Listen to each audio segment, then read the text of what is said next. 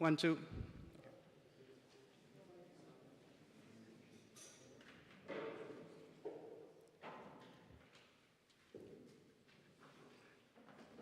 Good morning, my dear colleagues. With David Thies and Bo Hayden, I'm delighted to welcome you to the second annual conference of the Dynamic Competition Initiative. I want to start today by situating where I come from and talking about where we are standing. So we left last year, the first annual conference of the DCI, with the conclusions of my colleague, Professor Alexandre Strel. Alexandre told us several things. First, we need to work more to integrate theoretical insights from innovation economics, business and management science, and complexity theory into policy. The work must be concrete, lead to simple, predictable, and ideologically neutral rules. For example, Professor de Strel highlighted the concept of ecosystems, unknown until recently from law and policy, but advancing at least nominally at very fast pace in cases and decisions. Beyond definitions, the concept asks a hard question. What is the right balance between cooperation, openness, and exclusion, closure, in ecosystems? So what did we do after last year's conclusions? Well, we went back to work. And the broad atmosphere of agreement that we had reached after the conference led a group of 3 of us, Professor Jason Potts, Bo Hayden, and myself, to start to work on the idea of a Florence consensus. So we circulated bullet points to the DCI affiliates.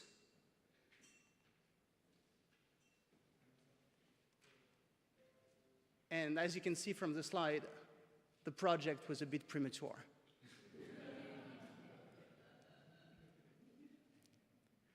The slide was prepared by a PhD in the law department, Anouk van der Veer. We nonetheless came to some points of consensus, and I will highlight 3 of them. The first one, current applied economics understand relatively well the relationship between competition as the input and innovation as the output. Second,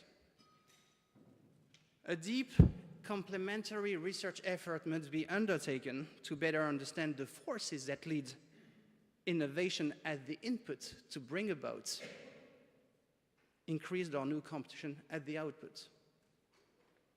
Third, a point made by Frédéric Génie with us today, understanding the relationship between innovation as the input and competition as the output is key because the potential benefits from innovation are considerably larger. So we identified 3 main challenges in the group as we were discussing these topics. The first one is supply a good enough definition of dynamic competition. The second one is ask ourselves if the best policy for dynamic competition is, on the one hand, simple rules of the game, or, on the other hand, a more technocratic or regulatory approach of the economy. Third, we should try to and work towards a choice model for policymakers that define circumstances for protecting innovation by consolidation or innovation by fragmentation. All right. So these are still the general questions that we face today. It's not going to be Dolce Vita for the next 48 hours. So in parallel to working on this at pretty deep and thorough research perspective, we kept working on building the DCI, pushing in two directions. I often like to liken the DCI to a multi-sided platform. We want to bring all sides on board, so we've tried to broaden our group of interlocutors, trying to bring together IO economists, innovation economists, business and management scholars, industry participants and policymakers together. This is what we have today in the room, and I'm very happy about this. We've also tried to identify 5 streams of research for the DCI, and you can see from the program that they are reflected in today's and tomorrow's event: ecosystems, capabilities, M&A, Gen AI, and general policy and law frameworks for dynamic markets. Okay, what happened outside is interesting. As we were working on all these things, earlier this year, at least for Europeans, the Draghi report told us that we are facing an existential risk of economic, social, and political extinction. I'm almost using his words. Draghi says that Europe didn't manage to derive as many benefits as the US from the wave of dynamic competition brought by digitalization. The gap is technological. The gap is digital, says Draghi. Draghi tells us that Europeans failed and still fail to leverage the benefits of digital technology to create firms that can scale in Europe and bring prosperity to the European population. Draghi has told us that the EU regulatory stance towards tech companies hampers innovation, his words, quote. The existing situation has benefited legacy industries like automotive, where the marginal productivity gains are very small. The report calls for more consolidation in specific industries and believes that conditions conducive to the development of more ecosystems between large and small firms, venture capital companies, and universities is urgently required. So this is not clear where all this leads us for competition, industrial, and innovation policy, but Draghi calls for, again I quote, drastic changes. So what I want to say here is that the mood seems to be swinging compared to last year. There seems to be a tendency to want and call for a form of error correction window compared to the cycle of extreme policy confidence that we've seen in the past 10 years towards expansion of regulatory targets and so on and so forth. So that's where we stand today, and that's what leads me to introduce our keynote speaker, Professor Ariel Packes from Harvard University. Professor Packes is a structural econometrician and theoretical economist in the industrial organization tradition who has made outstanding contributions to econometrics, the theory of the firm, as well as applied practices. One of his main achievements is something that I don't understand well as a lawyer, but I understand economists know that it's very substantial. It's a popular method for estimating demand called the Berry-Levinson-Paikes model, or BLP. Professor Packes has also brought great attention to issues around technological change, patents, and market competition. And where the DCI met Professor Packes' work is in consultation with another friend of the DCI, Professor Mark Ivaldi. A few months ago, I had a call with Bo Hayden and Mark to discuss about his involvement into the DCI, and we were explaining that we want to work on dynamics. Mark is a very known, skeptical, tough contrarian in academic exchanges, in the pure scientific tradition, which we like. And as Bo and I were presenting with a lot of enthusiasm our research agenda for the DCI, Mark told us, "You'll never pull this off. There's only 2 or 3 people in the world that can do that." So we got intrigued, and in further exchanges, Mark said, "The MVP in this game is Ariel Packes, So we decided to invite Ariel to the conference. Bo was, Bo cannot be here today for family reasons, but you know that Bo had a previous career as a professional basketball player, and the fact that Ariel is a keen NBA NBA basketball adept, it was, just the last thing that we needed to make this happen. So we wrote to Ariel. Ariel came and is with us today. Ariel, we are so happy you're here. You have the floor for the next minutes. You can join me here for your keynote. Thank you for being here.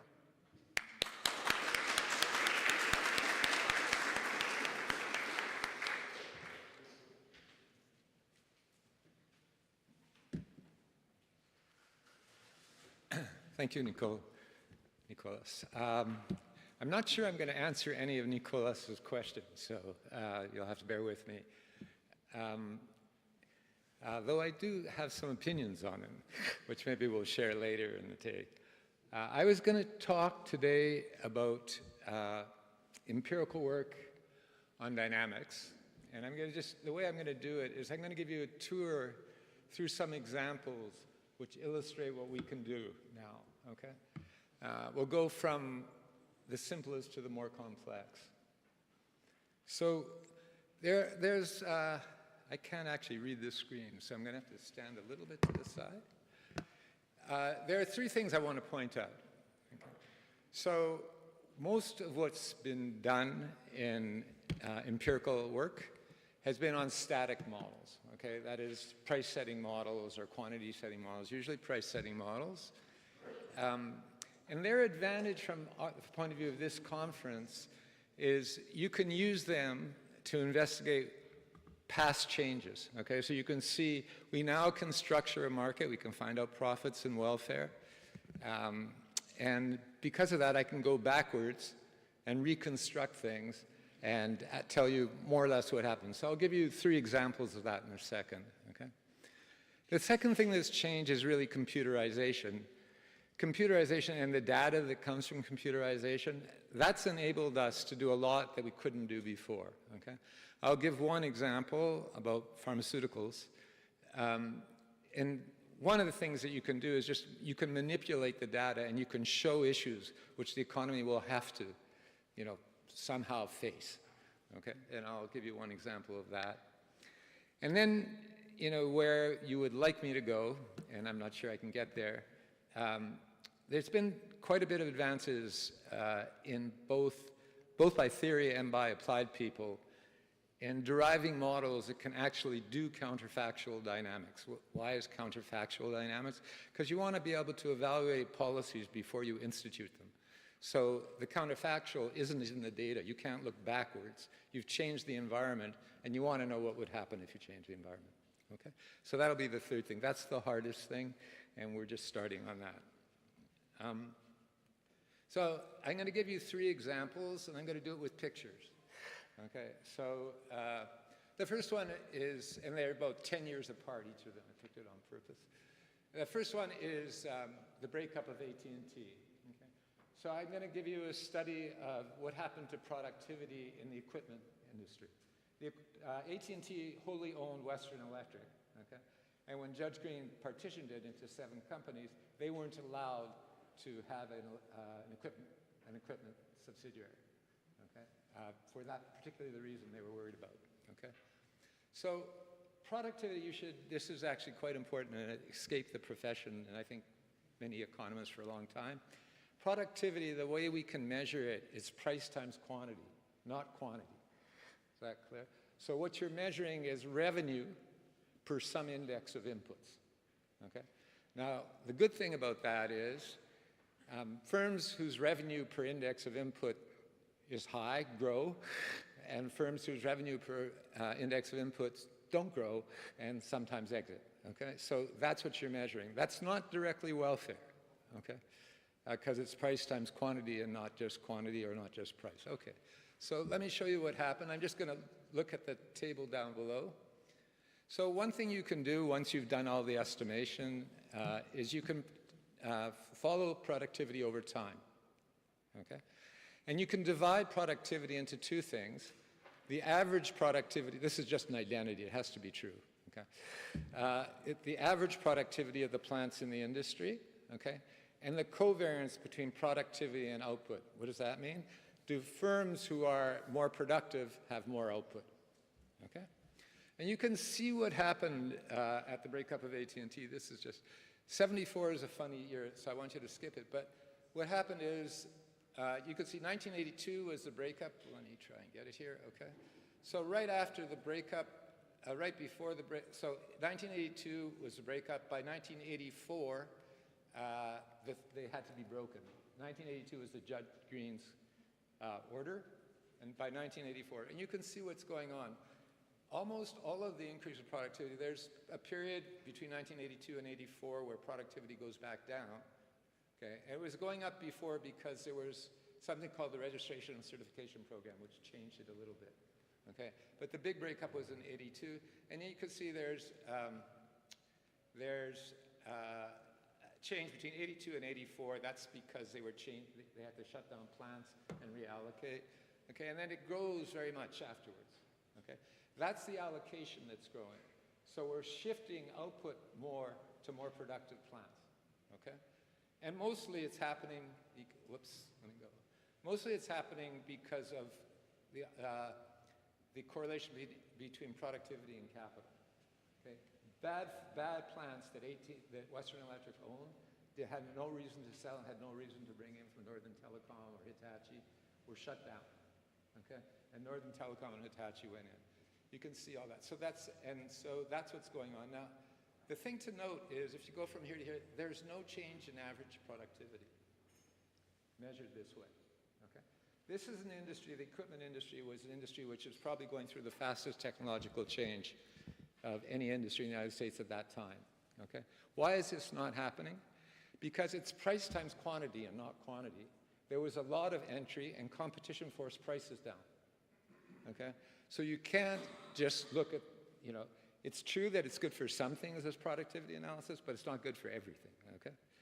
Okay, so that's my first example. My second example is due to a student of mine named Chris Noskow. Intel, in 2006, introduced a new chip called the Core 2 Duo. It was a major advance, okay? I want to show you what Intel did in response to that, okay? So this is the year it entered. There are 10 chips selling between $500 and $1,000, okay? On the y-axis is just a performance measure of these chips, okay? And on the x-axis is a price, okay? In July, you can see they put in the first Core 2 Duo. The red, by the way, is AMD, okay? The blue is Intel. Blue dark dot is old Intel. The blue light dot is the Core 2 Duo chips from Intel, okay? This is 3 months later, okay? What Intel did is it hollowed out the middle. Now there's no chips between $500 and $1,000, okay? If you want a good chip, you have to buy a $1,000 chip, okay? It dominated the high end, okay? It skipped the middle, okay? And it forced people to choose between a poor chip and a very good chip, okay? That's how they made their money from the Core 2 Duo, okay? What they did is they changed the characteristics of the products they put on the market, okay? So that's the second example, okay? The third example is a paper by Mike Winston, myself, and Fanyan Zhang, okay? So this is just an example. This is the classic thing we can do, okay? So there was a merger wave in the US banking industry.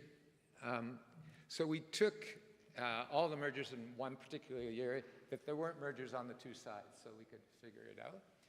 And we started with the standard thing. We showed you, what happened to branches, what happened to interest rates relative to the rest of the economy, okay? And then what we did that's new, okay, is we took our demand systems, which is what Nicholas was referring to, okay, and we can use the demand systems to find out the effect of different things on welfare, because we estimate how much people care about price, how much people care about branches, how much people care about other quality dimensions. Is that clear? That's part of the thing. And we turn that, we have that estimate for everybody, and then we just sum out over all the people in the economy. Okay? With modern computers, that's not hard to do. Okay? And you can see the big change, the total welfare change, these are percentages, 8.7%. The big change was because of branch changes. The distance people had to walk to branch and the amount they cared about that, okay? Or businesses also. And there was also a change in interest rates that went down. These are both three stars in modern significant means it's significant at any level, 0.001 actually. Okay, so it's always significant. And you can see there's a negative thing in all of them, but the big one is branches. So if you were just going to look at interest rate responses, you would miss the biggest response. So those are the kind of things that's reasonably easy for us. You know, that's where progress has been made. Okay, we can do the static stuff, and because we can do the static stuff, we can figure out the implications of things that's happened in the past. Okay, so I'm going to go on to just manipulating data. So this is a paper by Kate Ho and myself. Kate's at Princeton. And I want to look at, so recently, and actually big time now with the American elections, there's been a lot of political pressure to decrease the prices of pharmaceuticals. Okay? And the European Commission has also decided, well, has a proposal out, which has been voted in by but has to come back to the Parliament, to centralize pharma purchases. Okay, so they did that for the COVID vaccines. Okay, and now they're thinking of doing it more generally. Okay. Why are these two things connected? Because pharmaceutical research, okay, produces an international product, just like climate change. Okay, we develop something in the United States. We develop a cancer drug in the United States. You use it in Europe. Okay, so the benefits are spread over, and actually so I'm going to talk about the top 15 firms by capitalization. So 3 of those are European and 12 are American. Maybe one's Japanese. Okay. So, whoops, I want to go back. How did I do that? No, I want to go the other way. What am I doing wrong?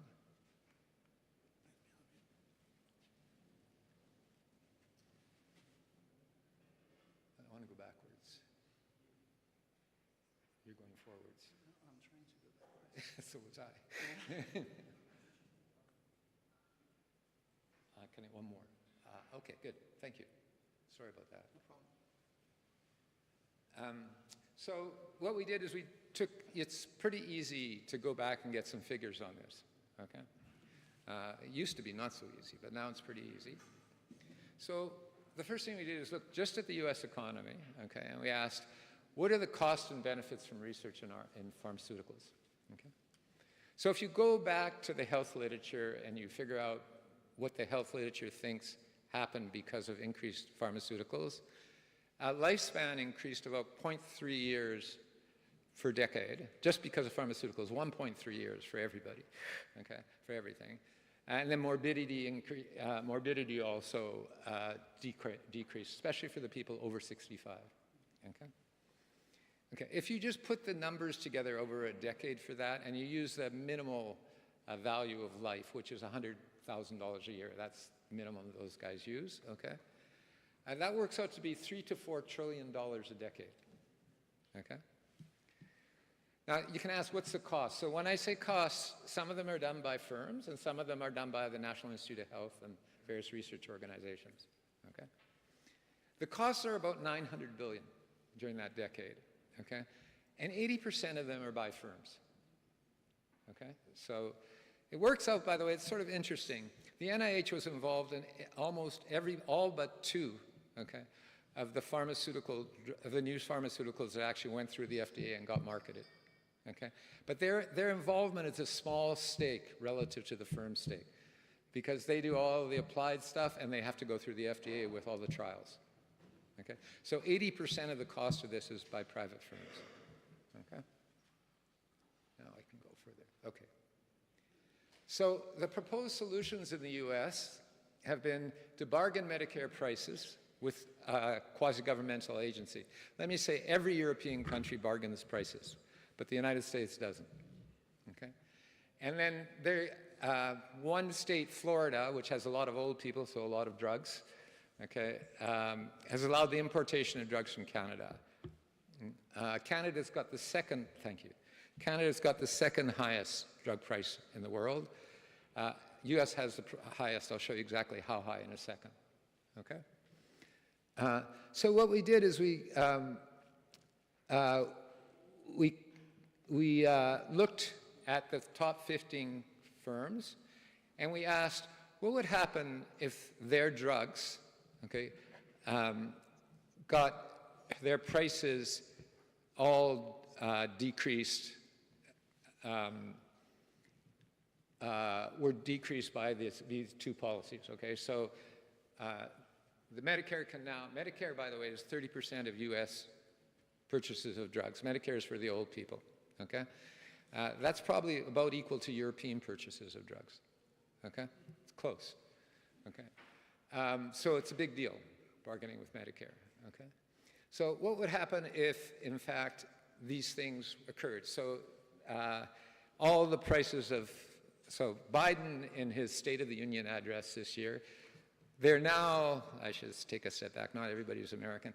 The Inflation Reduction Act has just been passed in the United States. That gives the Medicare the ability to bargain for 10 drugs. Okay, these are older drugs. They're not terribly important right now. But Biden in the State of the Union message said, we're going to do it for 500 drugs. That's essentially all the drugs, okay? And then in addition, so Medicare is now going to bargain, and in addition, we're going to allow these 8 states to implement, to bring in drugs at the Canadian prices. This would cause a 20% decrease in the margins of these 15 countries. It's of these 15 companies. It's just a weighted average of how much it would go down in each country, okay? So, so we're facing this trade-off. So again, these are the companies doing the R&D, okay? They're all the big companies that you've heard of, okay? Eli Lilly, Amgen, SmithKline, okay? They're going to lose 20% of their margins.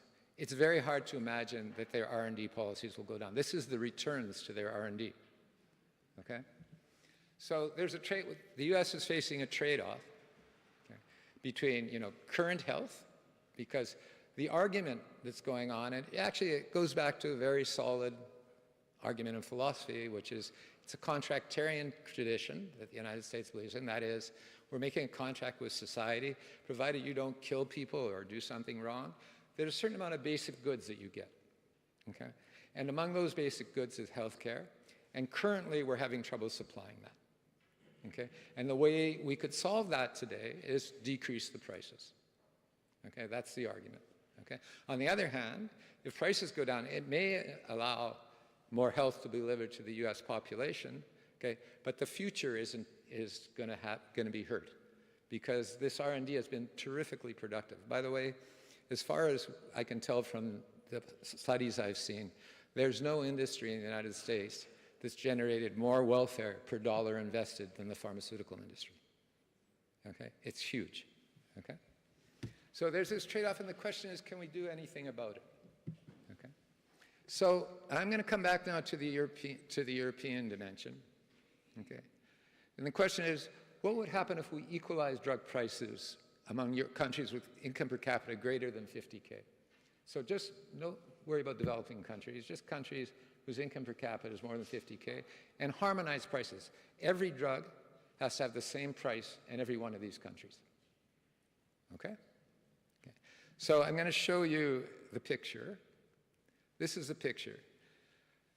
Per dollar of drugs in each country, the United States would now be paying, if we just harmonize the drug prices, no changes in quantity. By the way, if there are changes in quantity, it goes both directions, because the biggest reason for non-compliance among, you know, all the big people is prices. And when so prices go down, what would happen, there'd be an increase in health, okay, but there'd also be an increase in lifespan, which is rather dramatic. It's about 18% for the poor people, okay? So you'd have to count benefits too. So the US prices go down to 0.43 per dollar.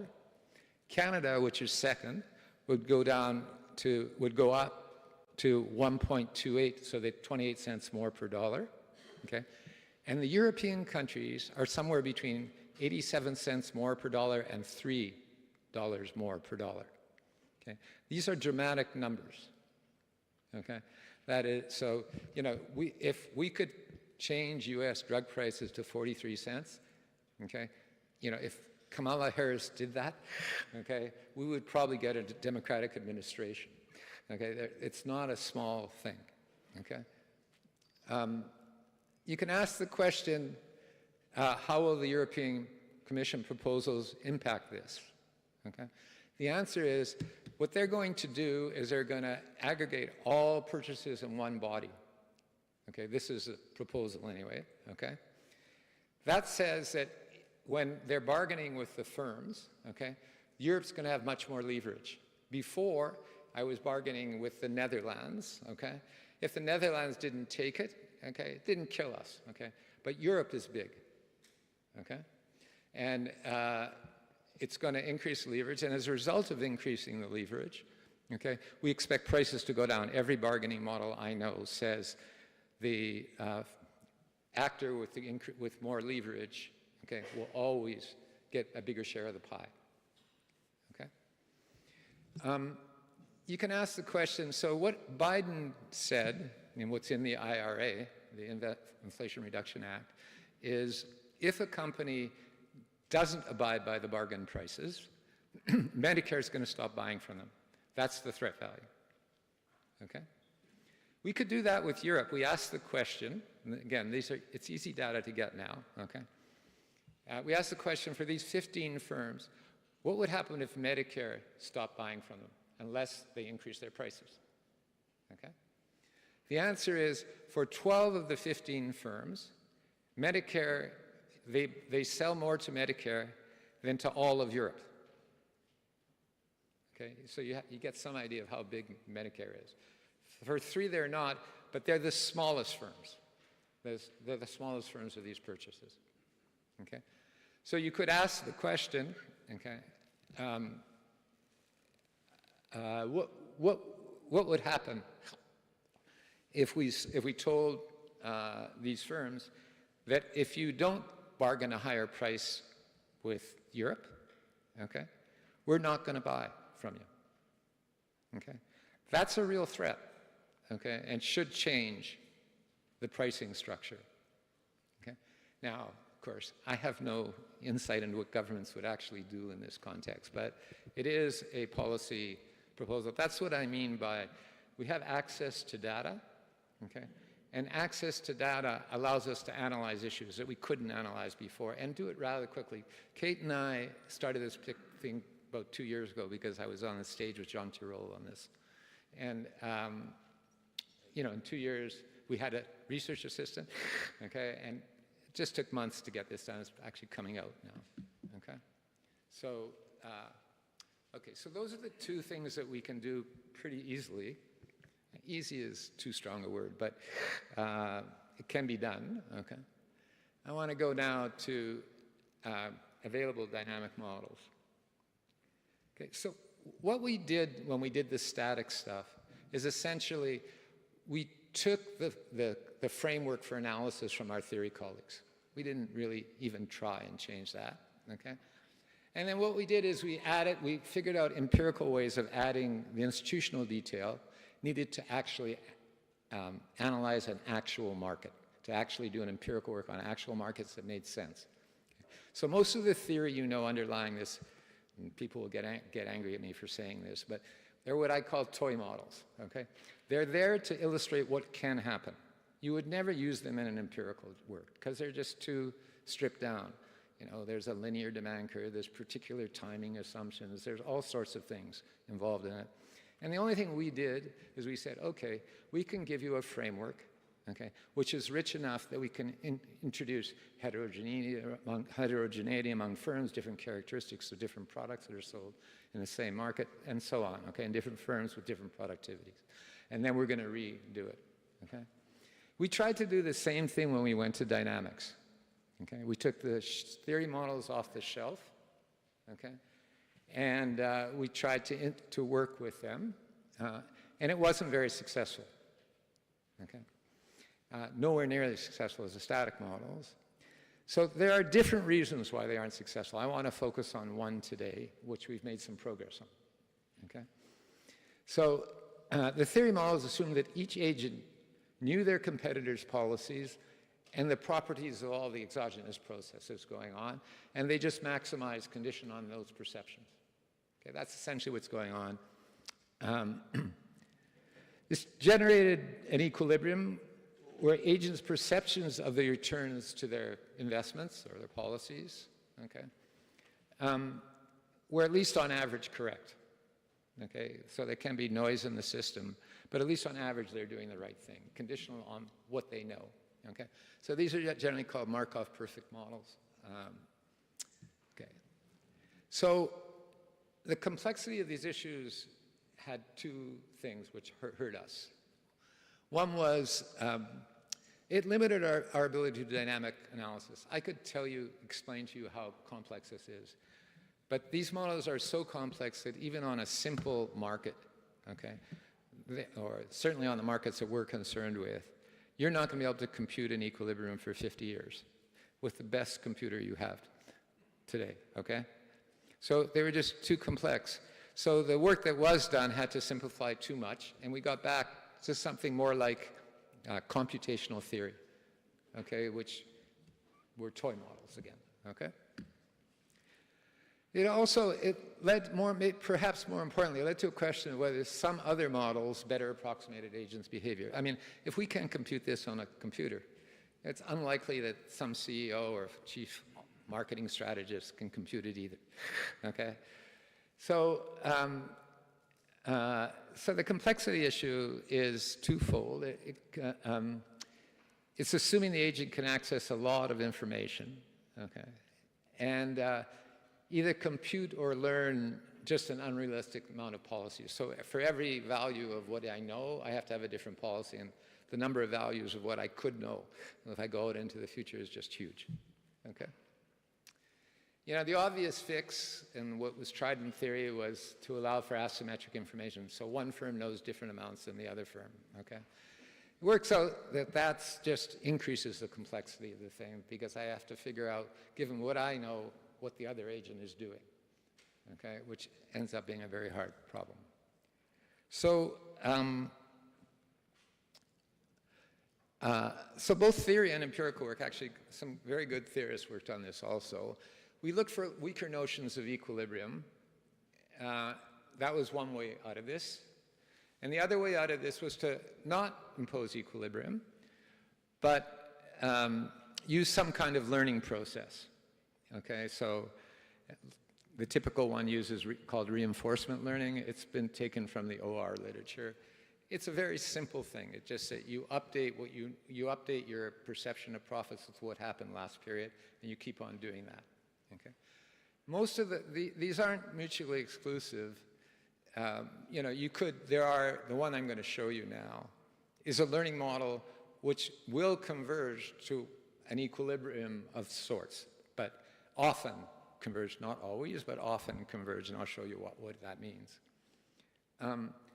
So, you know, one possibility, and the one I'm going to show you, is to use equilibrium conditions to model the longer run outcomes, you know, and use the model, the learning model, to do the transitions. Okay? Okay, so this is now on to what I'm currently doing. Okay, so I'm going to give you an example of this and show you how it works. Okay. By the way, I should say there's this paper by Dorotselsky. There are very few papers that actually use learning, which is a little bit of a surprise. Okay, you'd like to know how firms learn, because if you knew how they learned, you know how you have some idea of how they change when something changes in the environment. Okay.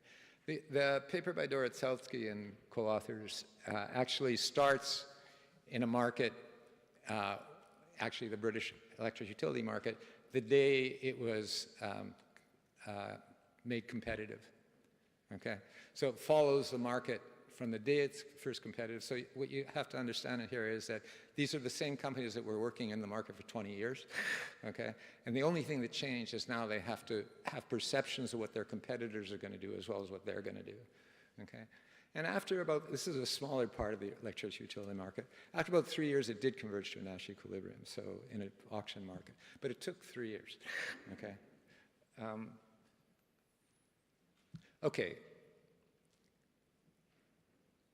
Okay, now I'm going to go to this paper with Pierre Dubois. Pierre is at Toulouse. I'm going to explain to you how it works, okay? So our question is direct-to-consumer advertising. You don't have that in Europe, okay? Direct-to-consumer advertising, you go on TV and you tell people, if you have ulcers, you can take Tagamet or Axit or Pepsid or whatever it is, okay? And it's, okay? It's only allowed in two developed countries in the world for patented pharmaceuticals, the United States and New Zealand. In the United States, it was a big issue, and it's only since 1997 that it's been allowed on TV, okay? So there's a question of, do we want to allow direct-to-consumer advertising, okay? Most of the world doesn't, okay? What are the benefits? So the arguments against you allowing for it are excessive use. There's incentives for excessive use. You want to advertise and get somebody to buy your stuff, okay?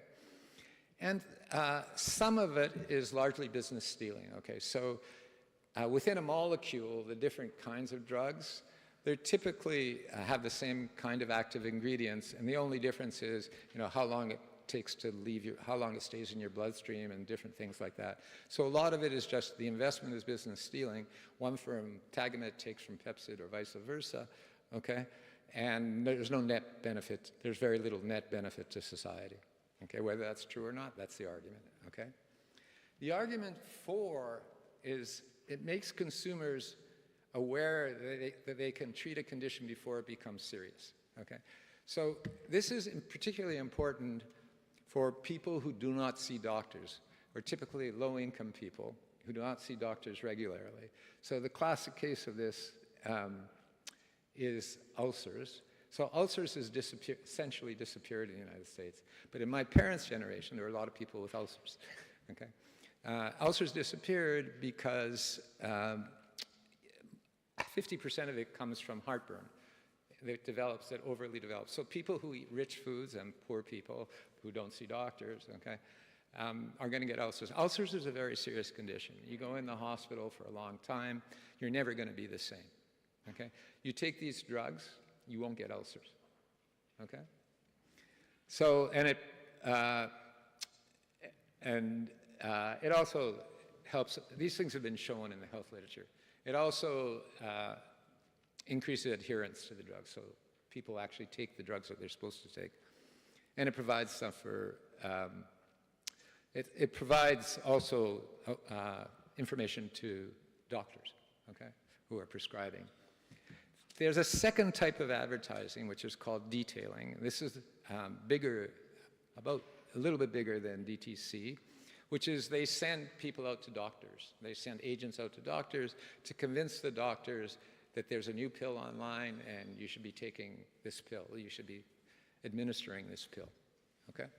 So in order to analyze what would happen if we changed the rules for direct-to-consumer advertising, I have to know the response of detailing, okay? Which have to be a dynamic response because advertising today, okay, affects decisions over the future, okay? Okay. So this is where this is the way we did it. We started with a simple empirical model. What's a simple empirical model? We first find out what advertising responds to that's in the data. Okay, so we have variables in the data from these firms. We regress advertising and we see, what did it respond to? Okay, what factors did it respond to? Okay. Then what we do is we allow for, I should say this, we allow for what's called a serially correlated error. So there are things that the firm decides on the basis of that are in its information set that it can use to make decisions, but not in ours. We don't see it in the data, okay? So that's the error term, and the error term is assumed to be serially correlated. And you'll see that it ends up being very serially correlated, which just means we're missing a lot, okay? So the empirical model takes these variables that we get from the simple analysis, OLS, ordinary least squared, okay? And we say, let's just assume that their decisions are maximizing their expectation, the expected discounted value of future net cash flows, okay? They may be incorrect. Their perceptions can be wrong. Is that clear? That's fine, but I'm just going to assume that they are doing that, okay? Now, you know, when we say maximizing the expected discount value of future net cash flow, really they're not, you know, they have projects in mind and they're trying to do certain projects. But the reason the projects are there are because they think it's going to bring revenue to the firm, okay?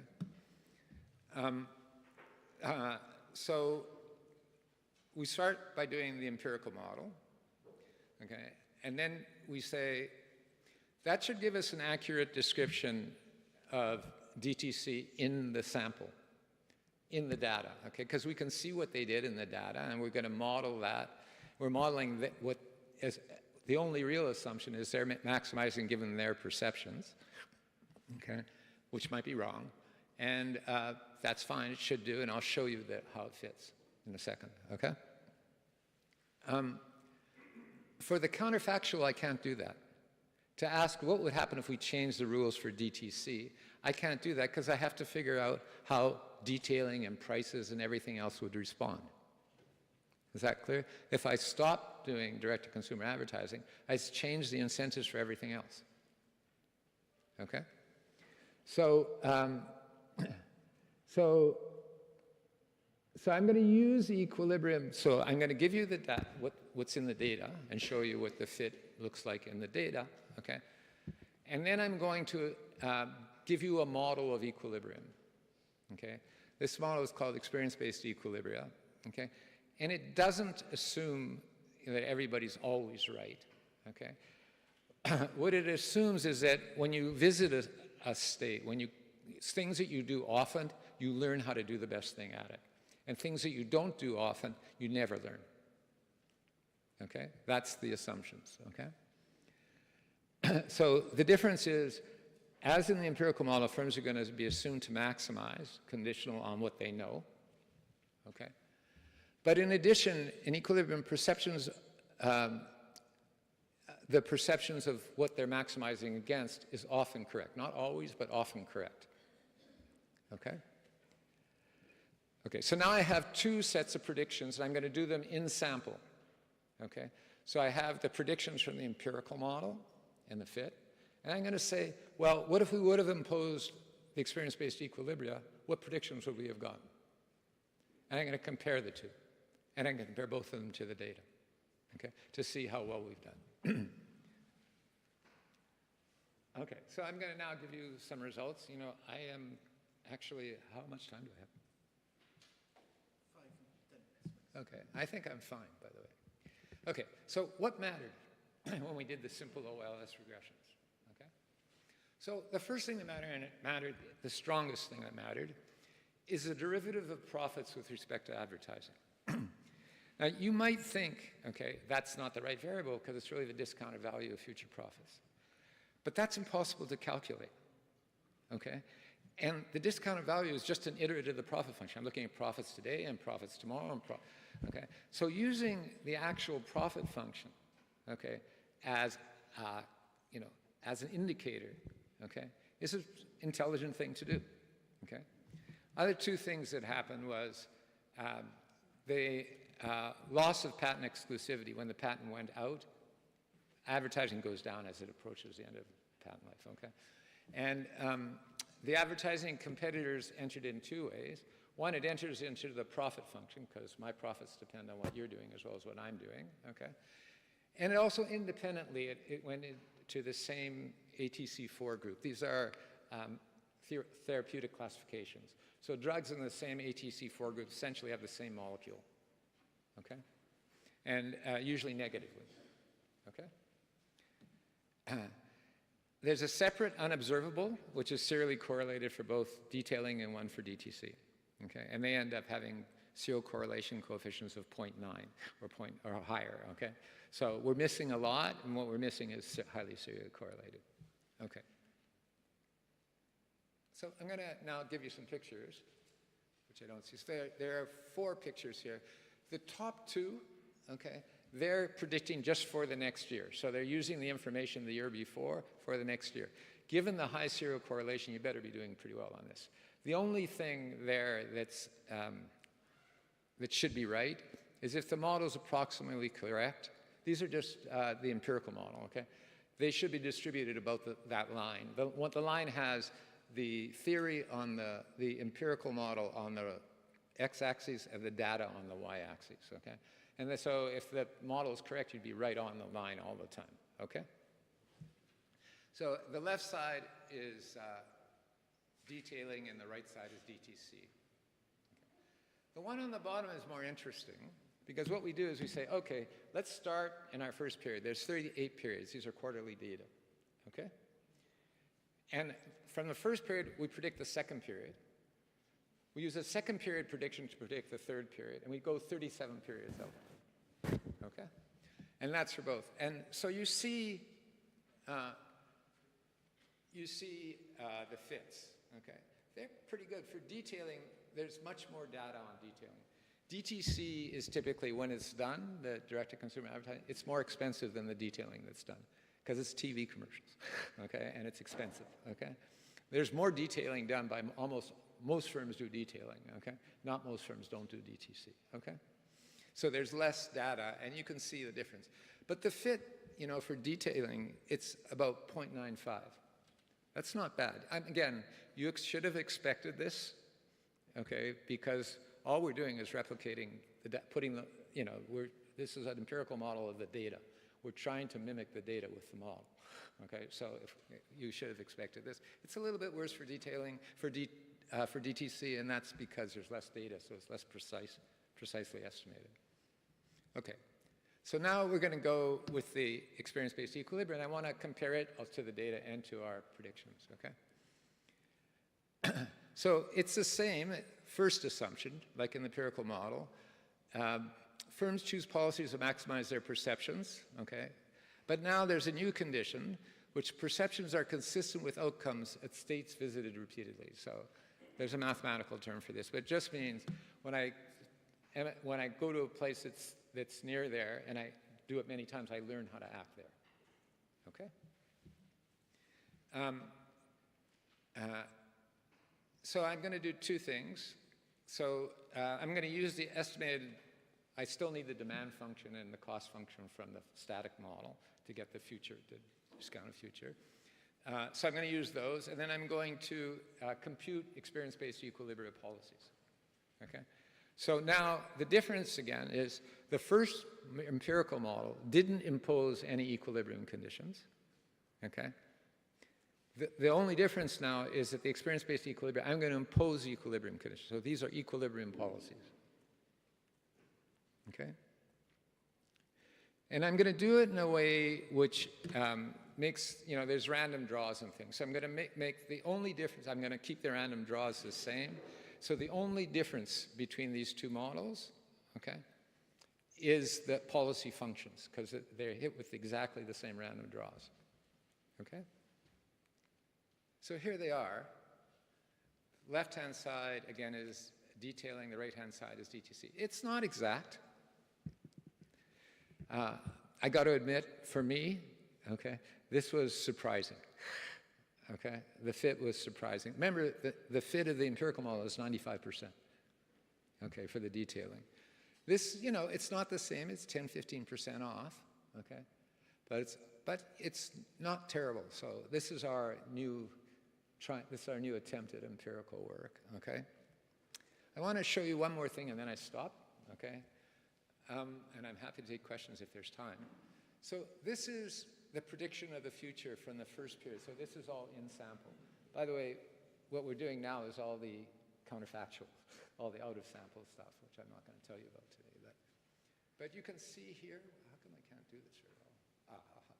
So the R squared is for DTC.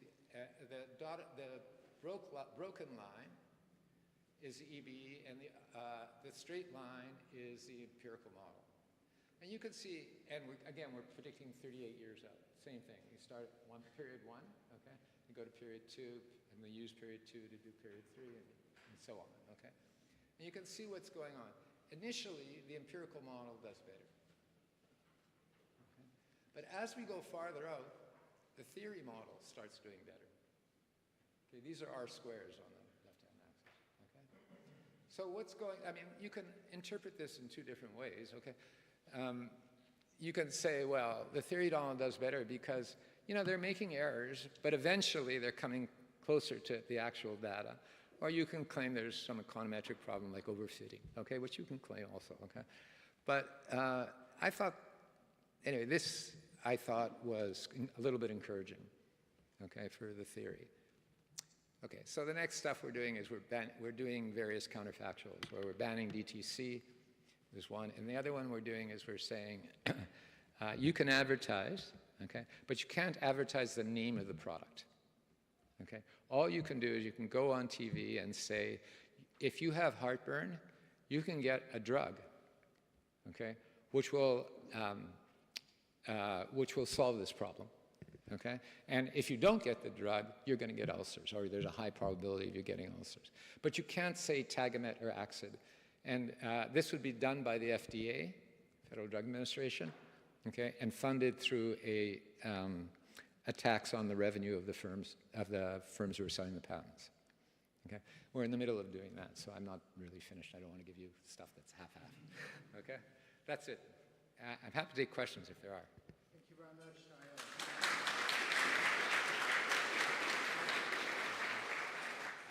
So we have 5 minutes for questions or comments, and then we'll do a short 5 minutes break. People stay in the room. We move to the next session. Thank you. Rich, go ahead. David. Ariel, is a stunningly elegant and comprehensive and complicated presentation. But let me see if I can draw some high-level lessons from what you're saying. First of all, you're saying that dynamics is hard, and you've taken us to the frontier of what's possible with dynamics, and we come away with a lot of humility.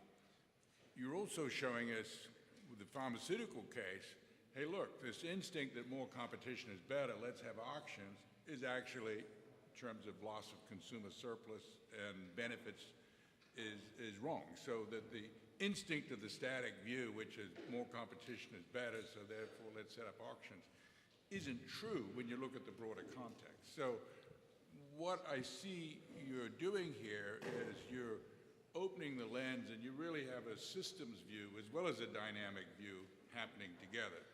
And in as much as most of us and the competition agencies don't have either the data, the apparatus, the capabilities to do this kind of work, is there a mindset that you bring, that the agencies could bring to these problems so they don't make the mistakes that fall out of a static view of competition? Is there something of a heuristic? Are there heuristics that we can adopt that will lead us in the direction consistent with the kind of work you're doing, but don't require as much grunt? So, two things. Let me first answer something you said at the outset, which is, I don't think Kate and I, this is coming out in the proceedings of the National Academy. I don't think we told you that what we're doing in drugs are wrong. What we told you is there's a trade-off between the current and the future, and it's an important trade-off, okay? And you want to try and expand the production possibility frontier. That's what you want to try and do, and that's why we went to the European stuff. On your second part of your question, which is what can we do for the authorities? On the pure dynamics, I'm not sure. For the things like Kate and I did, it's pretty easy to do it, okay? It's pretty easy just to get some data out and ask an intelligent question as an economist, maybe use the static stuff to evaluate things.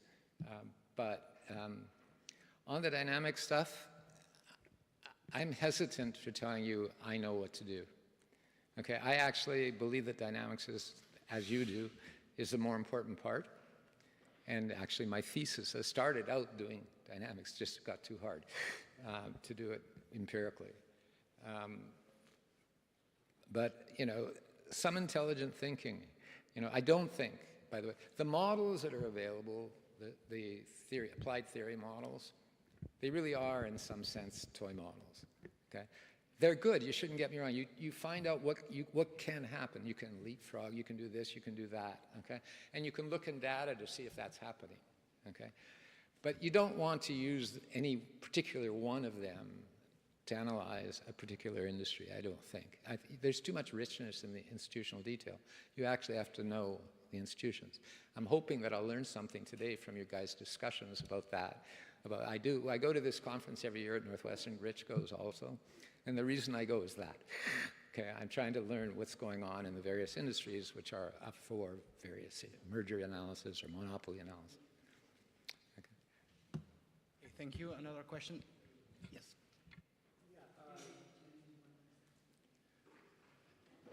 There we go. Yeah, thanks, Ariel. A lot of material, a lot to think about. I just want to drill down a little bit more on your bargaining and Medicare bargaining. Yeah. So there's this argument that, the welfare trade-off is that you'll have a loss of innovation from lower prices. But I think, and I'm curious if you agree with me, that if bargaining is done right, the opposite could be the case, that with bargaining you can actually increase R&D.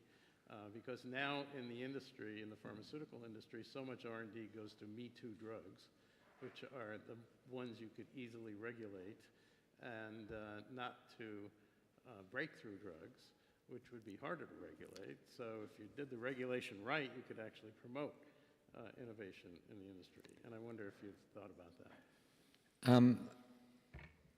I haven't thought a lot about it. The bargaining, so the bargaining is only used for prices, okay? So the question is, if you have, if you have more leverage, I think we all agree that more leverage means you get a bigger slice of the pie, okay?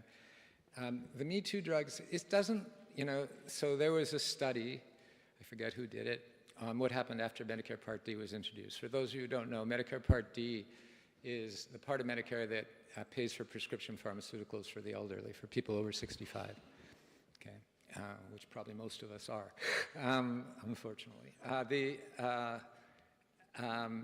it found what you found, okay? The Me Too, what happened, there's an increase in incentives because there's going to be more demand. It's mostly Me Too drugs. But, the big changes in healthcare in the United States, they aren't that. They are mostly, by the way, the reason the lifespan increases so much, it's two things over that decade, the prior decade, so I don't know what will happen this decade. One is infant mortality, or very young age mortality, and that increases lifespan dramatically. And the other is heart disease, where little things like statins have changed the world, and they're inexpensive, okay? So I'm sure there are the Me Too drugs, but I do think that you increase prices to the drug companies and their returns are high. There's a question of where they will go. I got to admit that's true, okay? I don't know that. I haven't really studied it, so I shouldn't put my foot up. But that's a true statement. Okay, thank you, Ariel. I think we have to move to the break. I want to thank you again for your very thorough and concrete speech as well, which highlighted some, beginning of policy implications for a lot of us. So that was so helpful. There's a lot to unpack, so we'll have a lot of time to talk to you. We have you in person, so we're locking you, and we'll come with questions after. So a round of applause again for Professor Packets.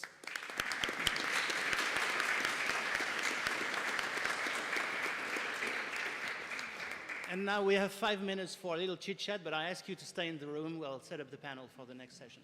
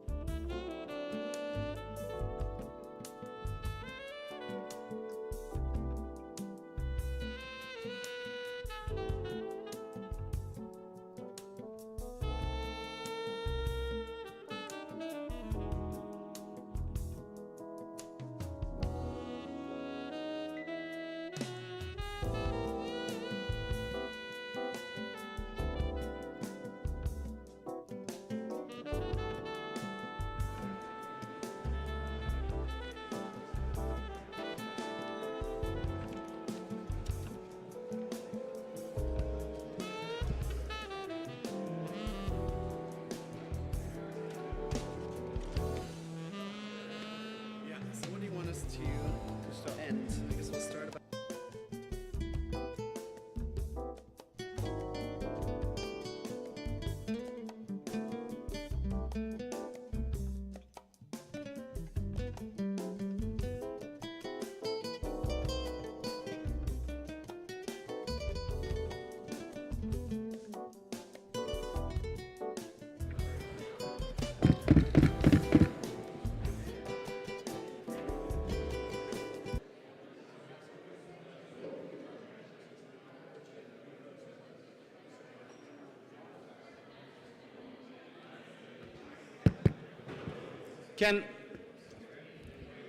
Can the audience get back in the room, please?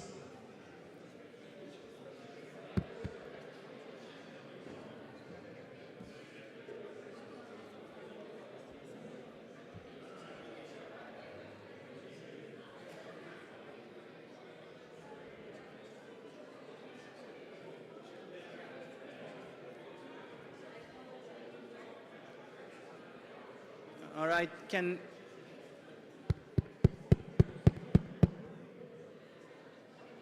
Thank you.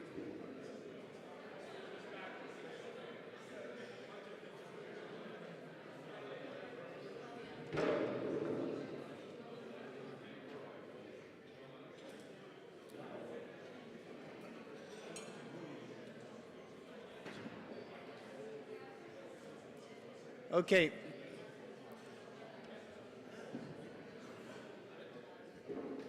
Yeah.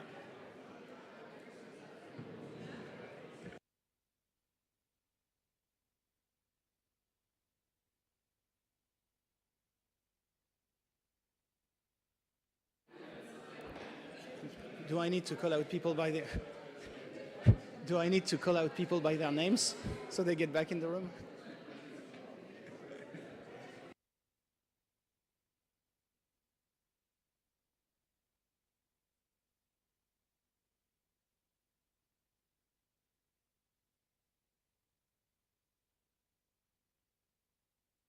So we have a competition going on between Coffee and Roundtable.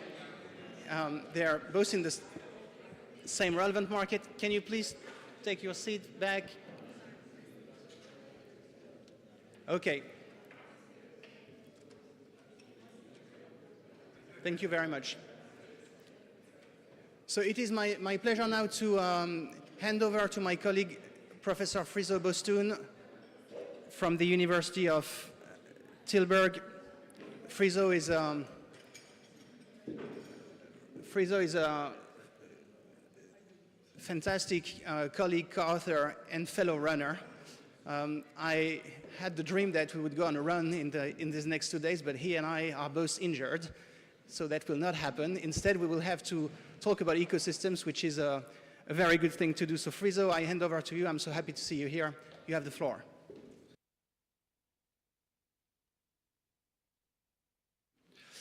Thank you so much, Nicolas. Thanks to everyone involved in the organization. all those, the ones like Bo who couldn't be here. So I'm happy to open this session on operationalizing dynamic competition, specifically for ecosystems, which are one of these forms that we have to tangle with. I think if we're going to get to any good answers to these complex questions, it'll be in conversation with each other. And so we'll get to that part, but it's also good to start with a solid foundation. And for that, we have two excellent speakers who will set us off with a presentation. They are Alexandre de Streel, a full professor of European law at the University of Namur, and Pierre Larouche, a full professor of law and innovation at the University of Montreal. So please, you can take it away with the presentation up to a maximum of 20 minutes, and then we'll start the discussion after.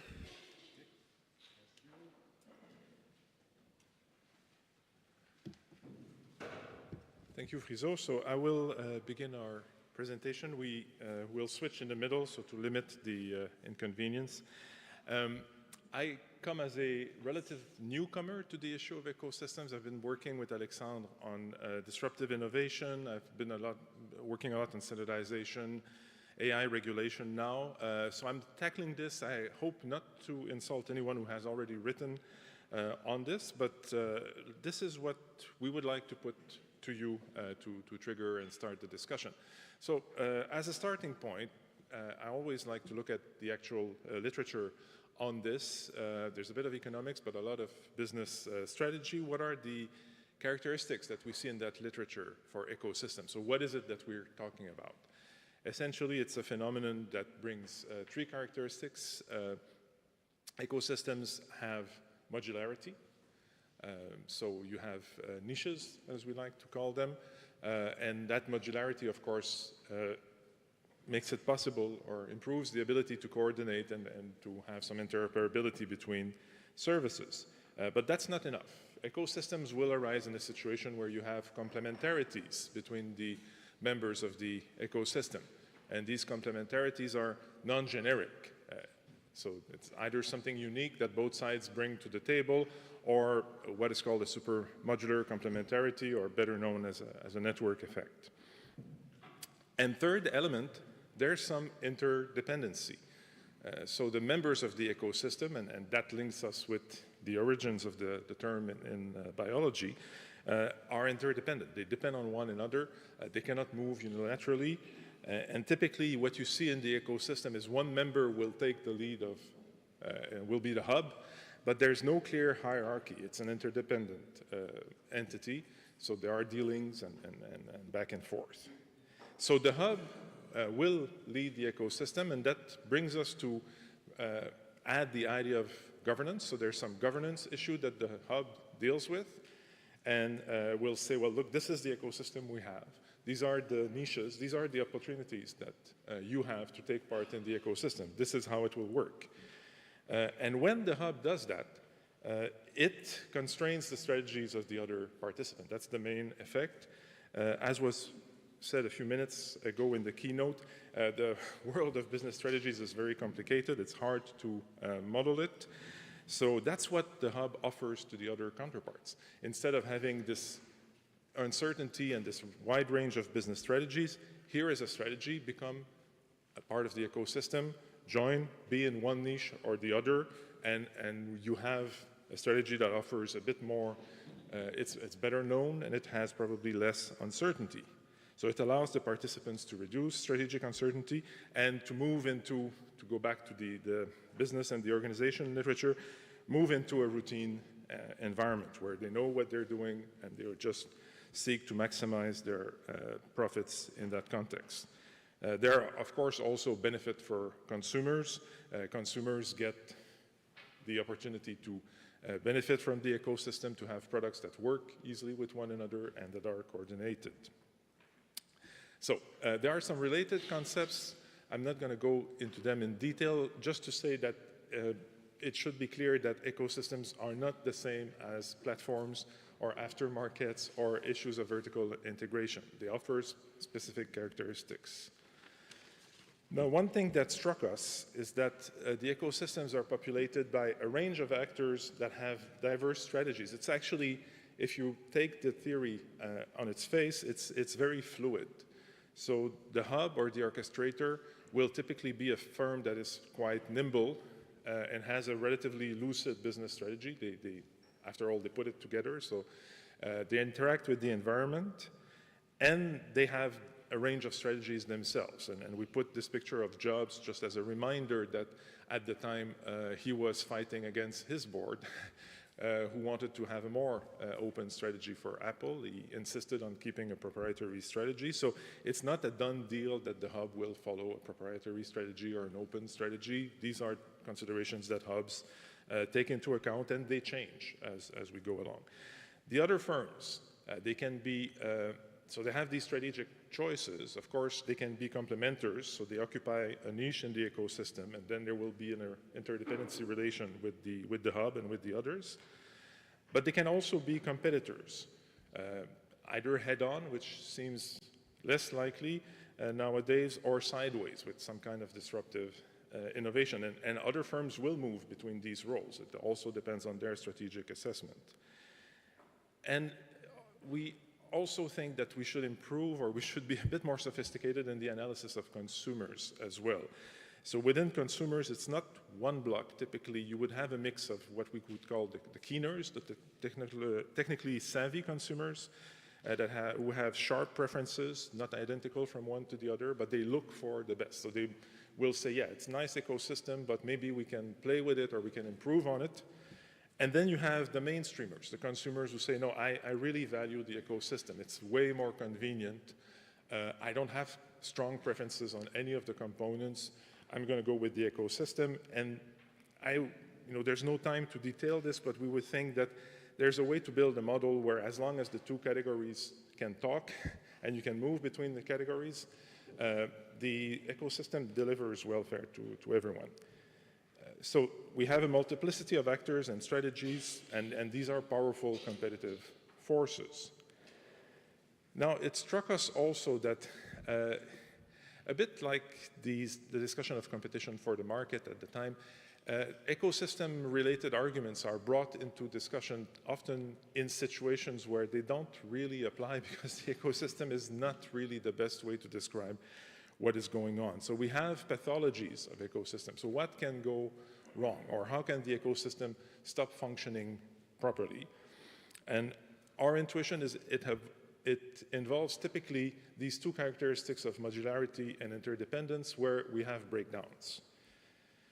So the hub will exploit its position, for instance, to move away from an interdependence relationship and to be more in a dependence setting, and extract rent from the other players. So this is the Epic Games type of situation. It's covered by the DMA as well. So take a big cut of what happens, and without the other side having any say, or being able to say, well, look, we would like to talk about this.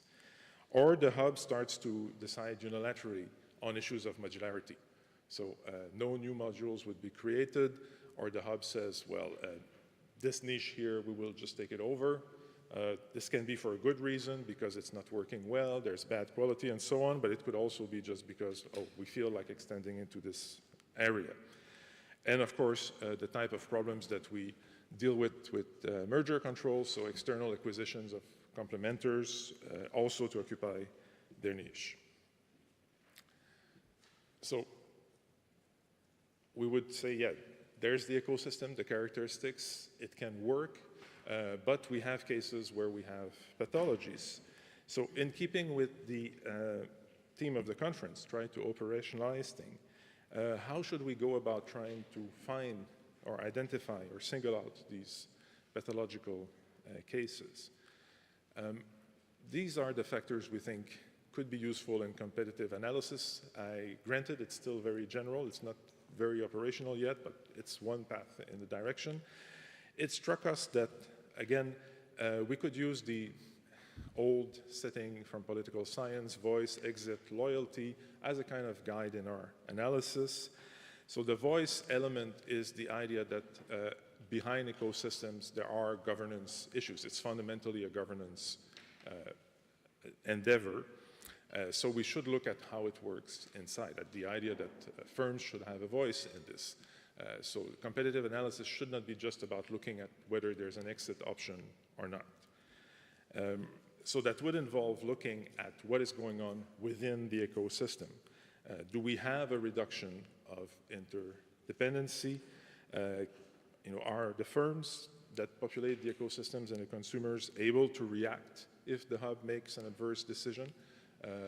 Are there dealings to correct this? Or do we see exit? When there's a modularity issue, do we see arbitrary decisions by the hub? Do we see a lack of negotiations over reasonable requests by complementers? And here,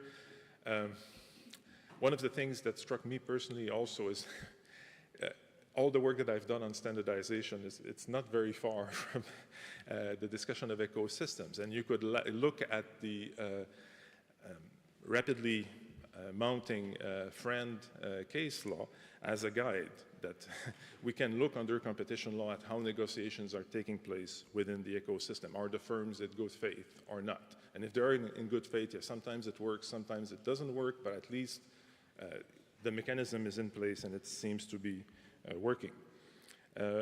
Outside the ecosystem, what could be factors to look at? Of course, competition between the ecosystems.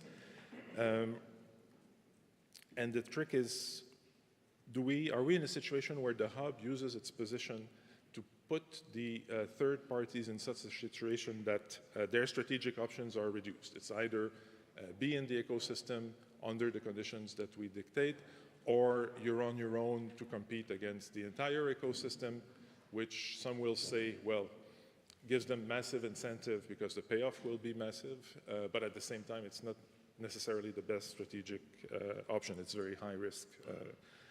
So do we have a situation where the exit option has become almost illusory?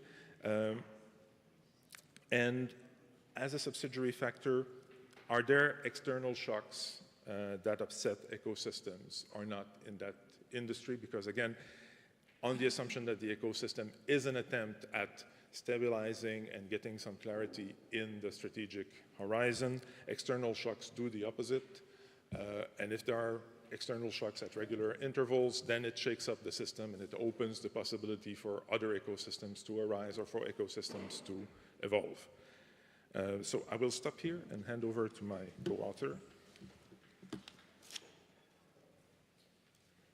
Okay, so good morning everyone, and thanks very much for the invitation, Nicolas and the team. So basically, we think that if we have that kind of pathology, so in a sense the modularity is reduced or the interdependency is moving to a dependency relationship, then maybe an intervention would be needed. Now, I mean, I think, and I was struck how, there is this concept of ecosystem now and how many politicians, agencies and so on seems to be concerned by a closed ecosystem, and in a way, and that's why we put the Matrix movie, that's maybe the worst nightmare of every agency, is that we end up to be in an ecosystem which is unique and which we don't even know that we are in the ecosystem, So I think, that's partly part of what is in the back of the mind of many people when we talk about ecosystem. But so the question is what to do. And the first thing we want to say, and it seems to be obvious, but it's important to recall, there is no easy solution and there is no first best solution. So we were talking about trade-off before, and I think here more than ever we have a lot of trade-off in the intervention. That doesn't mean that we should not intervene, but it means that we should take those trade-offs into account. The first thing is that we think that maximizing modularity or openness is not necessarily optimal. And this is maybe one of the critiques that I have behind the Digital Market Act. I mean, I like more or less this act, contrary to several people, but I think one thing which is sometimes a little bit missing is that we don't have a theory of the right optimal point of openness in an ecosystem behind the DMA. And there is a kind of assumption that openness is always good, wherever it is, or if you want to increase modularity is always a good thing. And that's maybe not the case, okay? The second thing is that, of course, public intervention will have some effect on the governance of the ecosystem. And another thing which probably we should alleviate is that we have a kind of homogeneous effect. Pierre was mentioning that one of the important things is that there is diverse strategies in the ecosystem, and this is why I really recommend to watch or rewatch the movie Jobs, because really that's very clear how it had to fight its own board, as Pierre was saying, to have a closed ecosystem. And we have Android, which is more open. I think it would be not a good result of the public intervention if at the end of the day, we end up with the two mobile ecosystem being exactly the same, That doesn't mean that Apple should not be more open, let's be clear. But I think we have to be careful of homogeneous effect, because that's where also a part of the competition. And another thing which is important to remark is that the question at the end of the day is whether this governance system should be determined by the ecosystem, by the hub, or by the public authority. And what we think would be important in public intervention is that if the interdependence has become a dependency relationship, an intervention is important to reintroduce this interdependence within the ecosystem, but it should not be up to a point that it becomes a completely independence, and we have a kind of a classical vertical setting, Interdependence is key and should be kept in the ecosystem.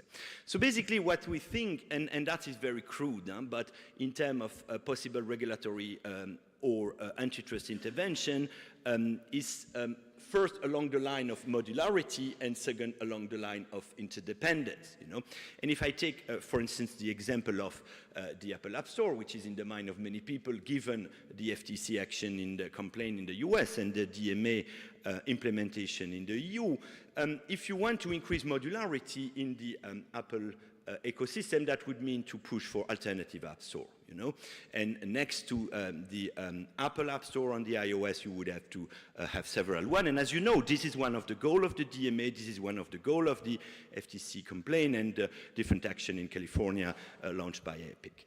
The second one is if you want to work on increasing interdependence, that would be more regulating the condition of access to the App Store. So not to have a kind of a form of structural intervention within the ecosystem by increasing the modularity, but having a kind of conduct requirement on the access to App Store. And as you may know, in the DMA provide that there is the condition to the access to App Store should be under front condition. Okay, so that's what you may want to do, and probably you may need to intervene on both. But it's clear that increasing modularity may help to reintroduce some more interdependence or decreasing dependency. The second thing is how you do it, and here we think that because ecosystem is mostly about governance, a form of indirect intervention which is around working on a governance framework or imposing a governance framework is probably better than a direct intervention where you impose specific conduct.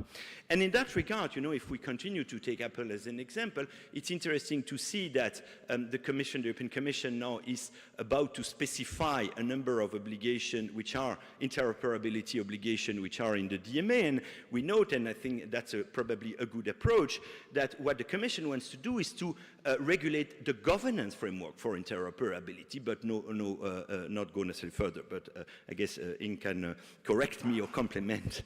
But I think it's interesting that, in a way, to increase, I think the goal of the Commission is mostly to increase modularity and through indirect intervention. And that's probably the good way to go. So basically, and to summarize the takeaway, three characteristics for an ecosystem: modularity, complementarity, and interdependence. Three characteristics which are key because if they are changing, that may show some pathology.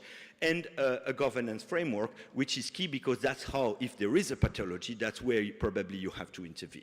We should never forget that there are many actors. We should not only concentrate on the ecosystem and the complementer of that ecosystem, but look at the whole picture, as it was also mentioned in the first talk, the holistic approach. So pathology, if you realize that some of those characteristics are reduced, in particular the modularity or the interdependence, and antitrust remedy or regulatory remedy in Europe, because we have the DMA, not easy and no first best, probably better to focus on governance than directly regulated conduct, and clearly an intervention on modularity is more structural than an intervention on specifically dependent. Thank you very much.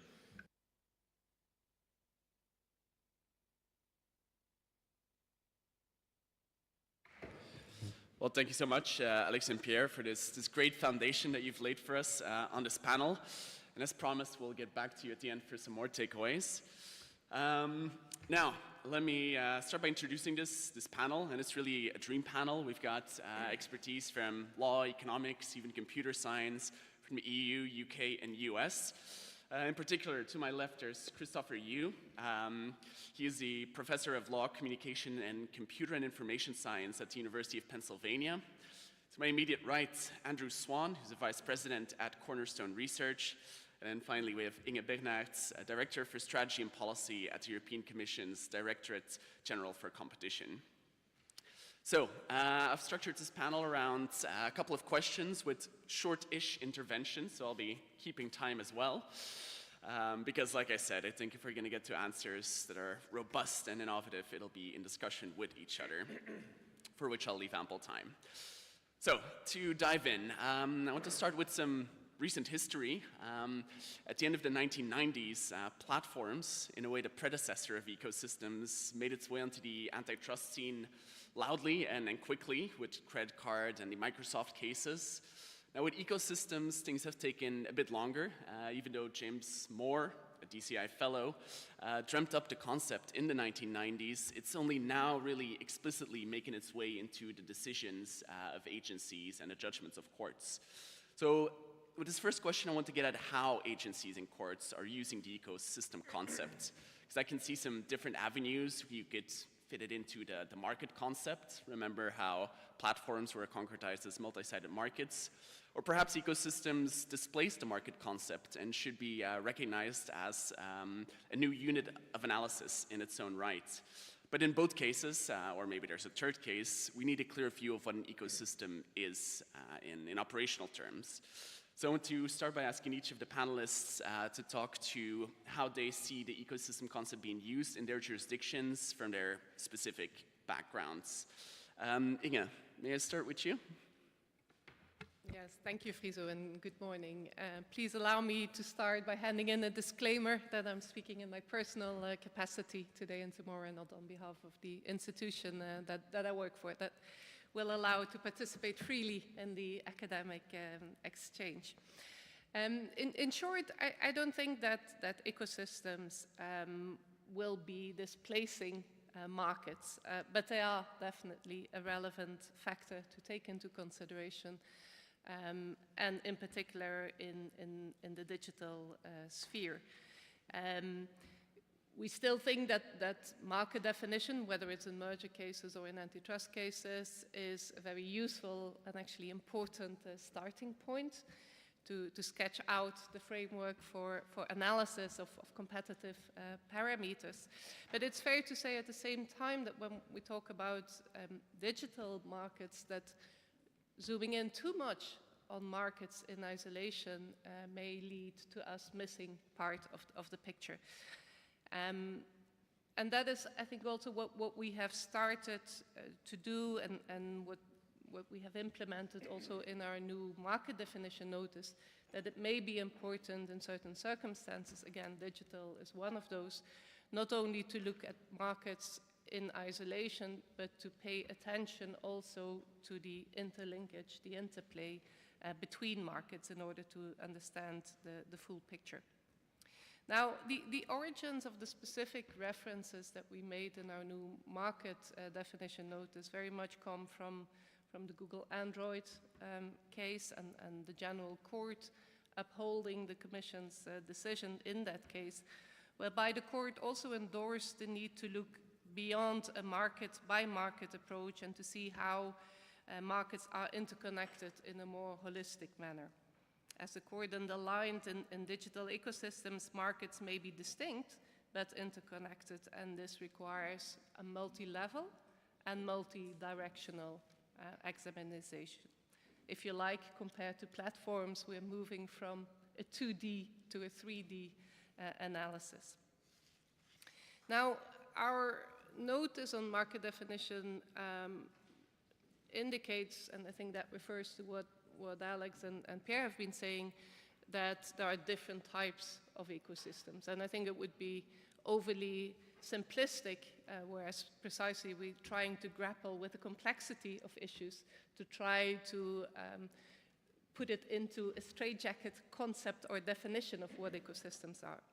What the notice identifies is that you can have different kinds of digital, in particular ecosystems, where sometimes there are technical links, interoperability links between core markets and related markets, core products and related products, hubs, as you call them, and products around them. But you can also have ecosystems whereby products are not technically interrelated to the same extent, but are simply complementary. And that has certain similarities with interrelations between markets that we know from other industries as well, be it aftermarkets, for example, or bundled markets. But they are not necessarily the same, and I think that is why it remains important to have such a case-by-case analysis. And certainly those categories are also not exhaustive. I think we need to remain attentive to what Ioannis Lanos, I think, called eco-glue, or ecosystem glue, factors that have a reinforcing effect, such as network effects or switching cost or homing features. If I still have 1 minute, 30 seconds, I just wanted to mention one particular case in which we did that market definition first, despite recognizing also ecosystem effects, and that's the Apple App Store decision of earlier this year of March, whereby we identified clearly the market for the provision of distribution platforms for music streaming apps to iPhone and iPad users as the relevant market in which Apple is dominant. But we also looked at distinct but related markets, be that the market for music streaming services or the market for smart mobile devices. And what we looked at in particular is whether consumer behavior in those related markets would exercise a constraint on the conduct of Apple on the market for which it was dominant. And we found that was not the case, simply because consumers on either of those two related markets do not have a good sight on what are the competitive conditions applied in the app developer side of the market. So just as an illustration on how we see the relevance of ecosystems as a factor that is definitely relevant in order to have a full picture, detailed picture on the competitive framework, but it doesn't do away with the need to first identify relevant markets. Well, thanks so much for this clear exposition, and especially also the underlying rationale and ideas. Now I want to turn to you, Christopher, to ask how, on the other side of the Atlantic, in the US, the ecosystem concept is being looked at and used. Well, thank you very much, and thanks to the organizers for inviting me. The simple answer to your question, Friso, is not very much. You see a reference to the term ecosystem in the merger guidelines, but not in any technical way, only in reference to nascent competitor acquisitions, but without any real specification. You see a mention of it in the Apple complaint recently brought in, again, by enforcement officials. The only significant mention that I'm aware of is in the recent district court decision in the Google case, where it was almost every reference is a quotation from testimony, so it's not exactly a formal part of the analysis. There is one or two extremely non-technical general references that suggest that there may be some purchase or some idea of acceptance, but I would say mention tangential references in a single district court case in the US, I would not say represents significant adoption, particularly because it hasn't really been formalized in any way. My general interest in, departing a little bit from what we discussed initially, because I was going to react a little bit to what Pierre and Alex said, is that I find it fascinating that terms like ecosystems are attractive if they enlighten and are unhelpful when they obscure. And I've always disliked terms like GAFA because it encouraged us to lump firms with radically different business models together. And I find that the notion of ecosystems have the risk of applying, oh, Google's an ecosystem, Amazon's an ecosystem, Apple's an ecosystem, without understanding that a advertising search-based model, an e-commerce and cloud model, and a device model are radically different ecosystems that have to be analyzed separately. And what struck me was the three aspects that Pierre and Alex point out is modularities, complementarities, and interdependencies. By far the most important one to me of those three is interdependencies. It's what makes it systemic. Complementarities, that's normal vertical stuff we've been dealing with for a long time. Modularity, we have Carlos Baldwin, who I think is the leading authority on modularity theory. I think there's a dimension to modularity which is non-economic, which is technical, about technical interdependencies, which is often overlooked, that limits our ability. So in my opinion, I have writing that talks about how the 1996 Act and the notion of unbundling networks was based on the idea that we could turn anything into a modular interface. And its failure in certain contexts suggests that there are technical aspects that keep that from happening. But the real issue for me was about interdependencies, which is that's what makes them a system. But unfortunately, that's what makes them really hard to analyze. Is because you cannot do it structurally or linearly at that point. That in fact, when I did some technical work on this, you had to assume every sort of state starting position, and then because it's interdependent, you had to iterate on cycles until it reached stability on every possible state. And when state isn't constrained, this is essentially an impossible. First, if the state is large, it becomes a combinatorially complex problem. And if it's unconstrained, it's an impossible problem. And what I love about what Inga said is when you move to 2D to 3D, the minute you become 3D, it becomes almost intractable. And so the problem I have with, this is the general problem we've had with systems analysis generally, is it's easy to posit them, and even when it's so true that we can all recognize it, our ability to operationalize that into usable insights in a three-dimensional plus world becomes astonishingly complex. It becomes part of differential equations and partial, trying to understand the impacts. But there's so many moving parts that I really worry that it will, A, be unable to turn to usable antitrust doctrine or competition law doctrine, and B, in the absence of that, become an epithet. And if that's the case, then it's guilt by epithet instead of by actual analysis, particularly in a world where, as Inga's noted, and as Alex and Pierre noted, there are often real benefits here. So finding that optimal balance becomes critical for us to be able to solve this, and it's not clear we have the tools. Well, thanks so much. We heard about law and already about computer science as well. Andrew, do you want to add some economic analysis to this already complex puzzle? Thanks, Frieza, and thanks very much for having me. Yeah, I think there's a real risk we sit here for sort of 2 or 3 days and say this is all just really hard. So the first case that I was personally involved in where the ecosystem concept was explicitly invoked, the term ecosystem was there and was actually a key piece of the analysis was IBM Red Hat, so about 5 years ago now.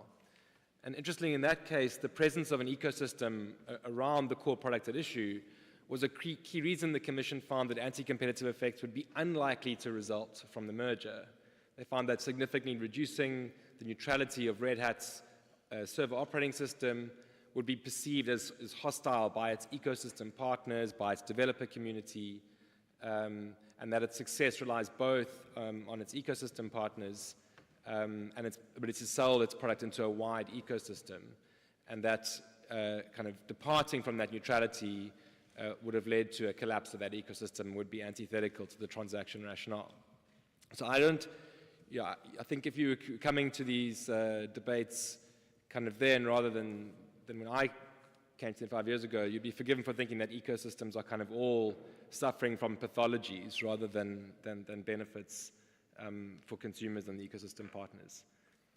On the market definition question, look, I think it's helpful, as Inga points out, that the new notice points to situations where when you have an ecosystem, it's very important to take account of relationships between the core and the secondary products and market features like network effects, like bundling, homing decisions, switching costs, and so on.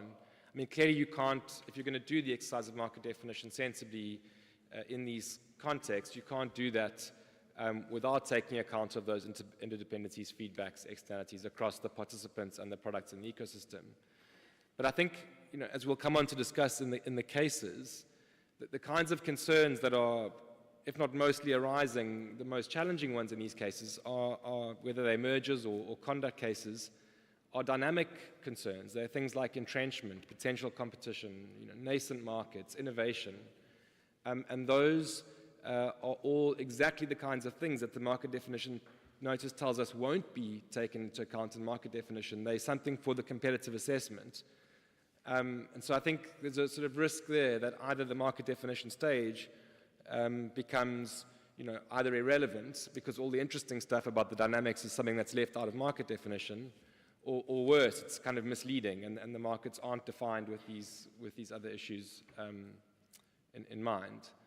On the question of what an ecosystem entails, I can't disagree with Christopher and others. I'm not sure that we'll kind of ever have a definition, a terminology that's going to kind of help us to either identify, narrow, or capture all of the theories of harm and so on that we're interested in.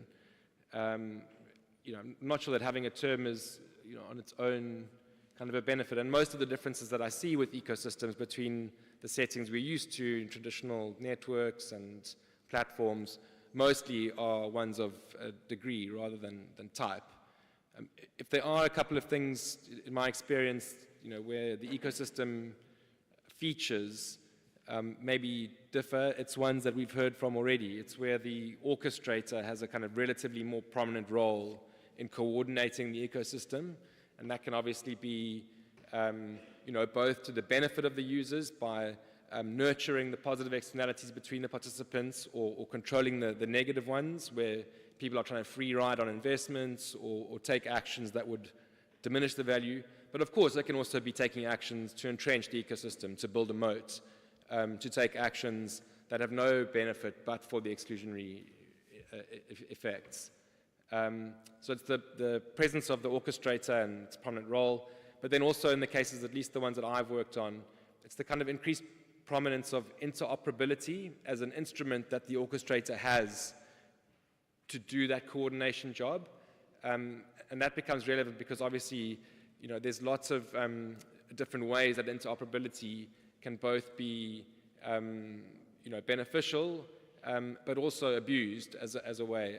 And final point on this, not just abused, it's often seen as a kind of a ready remedy in these cases, is controlling the terms of access or the interoperability.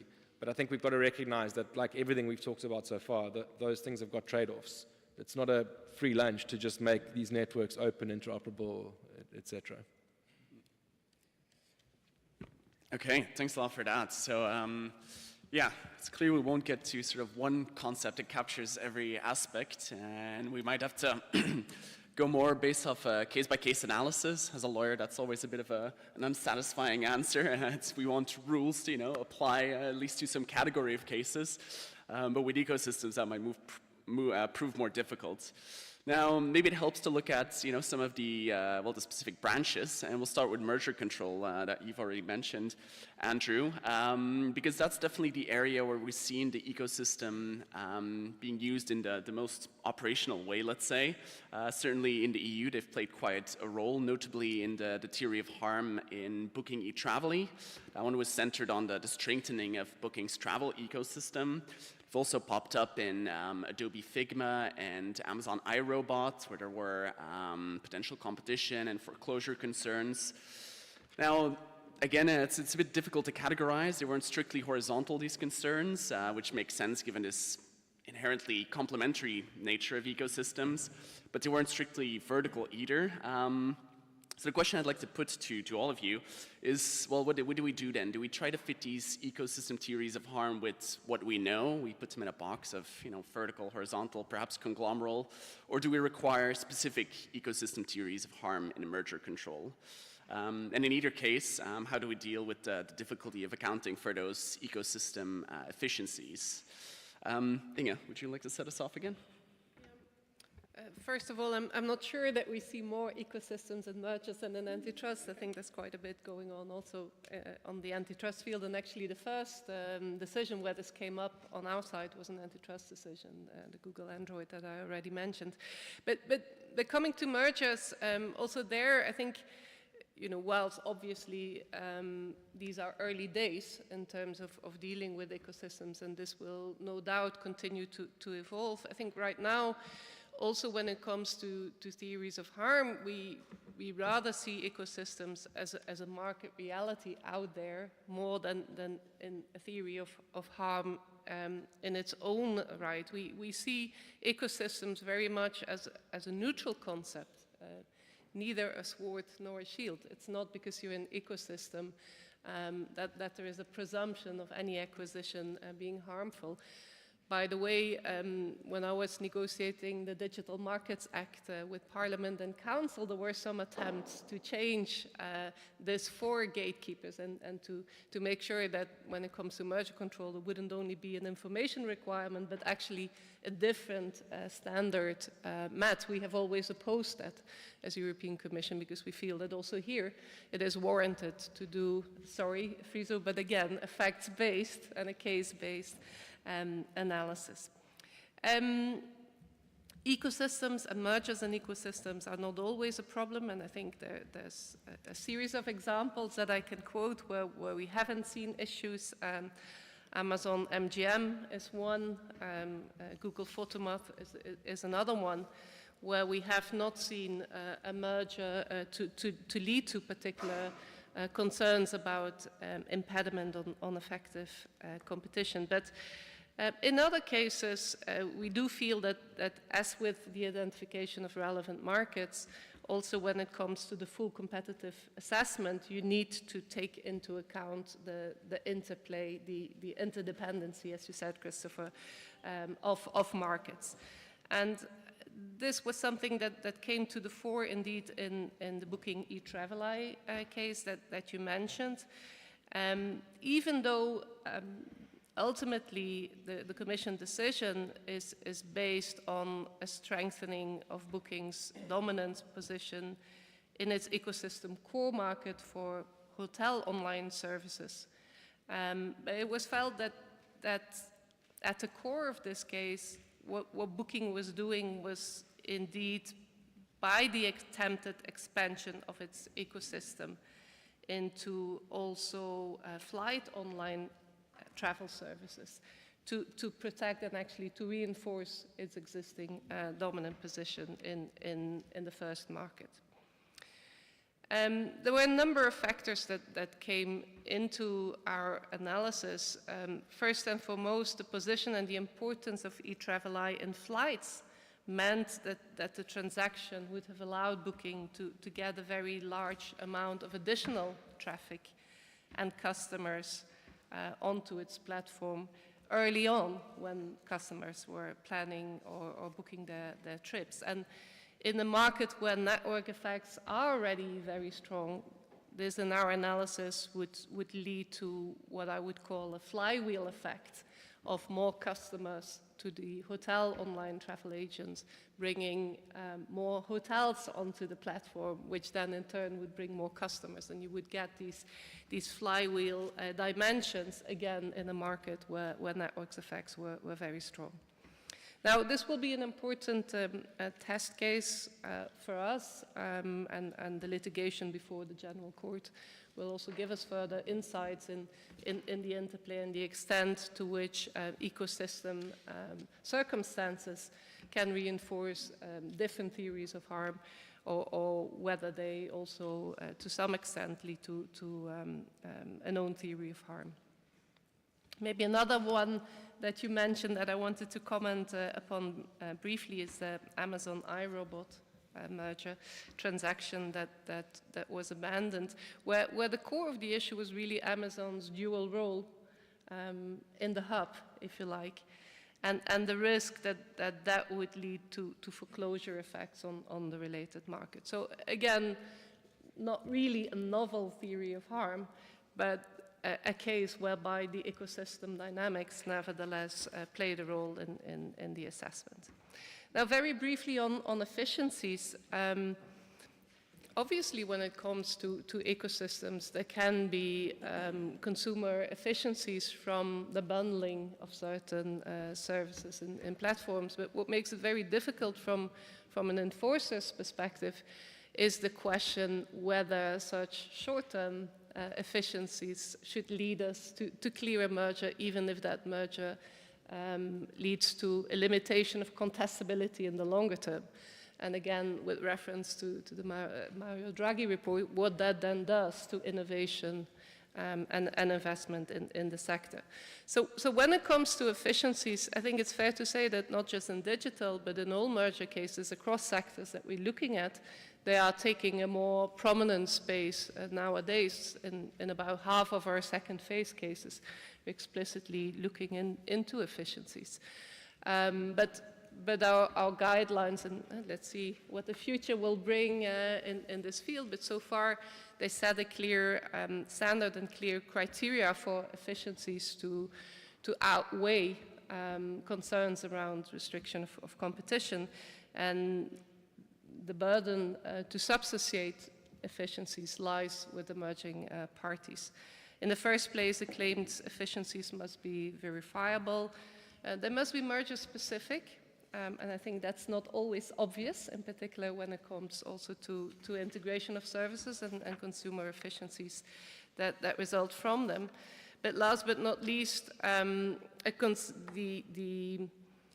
significant part of the efficiencies must also trickle down to consumers. And I think that's notably difficult when the merger leads to a reinforcement of an already dominant position, because what are the incentives there for the dominant firm to have those efficiencies fully trickle down to consumers to the extent that it outweighs the restrictive effect.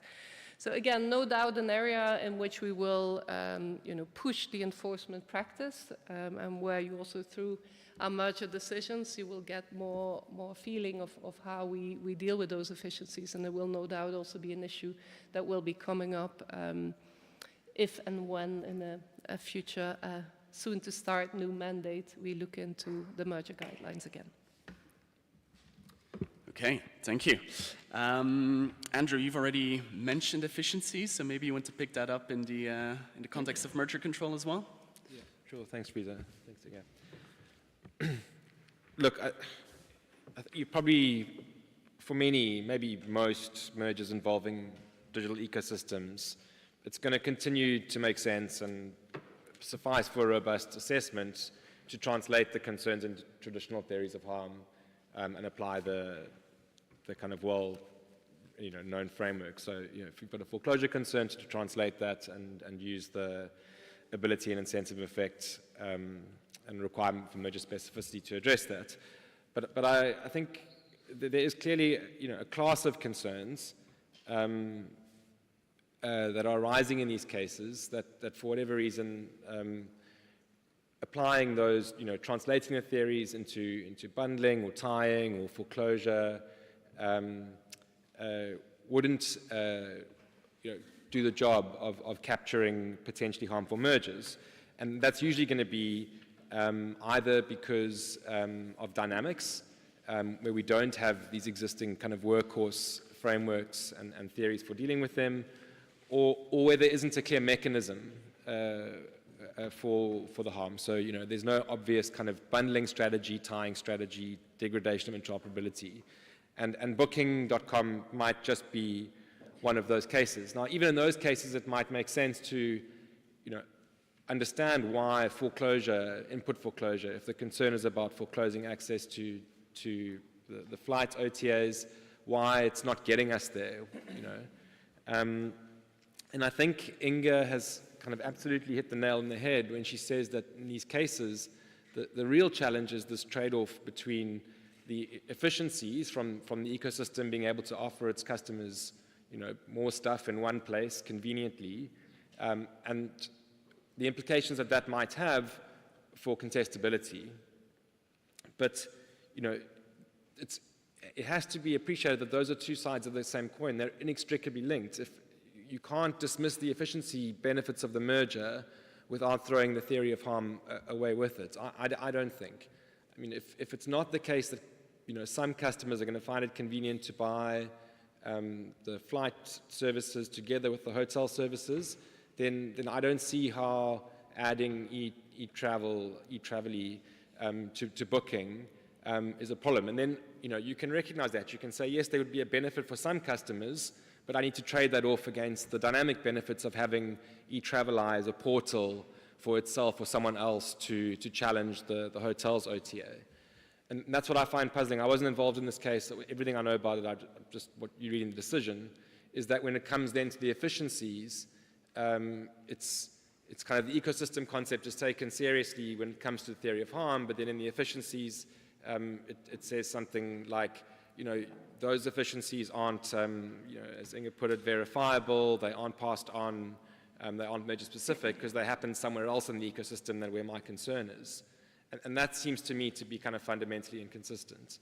And there may be good reasons for that, and that's because it's hard to do this trade-off. We haven't, it's the same challenge we face in trading off, competition benefits of efficiency and, effects in labor markets or in sustainability.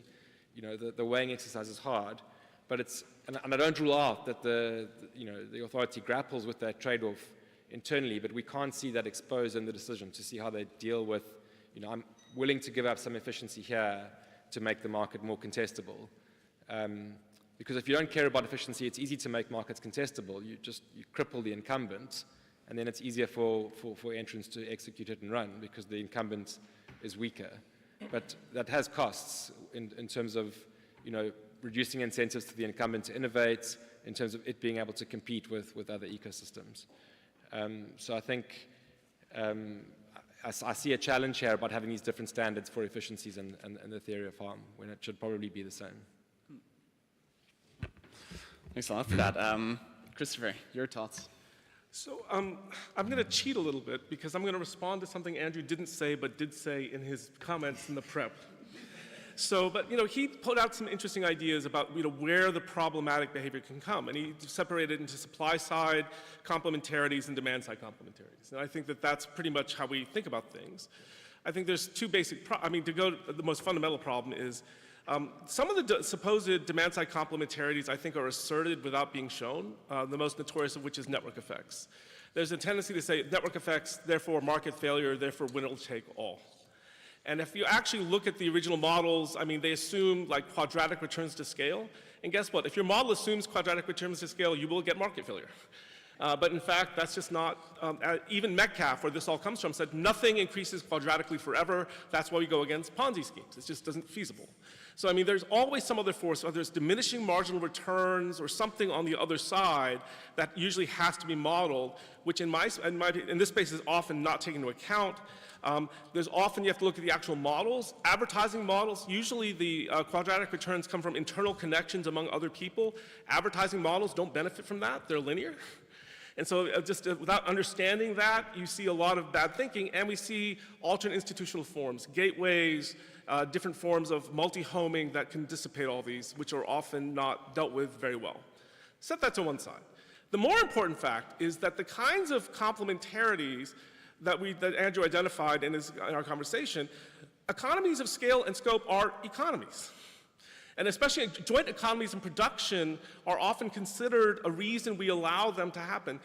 Joint consumption complementarities are a reason we generally excuse joint provision, tying, bundling. Those become benefits. I always think about when I tell my students, we used to have a device called a Wi-Fi card. You cannot buy a laptop anymore without Wi-Fi being integrated. We've destroyed a complementary market, but to the benefit of consumers, because no one would buy a laptop without a Wi-Fi capability anymore. And this is an example about how what something used to be a modular interface can collapse through technological change, through business model change and the like, and it makes it wonderfully ambiguous. Now, that's the core of this where we're getting at, and we know in our core that those are huge problems.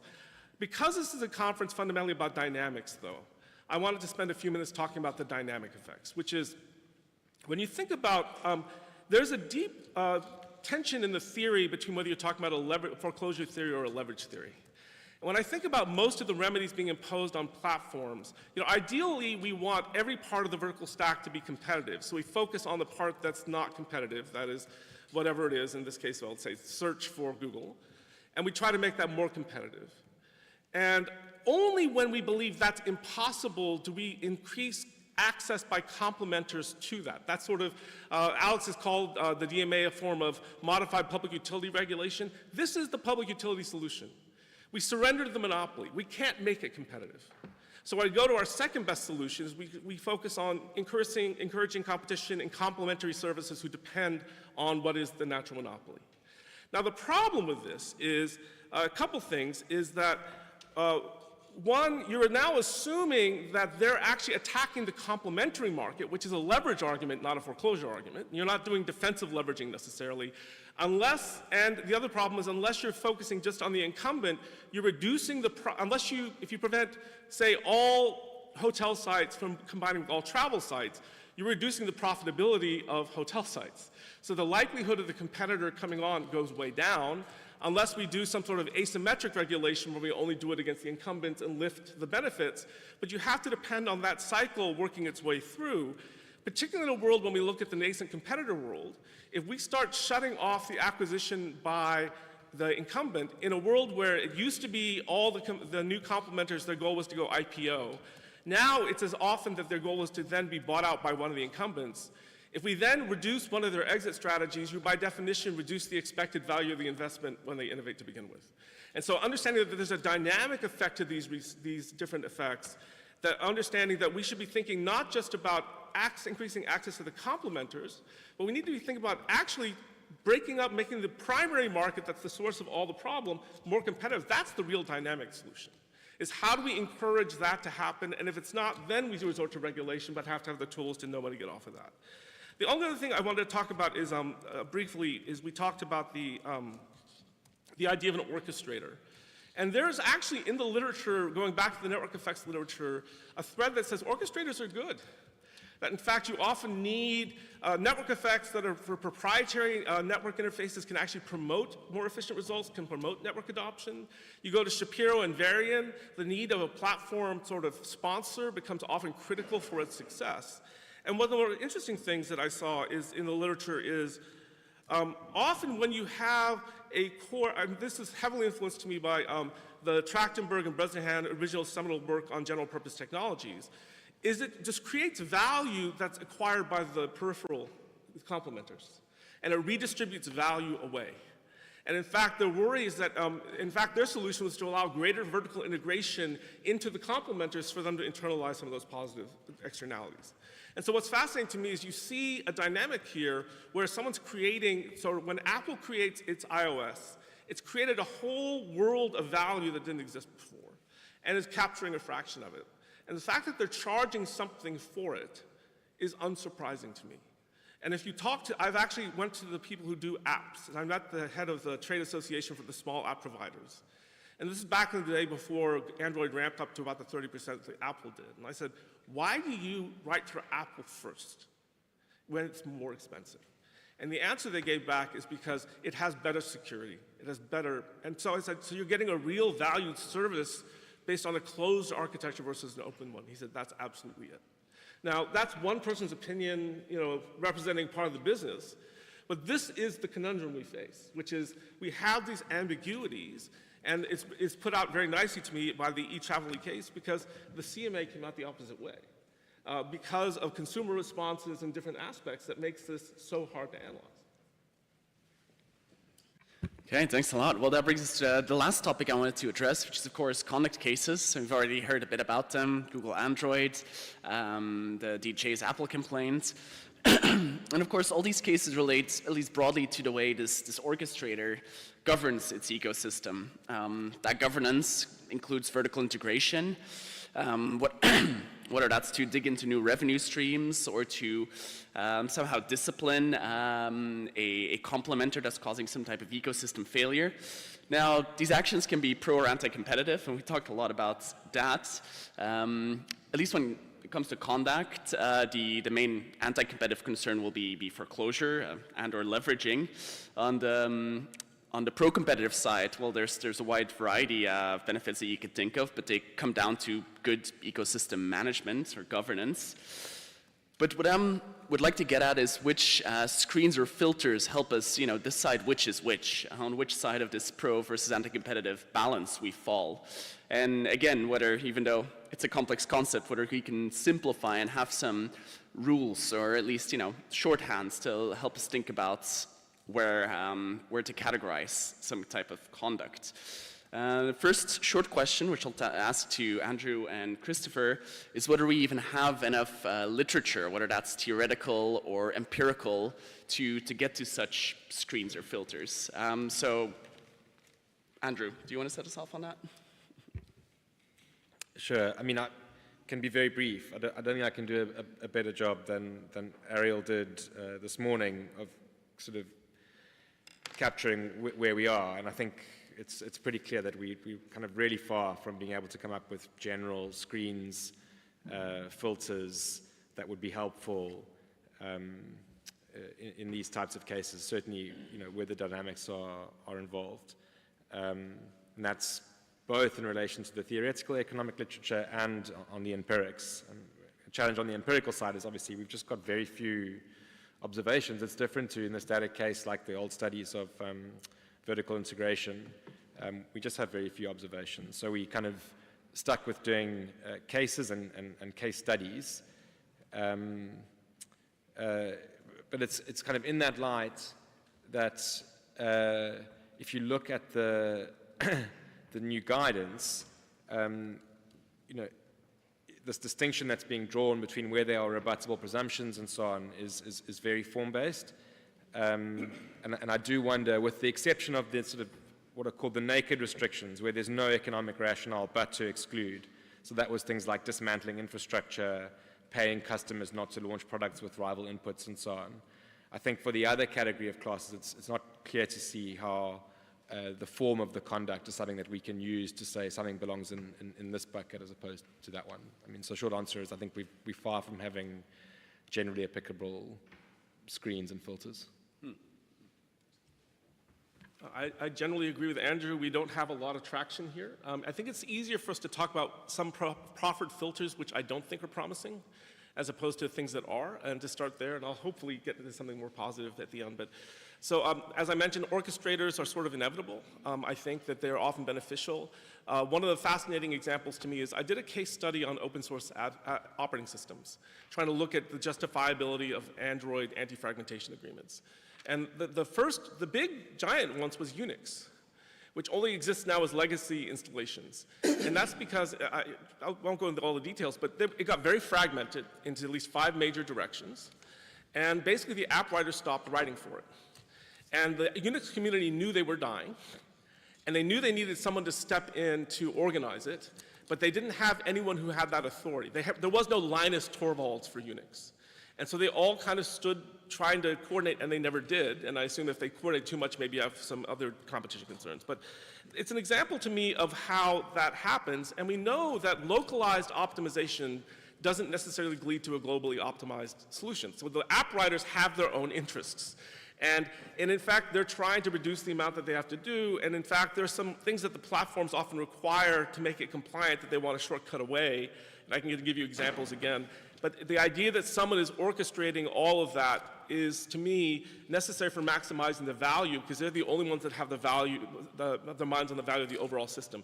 Is there a possibility they can then engage in anti-competitive behavior? Of course. I'm not saying that that's not a real problem. But the fact that there's an orchestrator isn't to me, a smoking gun. We talked about changes in modularity. I love that, for example, Shane Greenstein once wrote a very short article saying, what's a sign of innovative health? And one of them was changing the modular interfaces. I mean, he saw that as part of an industry that's trying to organize technologically and as technological changes happen, we see what is the logical modularization change. And this is what I learned from Carlos, which is we have to think about, there's a technical determinant which can often inform this. And the fact that modularization is changing matters. I remember we used to have dial-up ISPs that collapsed because once we went to a broadband world, the need for a separate system to change from a voice network to a data network because you're carrying them on the same disappeared. And we went this whole exercise of trying to preserve this essentially obsolete institution, when the natural thing is you should, instead of going to a second party, you would actually just, the phone company would just buy an internet connection to an ISP and cut out the middleman, the intermediary. And you see things that used to be natural interfaces collapse. And so understanding heuristically how that would work would be is to me an interesting idea about how to work things through. I agree with Andrew, the obvious one is sort of naked exclusion. I do see some interesting examples from, one example that's often pointed to as naked exclusion is Google's purchasing default search engine position on Apple's devices. But what we forget is if we're going to forbid that practice altogether, so as a confession, I began, believe it or not, writing my initial work on broadcast television back when that mattered. And we talked about another industry that was entirely advertising supported. That is, the local television stations had no revenue at all. Little local advertising goes trivial, not enough to keep them in business. So what happened? The national networks made side payments to make them to enable them to be part of the network, not out of charity, they were buying distribution. In a world where we have browsers which have no revenue, the only thing they have to sell, much like the old television companies, is distribution. And what you see is that you can see this market naturally developing for the optimal development of browsers. And if you shift focus from Apple to Mozilla, Mozilla says that they get something like 95% of the revenue from that auction. So therefore, if you cut off that auction, unless you're going to cut it off just for Apple, but you can do it for Mozilla, which would be kind of weird, we're probably going to see fewer browsers, and the only people that can survive are the vertically integrated browsers. So that's one potential dynamic income that we have to entertain. So we see something that looks bordering on naked exclusion in terms of preference, then all of a sudden in a dynamic framework, once we start looking at it more holistically, it becomes a little bit more complex. And so what I find is that when I think about, this is where the ecosystem stuff comes and the dynamic stuff can actually yield some benefits, which is just blocking that auction is not a stable equilibrium. There's going to be a second knock-on point that's inevitable that's going to happen. Last point I'll make, the interesting thing is a dynamic change that's shown up in the Google case and the district court judge didn't buy it. But right now there's a real possibility, and I'm not saying it's true, but it's a possibility, that the nature of search is changing from building search responses from historical queries to AI based on LLMs. If that's the case, then the grist is data scraped from the internet, which is publicly available to everybody. In which case, what we see as the bottlenecks and what could be as key can be changing technologically before our very eyes. And so we need to have a system that's supple enough to take into account these kind of dynamic changes to make sure that we don't lose those benefits. Well, thank you. Well, over to the last question was really just more of a follow-up because these screens or filters ideally then end up in legal tests, and the European Commission, of course, has been rethinking or thinking about legal tests quite deeply in its recent guidelines. I think if we think specifically about ecosystems, probably some legal tests will be over-inclusive. If we think about the classic tying tests with the separate products condition, Christopher already mentioned this. I mean, given the complementarity of ecosystems, the integration of components, that becomes quite unhelpful perhaps, and we already saw that played out in Microsoft. Other legal tests might have the other problem of being under-inclusive when applied to ecosystems, that they don't capture some harmful conduct. I think one potential candidate here might be the refusal to supply doctrine, for which you of course have, for good reason, a strict test governed in the US by Trinco, in the EU by Bronner. But notably in the recent Android Auto opinion by the Advocate General Medina, well, there was a suggestion at least that for ecosystems essentially, these platforms nourished by third parties, we should perhaps adapt that test to make it more inclusive. So Inge, could we get some insight from you on, well, what to do essentially with these legal tests, given of course, at some points, limited information or literature research that we have? Yeah, I'm happy to come to the one or two guidelines in a minute, but just to refocus a bit the debate, that I do think that when we look at ecosystems, whether it's in conduct cases or in merger cases, it is indeed very much about dynamic competition, as Chris also said, and that's why it's such a good theme as a first topic for today and tomorrow's event. It is very much about future contestability. And I take it that that is difficult to assess, although I think there was some hope on economic modeling helping us here. But at the same time, it's not something in which we are fully navigating in the dark either. For example, in our merger cases, there is, of course, a detailed analysis not only of market testing and discussions with competitors and customers, but there's also the internal documents of the parties that can provide some relevant evidence in this context. When it comes to booking, I just wanted to reassure you, Christopher, that it's not just any hotel platform that cannot merge with any flight operator.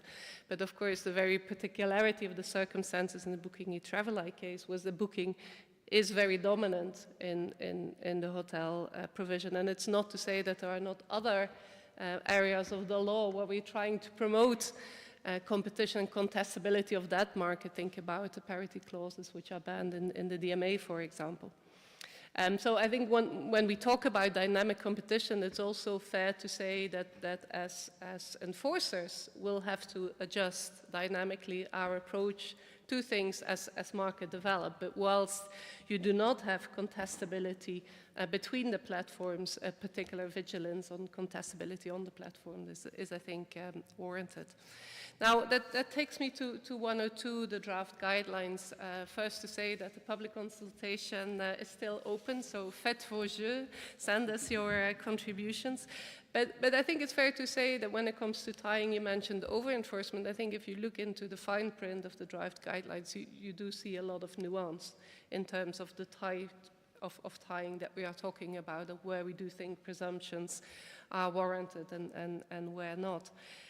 Specifically on refusal to supply, I don't think it's only the Advocate General in Android Auto, it's also the Court of Justice in a recent Google Shopping case, which has said that there is a distinction between services which are basically being developed by an undertaking for captive use only, in which case Bronner still continues to apply, and services which are in essence developed in order to make them available to the market. So that's why in our draft guidelines you'll find separated sections on refusal to supply cases in the narrow sense of Bronner versus access abuses that we do treat separately.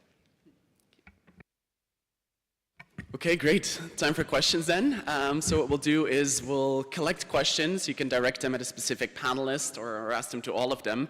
And then we'll go back for a round of reactions in which, in any case, they will choose what to address. Great, yeah, Wolfgang, we can start with you. So many thanks for this great discussion and the presentation of the ecosystems. My question is a bit, all of this sounds very static, all those efficiencies. And I'm a bit more interested now in the innovation part and about what about ecosystems and innovations, because we can have innovations on two levels. We can have innovations at the level of the orchestrator, about the architecture of the whole ecosystem, but this can also then, say, decide on certain things, and this can also limit the innovations of the complementers. And we have the innovation of the complementers, and there might be trade-offs between both. And so I'm very much interested also here a bit about that. And therefore, Alex and Pierre, you are famous for what you're doing about competition and innovation. So it would be great if you could perhaps say a bit something on this innovation dimension. Great, a bit further there, yes. Yeah, please.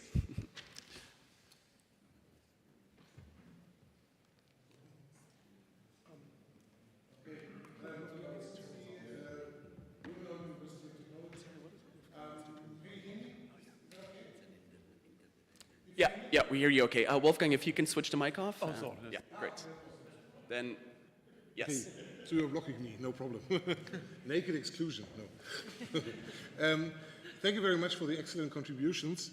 I was also thinking a lot about how to deal with this new term ecosystems and what could be the main difference between an ecosystem and what we know from elsewhere. And my very idea to that, really untested idea to that is that we have a market internal regulator in digital ecosystems. A market internal regulator who sets rules for other participants, and often is a participant in itself. And I think this is something that the orchestrator goes a bit in the same direction. You know? And I think this view could be interesting because it points us to the phenomenon that we can decide whether this regulation should be put outside of the market instead of being internal in the market, or whether the market internal regulator should be freed of its dual role. Yeah? I'm not sure whether this is the point at the end of the day, but I just wanted to put that into the discussion, because I think all the other terms, Christopher said already, complementarities, I agree with him. We have that in many other relations too. Interdependence, basically an oligopoly is always a situation of strategic interdependency, so I'm still struggling with the sharpness of that distinction. Thank you very much. Great, thank you. Keith Hilden, please. So I agree that a lot of the talks seem to be based on static concerns, except for Chris, who said a lot of things about the dynamic issues. And in general, there's going to be a trade-off between static welfare and dynamic welfare effects. On the static effects, I'd say, efficiencies, obviously that's important. To me, more important than whether the efficiencies are passed on is whether they are what I'd call replicable efficiencies, so that a new entrant that comes in can actually adopt or emulate the same efficiencies. Not so important whether they're passed on directly by the incumbent. The second thing I'd say is that in this trade-off between static and dynamic efficiency, and I'm willing to recognize there being a trade-off here, the question is what sort of institution can find the sort of detailed ways to make that trade-off. In the US, those trade-off issues come up all the time in the intellectual property area, and common law courts have been making very fine balancing decisions on trading off static and dynamic efficiencies. To some extent, antitrust courts do the same. And I just wonder, in the EU framework, is there some institution that is capable of making sort of reasonable trade-offs between dynamic and static efficiency, or dynamic and static welfare effects? Okay, thanks for that. I think we'll give it back to the panelists for relatively short answers, 2 minutes each or so. To make that even more difficult, I'll add one final question of myself to take us forward. Inge, from you, I'd want to know what scholars can focus on in their research to have a valuable impact on competition policy as it relates to ecosystems. And Christopher and Andrew, for you, I'd wonder what is one way that agencies and courts as well can improve their substantive engagement with ecosystems. So take those together with questions from the audience in 2 minutes each. So we'll start with you. Well, then I'm going to take the opportunity, which I don't want to miss, about answering your question first on what it is that I think academics can do. Christopher mentioned that the focus is very much on looking at what is not promising rather than at what is promising. I think that's part of the difficulty that we face as enforcers. I think what is important for us is that you also help us formulate filters, for example, that are relevant, that can be used to make sure that the law that we are meant to enforce can also be enforced in practice.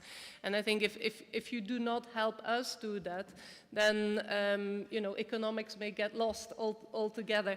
But I think it requires also that you find a language that is understandable to us, and I think that's something that we need to work on from the two professions, economists and lawyers, to try to find that common language, because I think whether it's for us as policymakers but also for judges, the economics have to be presented in a way that is understandable.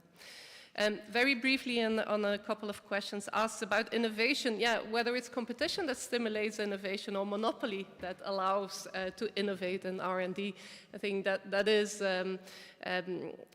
a quite ideological question, I would say. I think from our perspective, and I do think, Nicola, you have quoted the Draghi report a bit selectively on this point, because the Draghi report, for once, I think, quotes the long-standing evidence that it is actually competition that is important to stimulate innovation.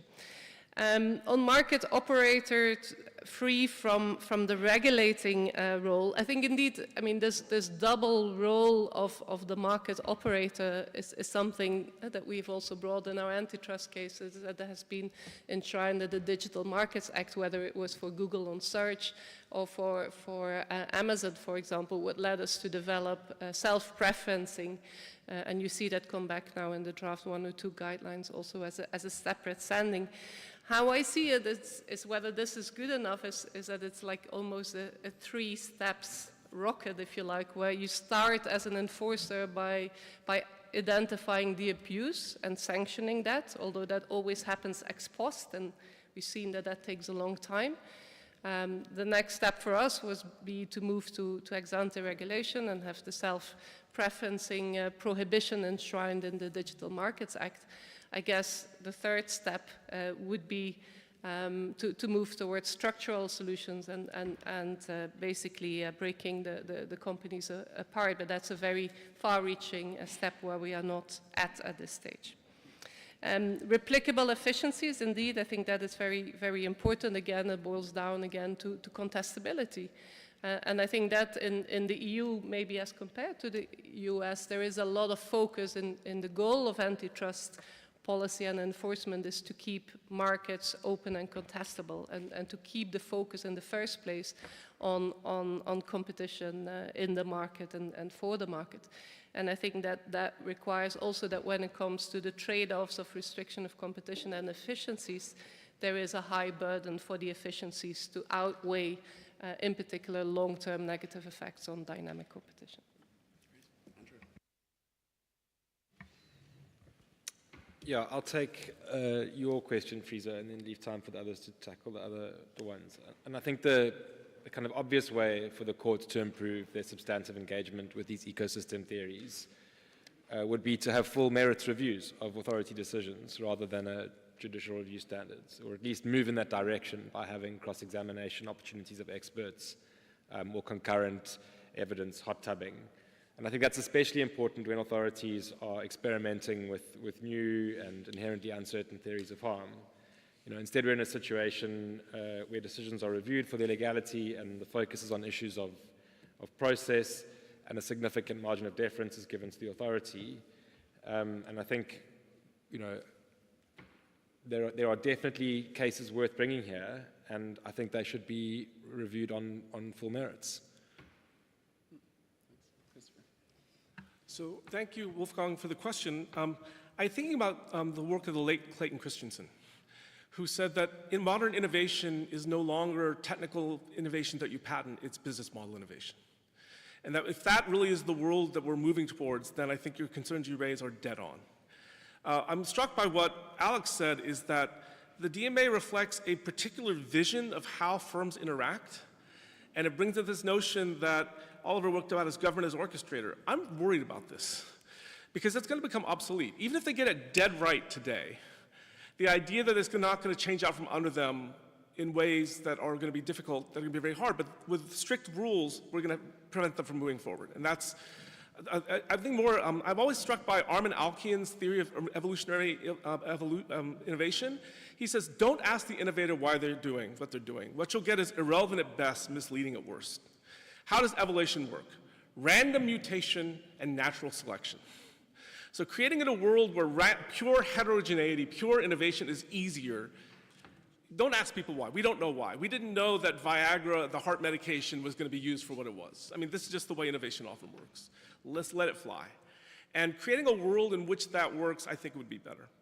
In terms of refusal to supply, I think that Bronner is, in the Android Auto decision and the recent Google decision, risks actually being a problem. Because they're saying Bronner only applies when you didn't intend it to be for third parties.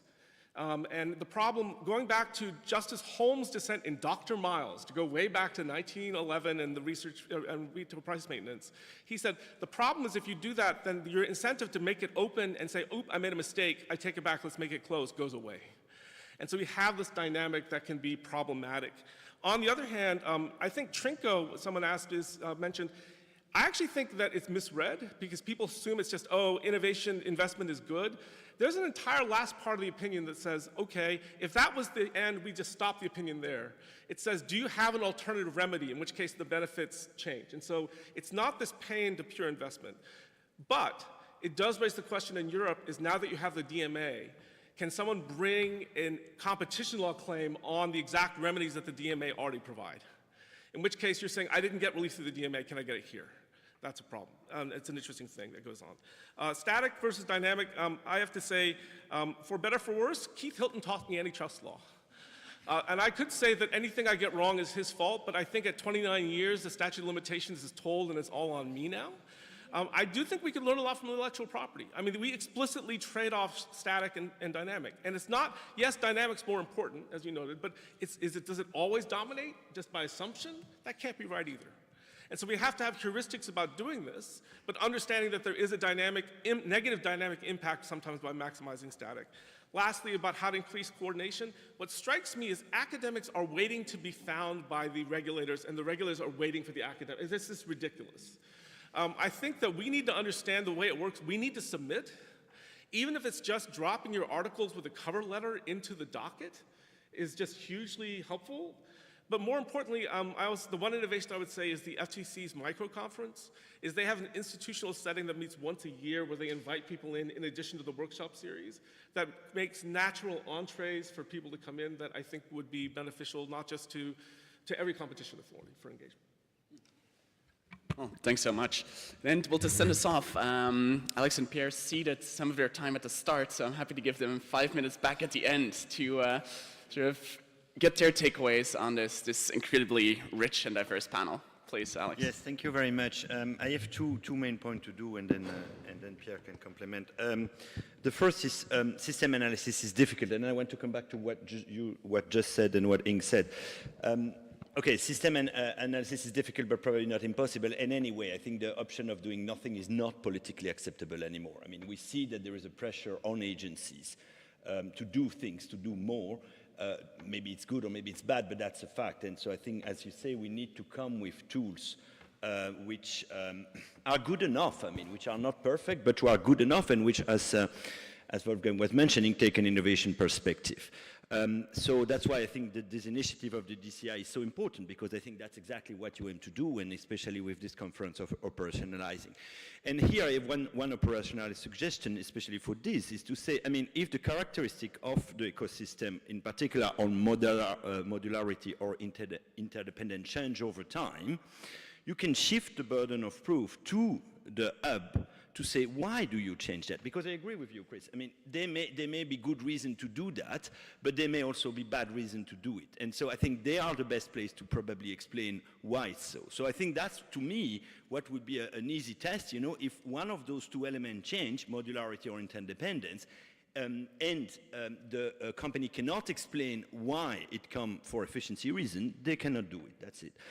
The second thing is on the trade-off between short-term and long-term, or Ing, as you were saying, or I understood, reducing user convenience on the short-term to have more contestability on the long-term. Of course, we know that's an important trade-off, but I think to me in ecosystem, a better or more important trade-off is reducing interdependence in favor of increasing modularity. That's where I see the kind of a difficult trade-off, the policy decision. And because it's so difficult, that's why we propose that it should be left to the ecosystem players to decide that, you know. It should not be the authority which has the right answer, but you have to force them and have a good negotiation framework to them decide the interdependence and modularity trade-off. And finally, I think on booking e-travel, personally, I think it's a very bad case to test ecosystem. It's a pity, it's an occasion manquée, I would say, but I think there I don't see any ecosystem problem as we have defined. I understand that there may be other problems, but I don't think it's an ecosystem, and I'm a bit worried that the general court will kill the ecosystem because the case is bad, and the ecosystem theory. I think it would have been better to try on another case, but okay, that's history now in a way. So I will, I think, fit with the comments of my co-author, which is a good thing if you work together on a paper. We are an ecosystem also. Yes. So to go first to the question that came back about what should be the focus. Do we want to have a clear concept or do we want to do case by case? I think it's a question of both, but you do need to reflect on what is in the literature, what did people come up with the notion of ecosystem to start with, what are the characteristics. This needs to be clear in your mind, and of course the application will differ from one case to the other, but the worst thing is having no clear idea, and we've seen this in the paper on disruption as well, then it becomes a rhetorical device. You know, it's set loose on a series of cases, and if you have a loose use with a wide use, then you have disaster. It's courting disaster. So you do need to pay attention to the theoretical basis. It struck me that the trade-off is not necessarily only between short-term efficiency and contestability, and that will bring me to try to answer Wolfgang's question on innovation. I think it's also who plays the role of orchestrator. Now, the mere fact that we have an ecosystem already changes the innovation picture. The orchestrator will say, okay, look, this is how we're going to organize things. We have niches here and there, and some innovation paths are closed at that moment, and others are open, and some are open for the first time. And that is something that you observe everywhere, because there's more than just a complete freedom to innovate. There's also a need to have some coordination amongst the industry. So this is what is happening if we're serious about ecosystems, this is happening, and we find that it's going in a wrong direction.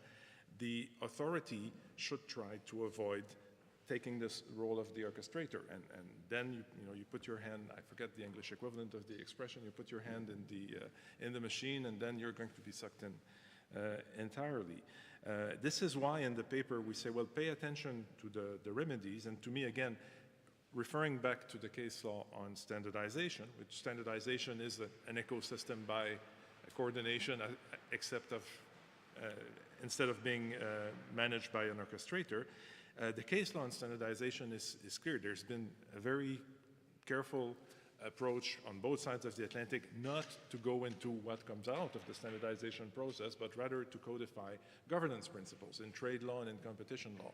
And to say, look, as long as you work like this, we're relatively confident that what will come out of the standardization process is in line with various policies. That should be the approach also in ecosystems, and work on governance issues, and not try to say, okay, well, this is how the ecosystem should be, this is where the border should be, this is where the interface should be. I think this is dangerous in the long term. So this is what we hope to emphasize more in the paper. Well, looking forward to that paper. Well, I want to end then with a big thanks to the panelists. We definitely got one step closer to a more operational and dynamic view of ecosystems. So round of applause for everyone here.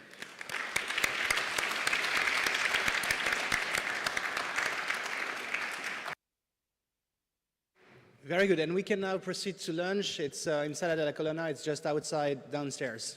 Thank you.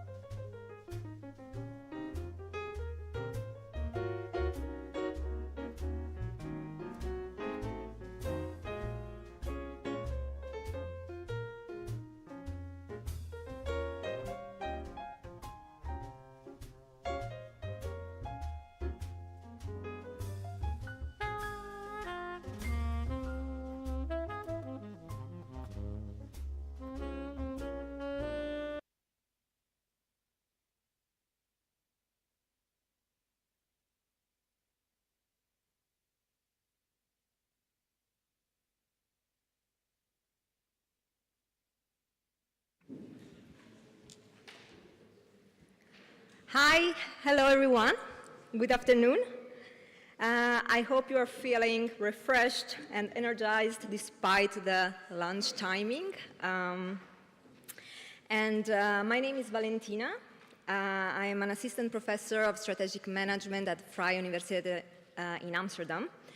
And it's my pleasure to welcome to the second panel of today of this great initiative that is about capabilities. And the main objective of this session is to delve into the role of capabilities in informing competition policy. And we will start with a presentation, followed by a discussion from distinguished panelists, each bringing unique insights to this dynamic topic. So let me briefly introduce all of them quickly. So we have Nicolas.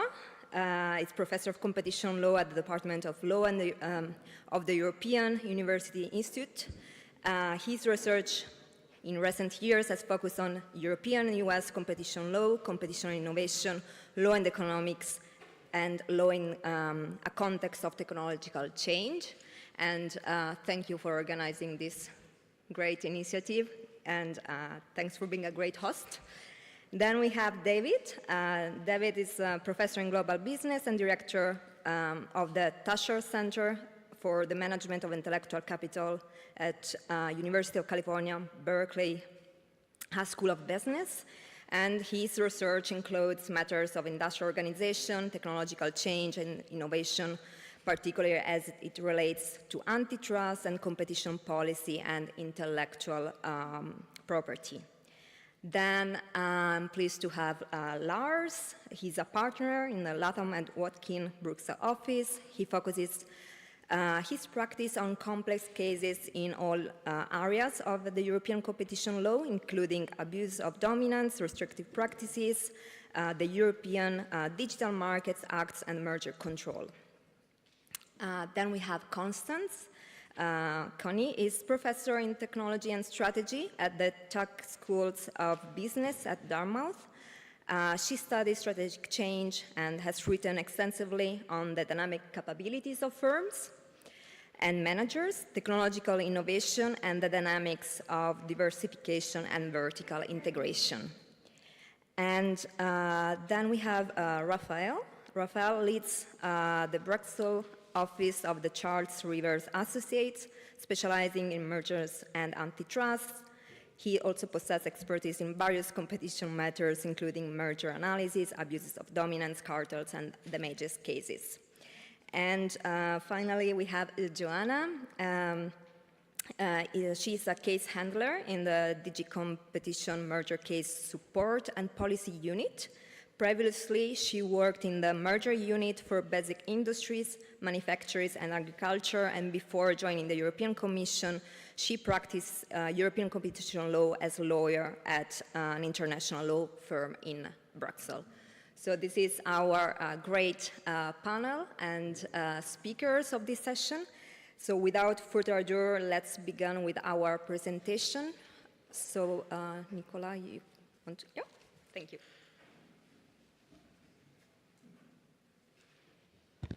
Okay, thank you, Valentina, for being a great chair. You said I was a great host. It's just half a day into the conference. You can still change your minds if you think that.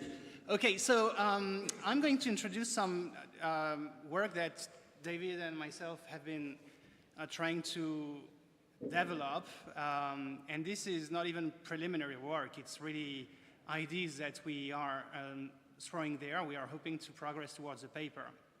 So, when I met David, I was interested in his ideas on dynamic competition. And David gave me a call when I wrote my book a few years ago, and he said, oh, this is so important, we need to push the dynamic competition work up front, which we did. And as I got more interested into David's work, I realized that another leg of his work involves something that he calls and others call dynamic capabilities.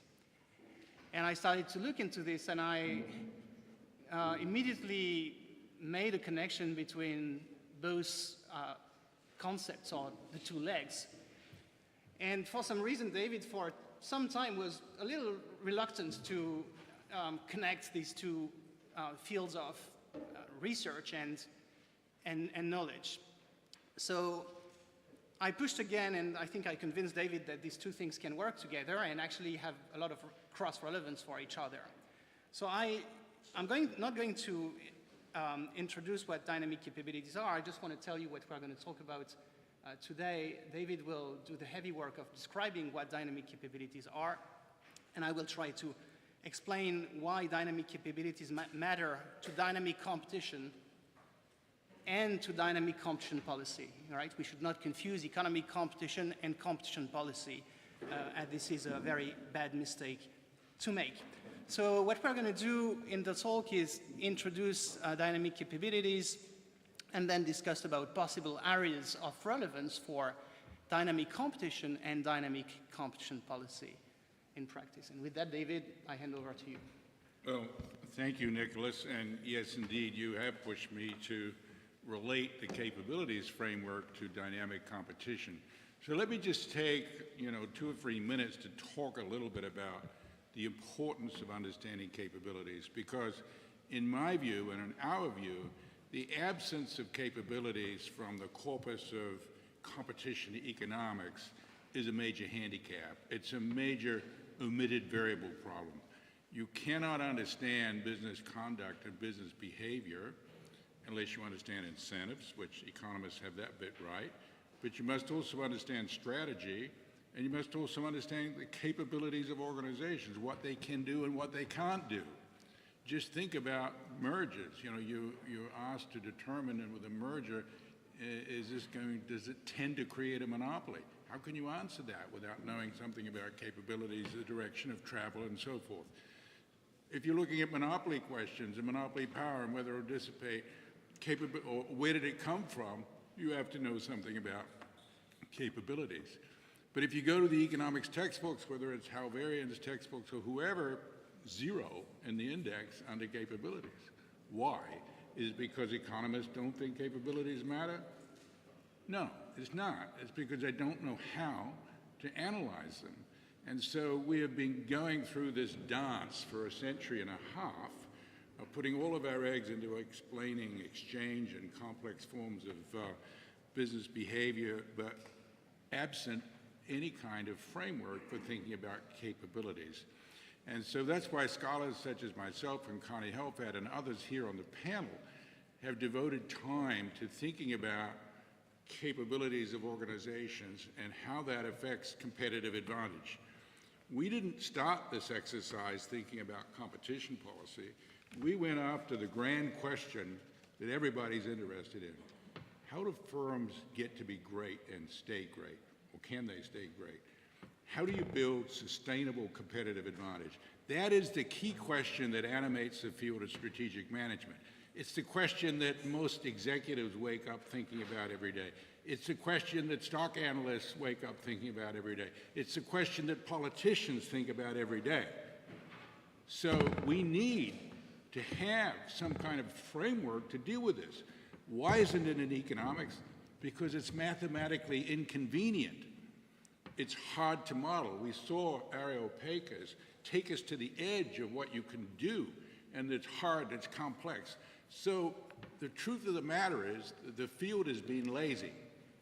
It's stuck with static frameworks because that's easy, and you can appear to be smart. But the real world is complex, and without a capabilities framework, you can't go very far. So what are capabilities? They are the set of skills and routines that enable organizations to do things. What things? Well, if it's a matter of creating, a defined product and doing that well, we call that ordinary capabilities. Actually, I thank Connie for this, Connie and Sid, because I talked about dynamic capabilities for a long time, and I realized people didn't understand what I was talking about, so I had to talk about what they're not. They're not ordinary capabilities. Ordinary capabilities are best practices. Ordinary capabilities are what the textbook is filled with, because efficiency is driven by ordinary capabilities. Give me a defined task. Give me a defined product. If I can do that efficiently, that's an ordinary capability. A dynamic capability, on the other hand, is about how do you change the resource base? How do you stay relevant for changing market circumstances? And clearly, in the world of technology and deep uncertainty, it's dynamic capabilities that distinguish firms that are winners from those that are losers. So we have tried to build frameworks, or at least some starting definitions, so that we can get to building a framework. And actually, just go back one there, Nicholas. So we define dynamic capabilities as doing the right things. Actually, this is a distinction that Peter Drucker made years ago. There's a question of doing things right, which is what efficiency is about, or doing the right things, which is what dynamic capability is about. By the right things, I mean the right products, the right offerings to customers, the right services. Figuring that out ahead of the competition and being able to implement that is what a capability is. And how can you understand potential competition unless you understand capabilities? How can you understand how durable market power is without understanding capabilities? Or how can you understand the source of market power without understanding capabilities? So that's why we have tried to put some structure around dynamic capabilities. And I've found it useful to distinguish between three different buckets of underlying processes and activities that are foundational to dynamic capabilities. There's sensing and sense-making, which is figuring out where the market's going, figuring out where the technology is going, not just observing it, not just sensing it, but also, cognitively making sense of it. So I'm using sensing as a placeholder for not just figuring out what's happening, but also making sense of it, because we can all look at the same data and come up with different conclusions as to what's going on. But even if you figure out what's going on in the market, you then have to be able to execute. That's what I call seizing. So execution, investment, and so forth has to follow sensing. If you don't invest behind the opportunity, you won't get anywhere. And even if you do get someplace, markets change, technology change, and you've got to transform. So organizations that are great and stay great have to continuously be sensing, seizing, and transforming. They have to have dynamic capabilities. By the way, governments do too, for that matter. But this concept so far has only been worked through in terms of the private marketplace and private enterprise. And as Nicholas here has created the slides, which are very interesting to me, and he's identified a group of activities that sit above these big buckets: new product development, M&A activity, brand building. All of these things are part of dynamic capabilities. So I refer to dynamic capabilities as really a workable systems theory. I mean, we have to think systems. Capabilities theory is the best friend of complexity economics and vice versa. We're not simplifying things down to make it elegant and possible to model it. We're looking at reality as it is, trying to make sense of things. So this, I think, is there another slide, or is that about it? Let's move on beyond that. Let me sort of try and summarize a little bit before I hand it over to Nicholas, what this all means. It means when applied to competition economics, it leads to a different understanding and a different focus. It says focusing on innovation and change is the primary driver of competition. That's why it's not just about competition driving innovation, but organizations that have strong dynamic capabilities innovate and drive competition. So all of competition economics sees competition flowing one way to innovation, and surely that is correct. But there's endogeneity here, and we pay attention in the capabilities framework to this endogeneity, that in fact organizations that have strong dynamic capabilities drive innovation as much as innovation drives competition.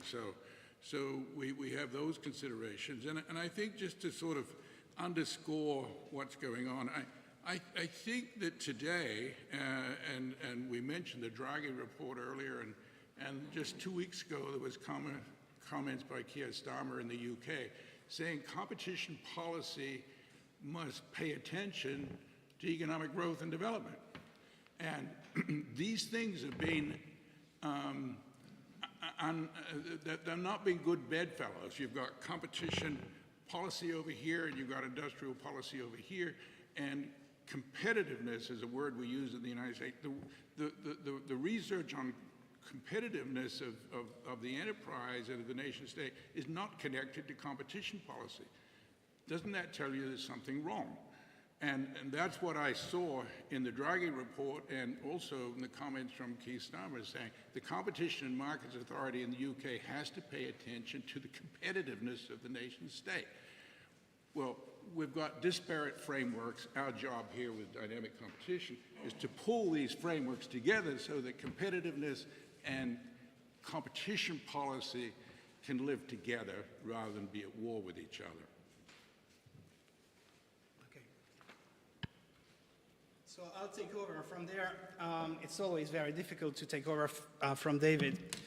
But I want to focus on a few concrete things in the rest of the presentation. So I'll flip through that. Okay. So I'm not a capability scholar, and I'm certainly making no claim that I know a lot about this, but I've been spending a lot of time with the works of David and the works of Connie and the works of others like Peter Merman, who will be attending or is attending the conference. And what I draw from that is this idea, this basic idea that managers and organization matters, right? So it's not only about institutions, and it's not only about price signals and output signals, and there's more complexity here. Now, capabilities tend to be defined in the literature as firm-specific competences, skills, knowledge, and experience that is, to a certain extent, repeatable, right? So that's why you see the little books here. And okay, and these capabilities of firms, they support a lot of activities that business organizations try to develop, like new product building, brand building, demand building, post-merger asset integration, asset release, redeployment in some lines of business, and so on and so forth, right? One interesting insight from the literature is that sometimes these capabilities can be studied by looking at whether firms have these routines and protocols and blueprints and processes where knowledge resides, right? It's much harder, of course, when you want to assess whether a manager is a good manager for the company, but firms leave traces of their capabilities in the organization. So that, I think, is useful because it gives us an insight that studying capabilities can allow us to answer some technical questions that antitrust evaluation experts try to address, right? And this is, as David mentioned, very true when the incentive sprung of the ability and incentive fails to provide clear predictions, right? And this can be due to a number of factual circumstances. For instance, the analysis is very forward-looking. You want to take the telescope to look into the long term. Or you're facing a very new or immature market in which business models have not yet settled on a particular type, and the payoffs are very unclear, right? So studying incentives will not provide extremely clear data points. Now, we know that in antitrust practice, agencies and institutions have tended to, when the signals from incentives are not very clear, there has been a tendency to rely on internal documents to establish purpose or intent, right, as an additional factor that drives the fact-finding. But even if you study intent, so for instance, you would like to study intent knowing whether the merged entity in a transaction had the intention to discontinue lines of early R&D research or pipeline products. The question is not so much knowing whether it wants to do it or whether it has incentives to do it. One relevant question and antecedent question may be, can it do it? Right? It's not a given that all the assets of R&D are completely flexible and can be repurposed in the business organization. It's not a given that there are going to be sellers in this market.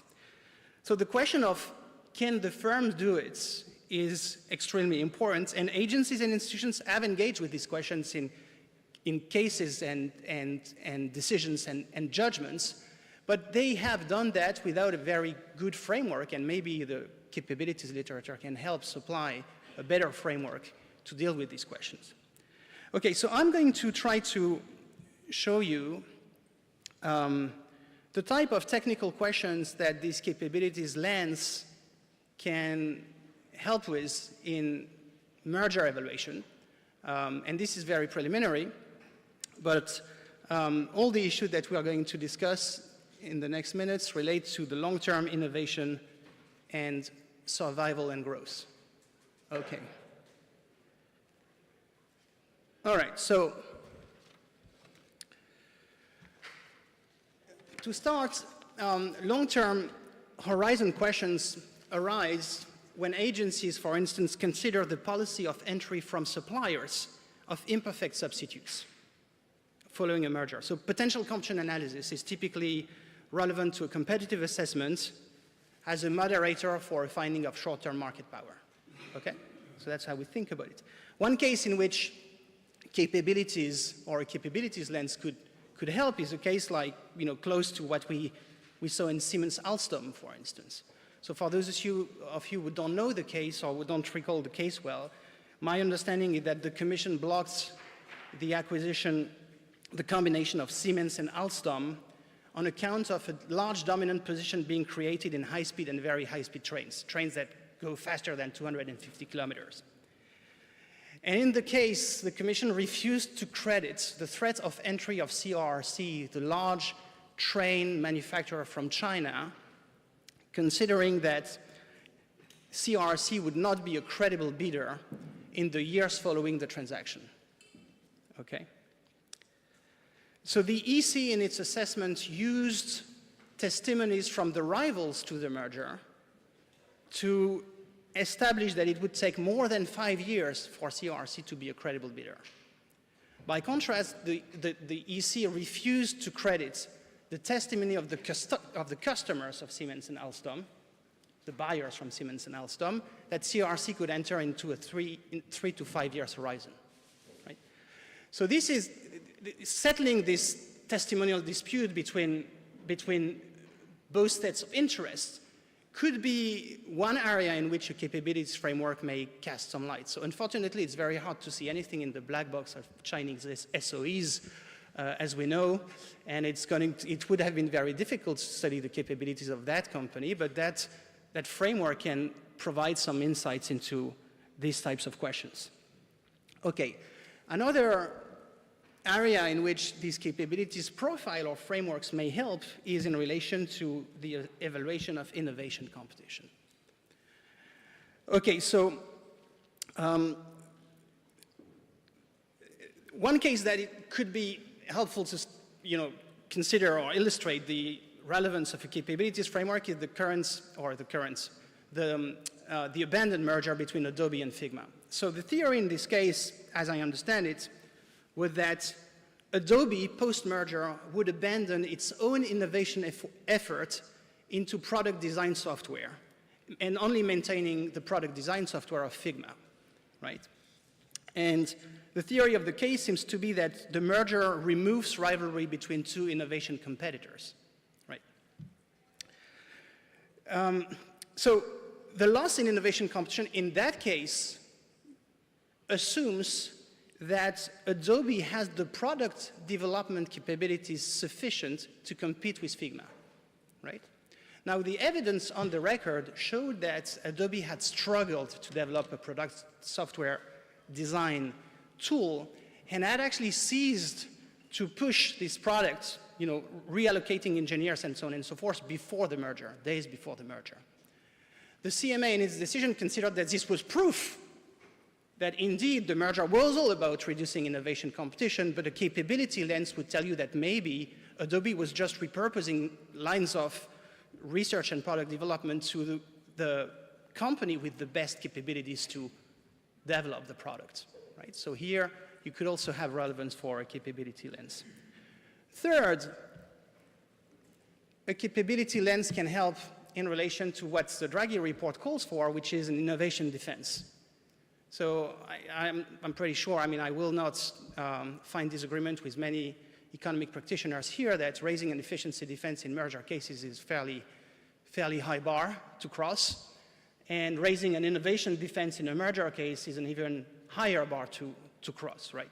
So Draghi in his report say that we need to develop and formulate in merger guidelines in the EU a better framework to credit innovation defenses. And again here, it is a possibility that a capabilities framework could help formulate that, right? So if you take again what I just mentioned about the loss of innovation competition, if you take a case like Dow-DuPont, where the Commission established that the merger would lead to the discontinuation of certain substitute R&D pipelines after the transaction would be implemented. One question that was not asked in this case, but that would have been relevant to study under a capabilities mind, was to know whether the elimination of pipelines of research would incentivize and allow the companies to develop, repurpose some of these R&D assets which are quite inflexible towards other innovation targets, right? And to study this, you don't need really to just go for the incentive thing, but you may want to start by studying whether the company has a track record of repurposing or reallocating teams to explore new research directions, right? And there are works in the capabilities literature on what they call, if I'm not mistaken, repositioning capabilities, right? And some firms have very strong repositioning capabilities, other firms have very weak repositioning capabilities, and the credibility of an efficiency defense may have to be evaluated on that ground. Okay, I close with the $1 billion, I mean, I don't know, $100 billion, question that has fascinated the antitrust community these past years with big claims, I would say, about what should have been done in this case. The Facebook Instagram acquisition. So I think the jury is still out on whether it was a good idea to let Facebook buy Instagram. Some people have very strong views about this. They said this was the big mistake that I think the OFT did back in the day. The OFT was the controlling authority. Okay. So the question of whether the Facebook-Instagram merger should have been prohibited hinges on a key question, which is a capability question. The question is this: but for the acquisition, would Instagram have been able to survive and grow independently? Right? So critics of the decision to let the merger go assume this is the case, that Instagram could have grown organically and become a competitor to Facebook. Now, a capability profile assessment of the company could help adjudicate that question of whether the target business can grow alone or whether it cannot. And an acquisition, probably by Facebook in the case, is the best way to keep the product and service in the market, right? Okay, so this is, I think, the sort of various technical and interesting questions where capabilities framework can serve. I want to say one last word to close and let Valentina take over for the panel. So I want to say a word about why it is interesting to do this. So the neo-Brandeisians, as we sometimes call them, have offered to respond to the increased complexity of the economy with politicization, right? What this kind of work and what you heard on the previous panel and that what you will hear in the next panels offers to answer the complexification of the economy by reason and research and interdisciplinarity. I think this is the better agenda, and it's an agenda which is very much in the antitrust tradition, at least in Europe. We enriched vertical restraints law by use of transaction cost economics. We enriched horizontal collusion law by reference to game theory, importing insights from game theory. We enriched single firm conduct law by insights from behavioral economics. So what we are proposing here in the paper and more broadly in the conference is to create this process of disciplined heterodoxy, where we are going to try to look at the margins, what we can derive from other fields of economic and business and management science. I think we need to do this if we don't want the exercise to become completely discretionary and end up into I know it when I see it legal policy. So thanks for your attention.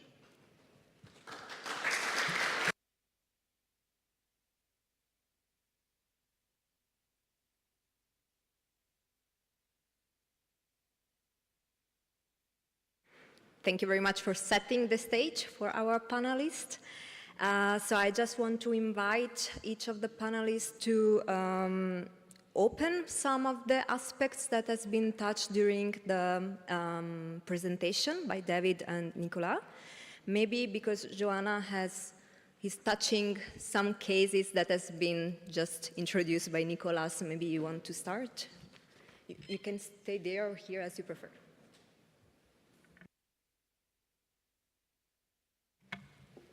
Thank you very much, Valentina, and thank you very much to David and Nicolas for that very interesting presentation and for the invitation. My husband is from Siena, so from the rival republic down the road, and I'm not allowed to come to Florence very much, actually. So myself and my daughter, who's there in the corner, are doubly grateful to have this opportunity. And final caveat, I should say, what I say here are my own views and not necessarily those of the European Commission.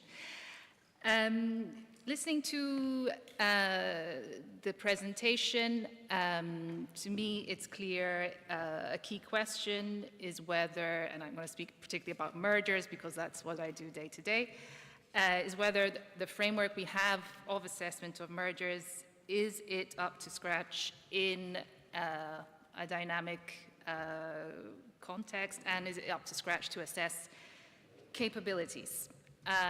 It's true, I think capabilities is maybe not a term that features in our lexicon as competition authorities every day, but that's, I think, not to say that it's not an aspect that we are assessing.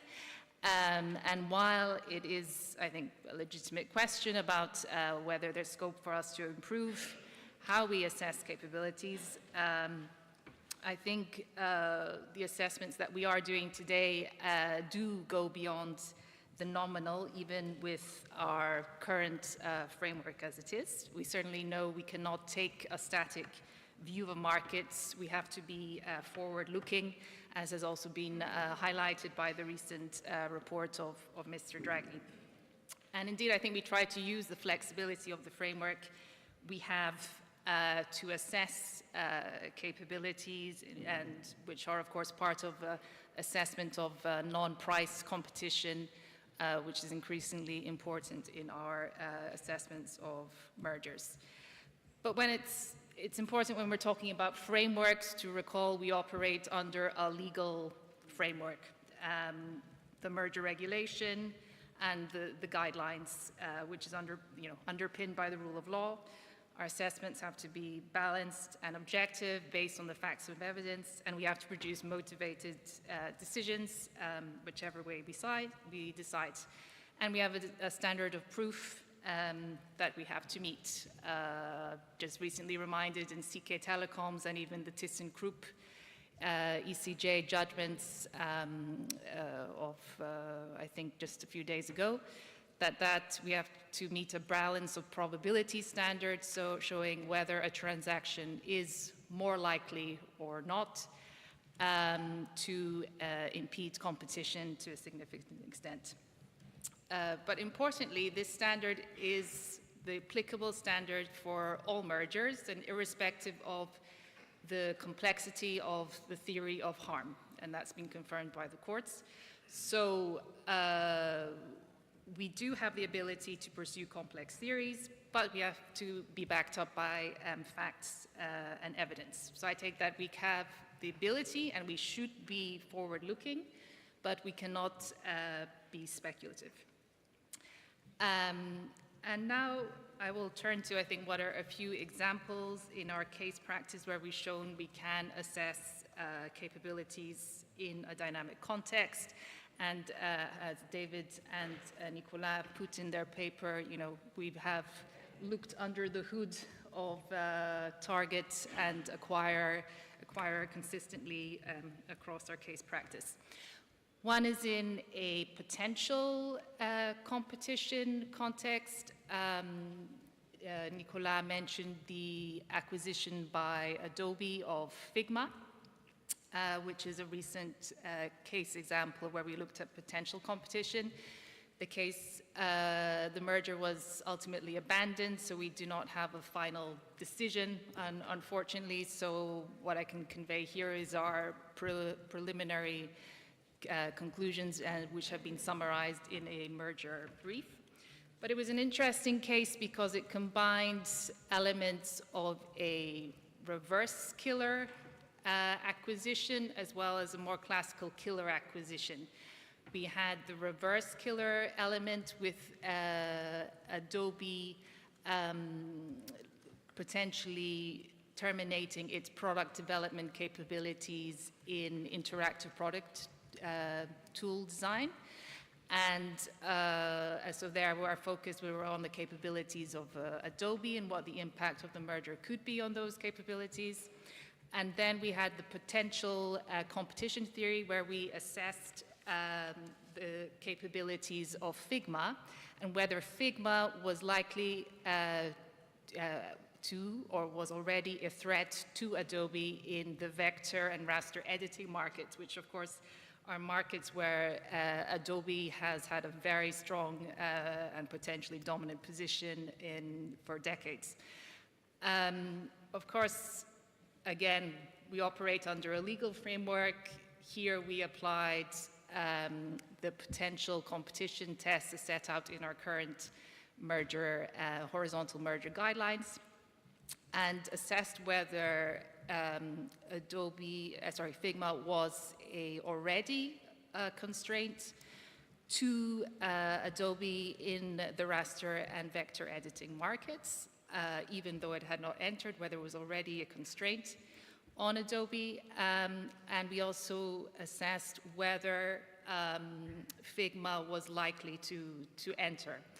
And when we do these assessments of assessing whether a firm is likely to enter, we look at certain criteria. Again, we have to keep to an objective view. And to give you a flavor of the types of things we look at, for example, whether the potential competitor has sufficient relevant resources to enter, whether it has the ability to expand or add to its capabilities, either organically or through acquisition, whether the potential competitor has advantages that would make it well suited to enter, and whether the potential competitor has successfully expanded into other markets in the past or already participates in adjacent markets.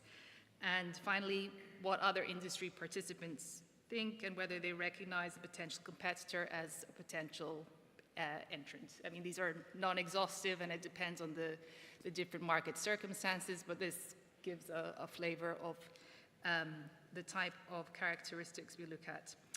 Importantly, the finding of potential entry for us does not require finding of a concrete plan to enter, and that's particularly important in dynamic and fast-moving technology markets where there are no long lead times.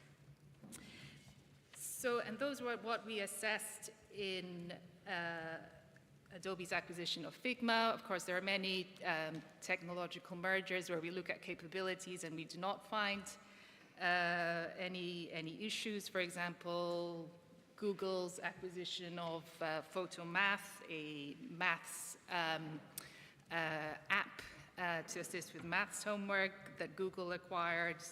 There you may consider whether Photomath's capabilities would be problematic, but no, we found that Photomath's capabilities were not so unique, and in any case, Microsoft already had a comparable integrated maths tool in Bing, which means that Google was not going to obtain any special advantage through the acquisition. So another example where there was no issue. And so that's, yeah, technological mergers, as has been hinted by Nicolas. Another important area to perform a capabilities assessment is when you assess innovation, competition, and capabilities to engage in innovation and R&D, which is precisely what we did in our review of Dow DuPont. And an interesting question is, how do you actually measure capabilities in this regard? And in that case, the Commission looked at patent shares based on quality of patents, as well as shares of active ingredients. Of course, this was an agrochemicals merger, so your ability to, discover and produce new ingredients was key. And the Commission used these parameters to determine that Dow and DuPont were very important innovators, and actually more important than what their market shares downstream would suggest. They also looked at the relevance of vertical integration of capabilities, so whether you can do all parts of the assessment in-house. So that was Dow DuPont. And then finally, I would add, for me, and perhaps most important for us, when we assess nascent markets, is to not look just at capabilities of target and acquire, but capabilities across the market. And particularly in nascent markets, we want to preserve the race to win and make sure every firm has ability and wants to become great, as David says. So preserving capabilities across the board is also key from our perspective, and that's what we try to achieve, for example, in cases like Microsoft, Activision, Blizzard, or NVIDIA ARM. And I think I will pause there. Thank you very much. Thank you. Rafael, do you want to go next? Sure. Thanks for sharing. Sure. Thank you for the excellent presentation and comments also. I will build up a bit on what also Joanna said. So what I think is very clear, of course, is that particularly in the context of merger, innovation is an extremely important parameter of competition that's important economically, and that we want to focus attention to. Looking at capabilities, of course, is one way to do so.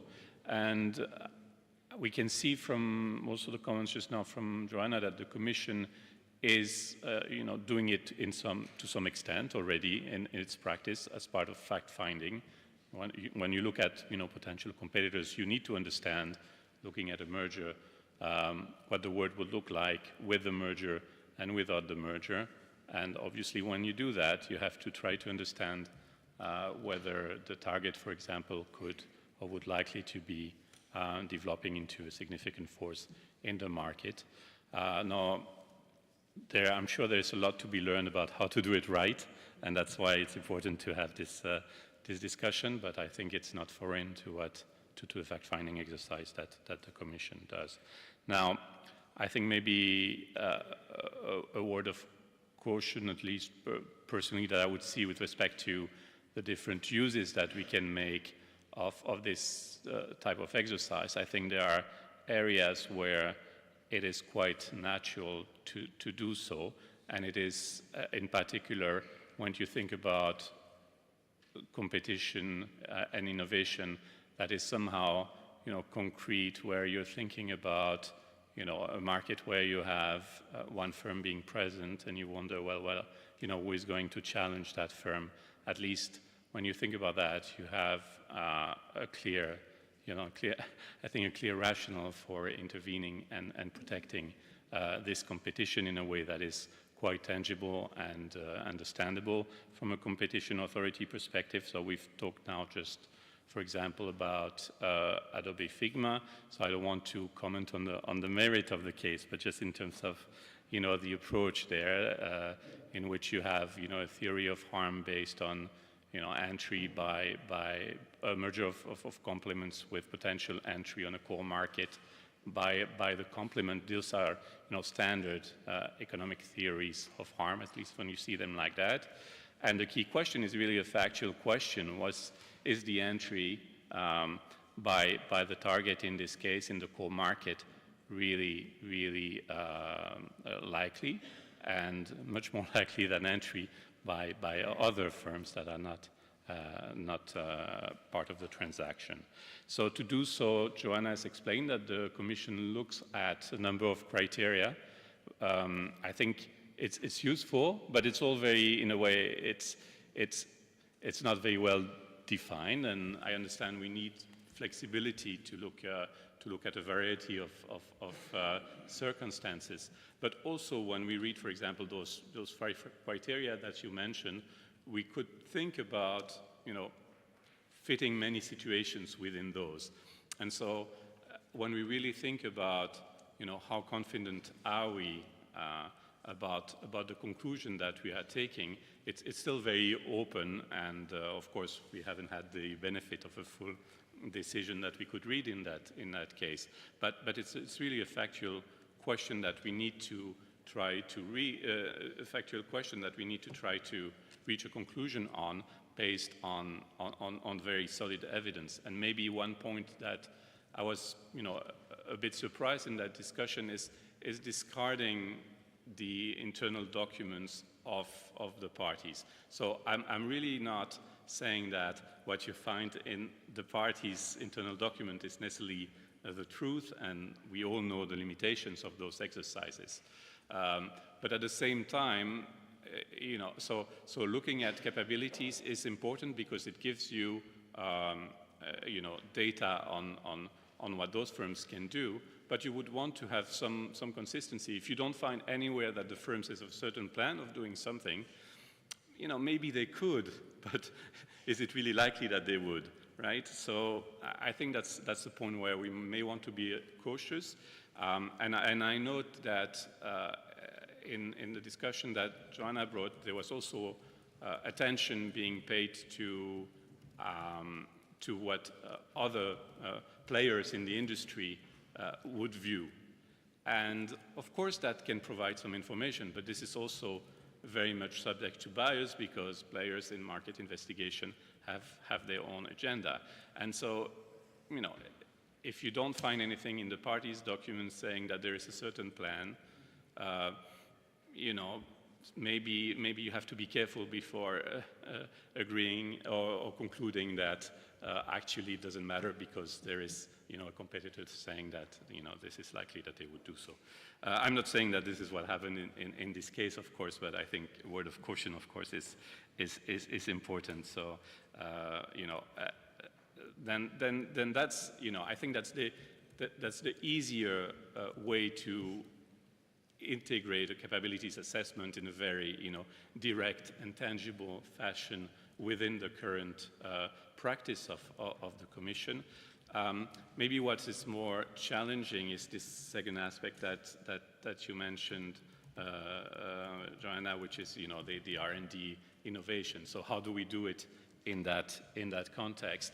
I think this is much more complicated because we are not talking about well-defined markets where we can actually have a good view of all the different competitors and their own capabilities and their likelihood of also developing important innovation. So I will stop there, but I think we've seen a little bit of that. We've seen the DuPont. There's also some mentions of that in pharma. When you think about, there hasn't been intervention, but because the more traditional approach in pharma is to look at overlaps with pipelines, so advanced pipelines, and sometimes even not advanced pipelines. But there is this last layer of intervention, which is to look at those innovation spaces there, which is to see whether they are close competitors. And yes, of course, capabilities may matter there, but before intervening in those spaces, one has to be extremely careful on that basis. Thank you. Thank you, Raphael, for sharing.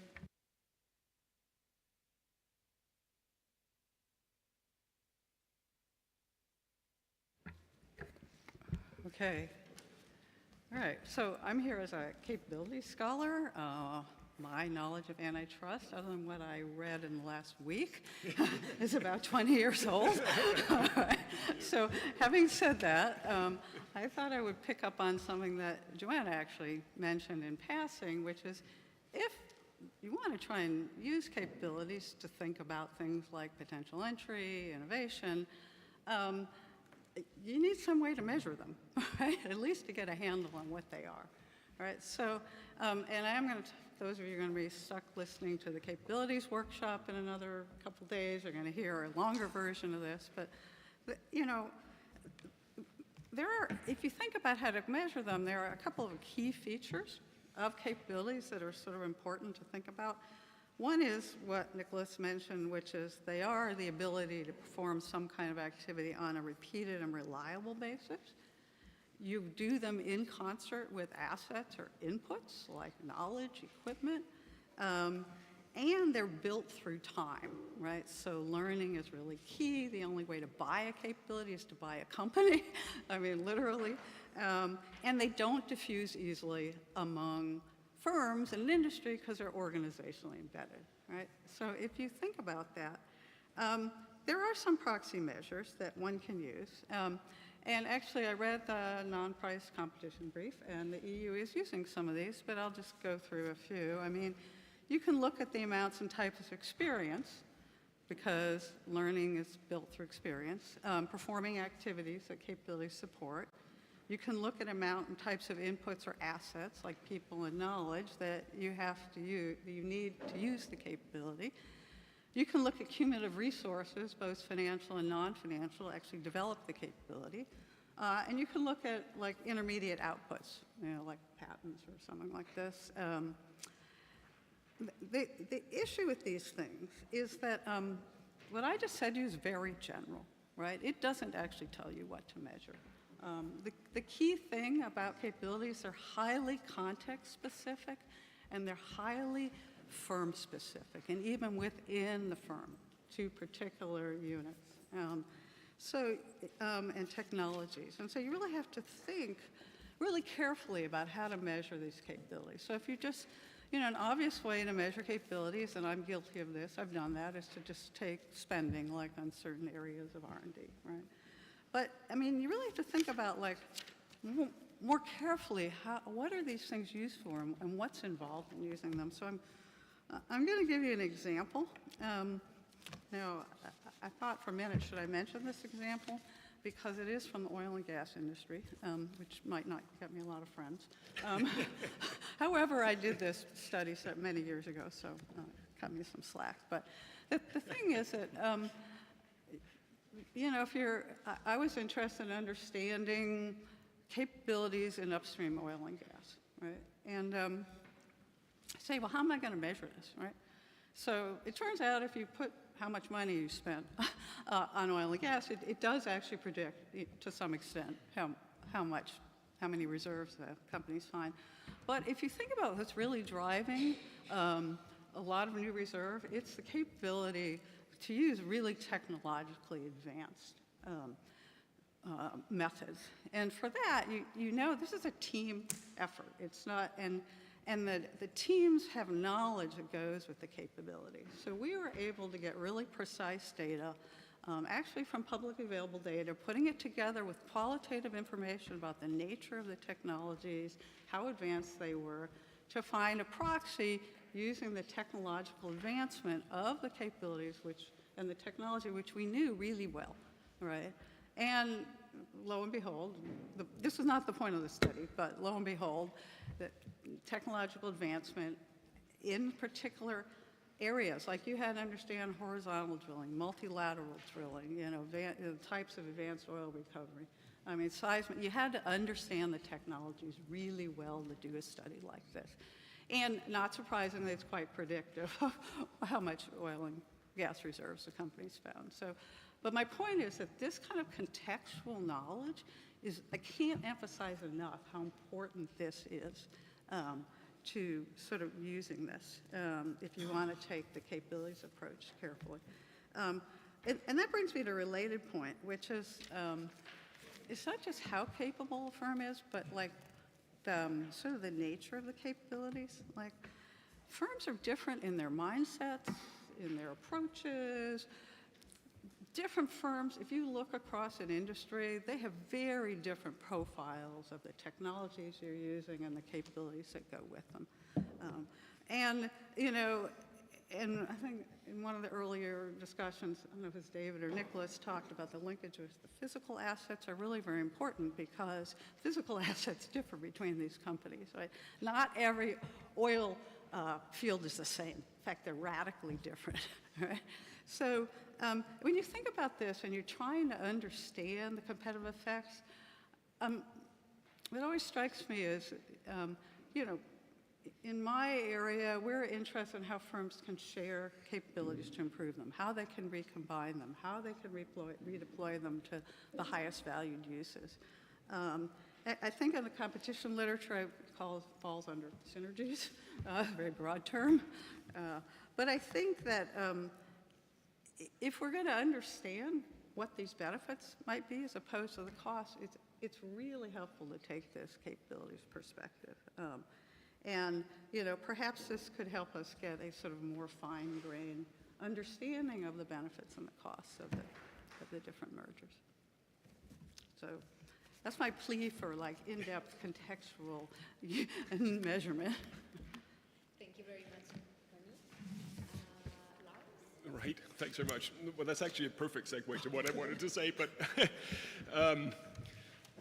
I've been around for a while. I'm in my third cycle of competition policy development. As you can say, I'm graying a little bit around the temples and basically just shows that I've been around for a while. The first cycle was in the sort of late 90s, where we were going from what was then a very legalistic approach to then a more economics-based approach to where we are now, where we basically need a new approach because those two approaches don't really work anymore. And why don't they work anymore?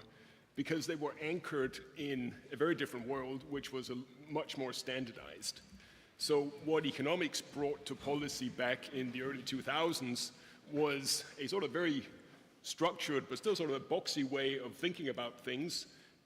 And that worked because the economy across sectors wasn't all that different. People were making stuff with production equipment and they were pushing them to customers through standardized distribution systems. And if you ask yourself today, what is sort of a key driver of competitive advantage?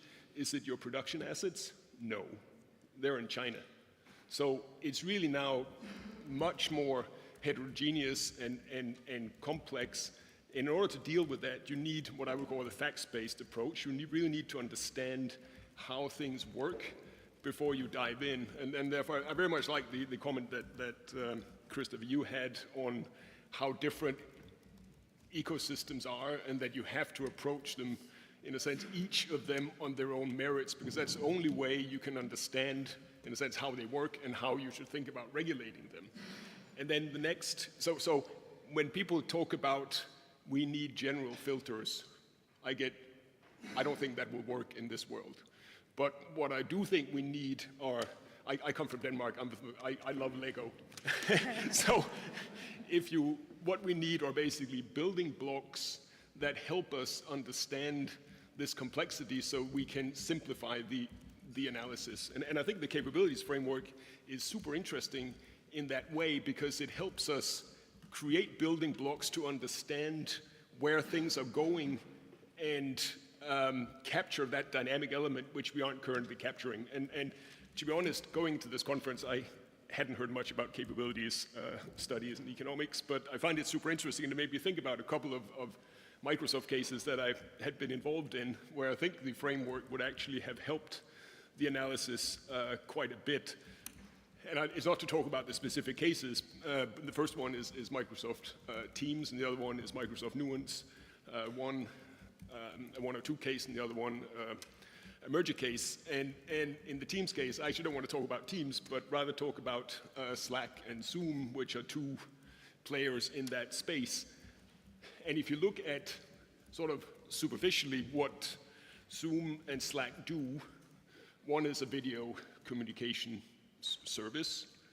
The other one is a message-based collaboration platform. So if you would apply sort of traditional analysis of, you would ask yourself the question, are they close competitors? You might be tempted to say no, because they do different things. Now, if you then factor in where demand is going, which I would now hypothesize is customers want integrated solutions because that helps them become more productive, and you look at where Zoom has been going in recent years, which is adding more and more capabilities to their service to start building a platform, and you ask yourself the question, who else could build that kind of platform? Well, Slack has it. They don't have the advanced video communication feature, but you could add that. Then all of a sudden, when you look ahead in terms of where demand is going and where the market may be going, all of a sudden, they may actually be quite close competitors. The other case, which is Microsoft Nuance, where I think the analysis would go in the other direction, which is also where the case ended, is Nuance is you probably don't know them, but they're a provider of software for doctors to basically help them automate the process of filling in medical health records. And they have a dictation system that basically captures what the doctor dictates and it then fills out the form. The next generation product is one where the software just listens to a conversation between the doctor and the patient and then automatically fills in the form. The doctor doesn't even need to dictate anymore. It's fantastic, right? And Microsoft, in a sense, doesn't have those capabilities. They are sort of a platform company. They're very good at creating horizontal technology, but they, of course, have very advanced AI, natural language recognition technology, which Nuance didn't have. So one player had all the expertise in a particular area to build this next generation tool. Microsoft had the advanced natural language recognition or understanding technology, and when you bring them together, maybe you could make this tool. Now, you could ask yourself the question just from a superficial level, say Microsoft, it's a fantastic technology company, go build it yourself. If you don't have the engineers, hire them.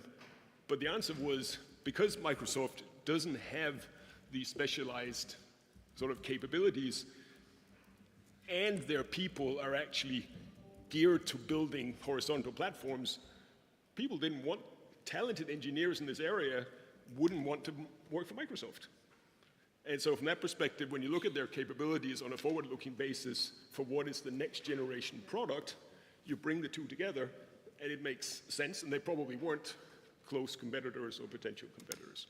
So I'll end it there just with sort of the conclusion that, for me, the world is a facts-based approach based on building blocks, so ultimately the world belongs to Lego.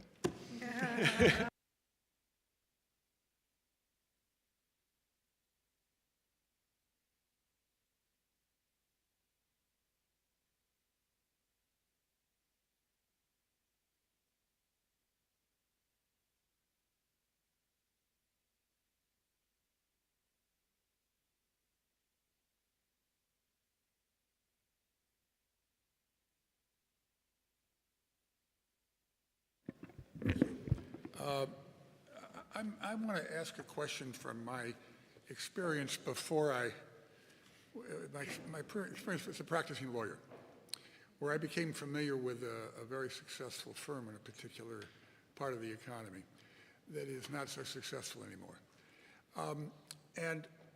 I inferred from what I saw there, both that your last comment, you can't hire experts outside your competence, is clearly correct.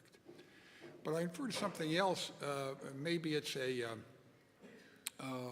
corollary of the Christensen phenomenon, which is a kind of inertial quality that organizations have. And the latter, it causes me to ask the following question, really of all the panelists, I don't mean just the last speaker, which is, imagine you have a company, let's say Microsoft, and it really wants to get into an adjacent space, doesn't have the internal competence, probably can't grow it just by hiring people for the reason you suggest. How confident can one be that it can get it by buying a company in the adjacent space, or will its inertial and other incentive problems perhaps make it very hard for it to integrate that capability into the larger corporate ethos or whatever? It's a very good question. I think in the case of Microsoft Nuance, the merger involved is that two corporate structures, and I think that, so you were hiring engineers that were used to working in a corporation. It wasn't a startup, so I think the cultures were probably not too different. So I think there the integration can work. I think where you have issues with integration is where you're hiring a startup. So you have 10 people in a garage that love the autonomy of being able to do what they want, and you force them into a corporate structure such as Microsoft. We'll just take that example. And often there it fails because you simply can't combine the cultures even if you even if you try to. So fit is important, and what companies sometimes do when they acquire startups is put them in a separate entity incubator to basically let them nurture their autonomy, and then you basically try to have sort of less aggressive integration, because otherwise it tends not to work very well. But I think it can work, but you have to be very conscious about the cultural differences of what you're bringing together. I think in the case of Nuance and Microsoft, Nuance had been around for a long time, so there I think it worked. But your question is a very good one. Are you saying that the acquired firm can survive if it's kept somewhat separate, or are you simply saying, well, you have to take a slow road to achieving synergies? I think it's ultimately a balance. I think with experience, what you do is that you sort of, you're much more gradual and intentional about the integration than what might have been the case in the past, and therefore you, in a sense, lose some short-term synergies if you can afford it. Sometimes you basically can't afford it, and then you need to find a way to integrate more quickly, and then you try to replicate within somehow the startup culture of giving this entity as much autonomy as you can while still plugging it into the rest of the organization. But it is a very real issue.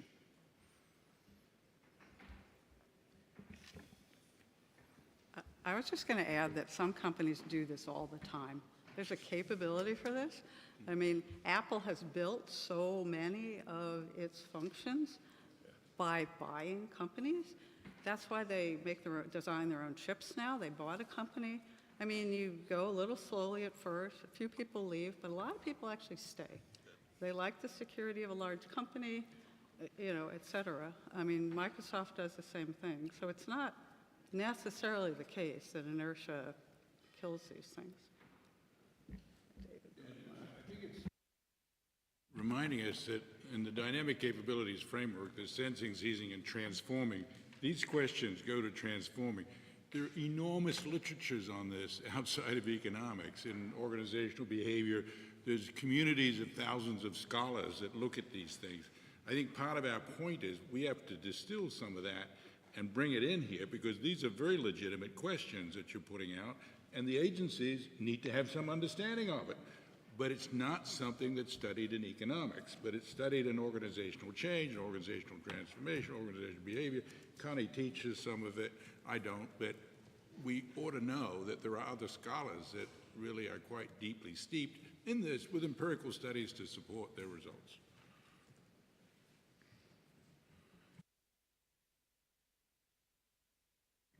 Me, or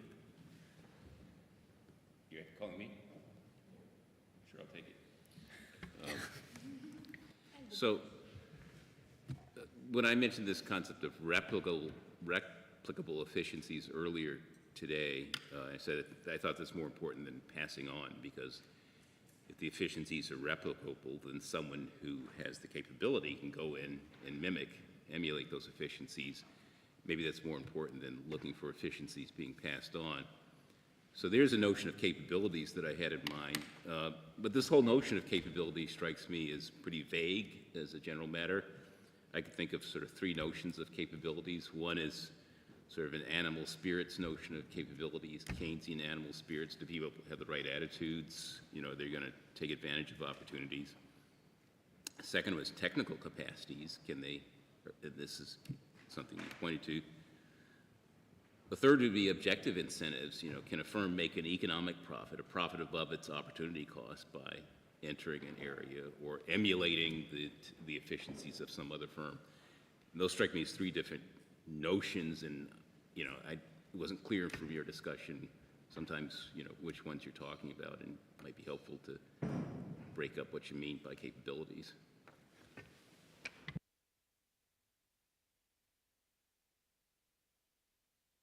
We're, of course, trying to make it less vague. And, you know, and Connie's focused on metrics and measurement.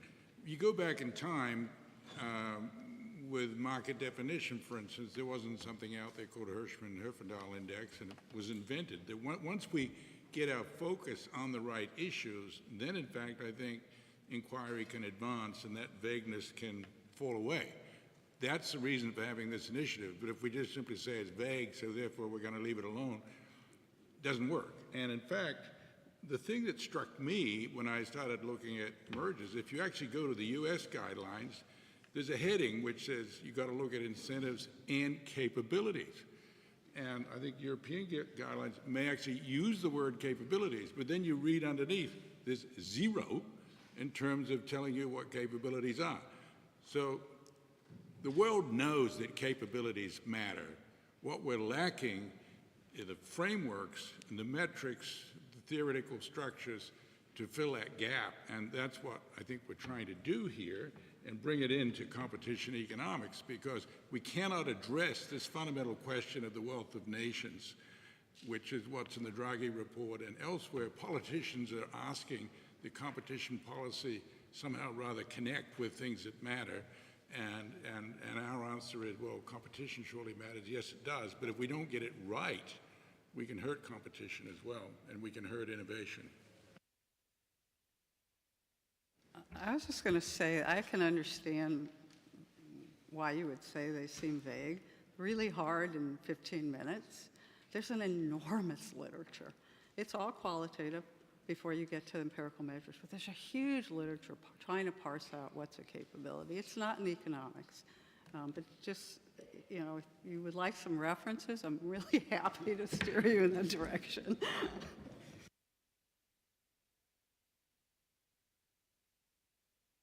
Finally, I've been trying for a while.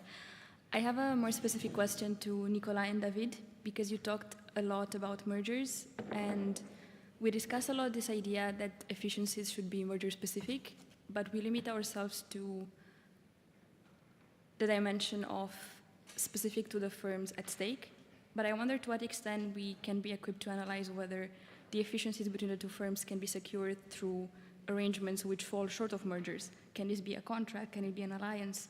How could we assess what degree of integration is necessary to achieve the efficiencies that we envisage through the collaboration at stake?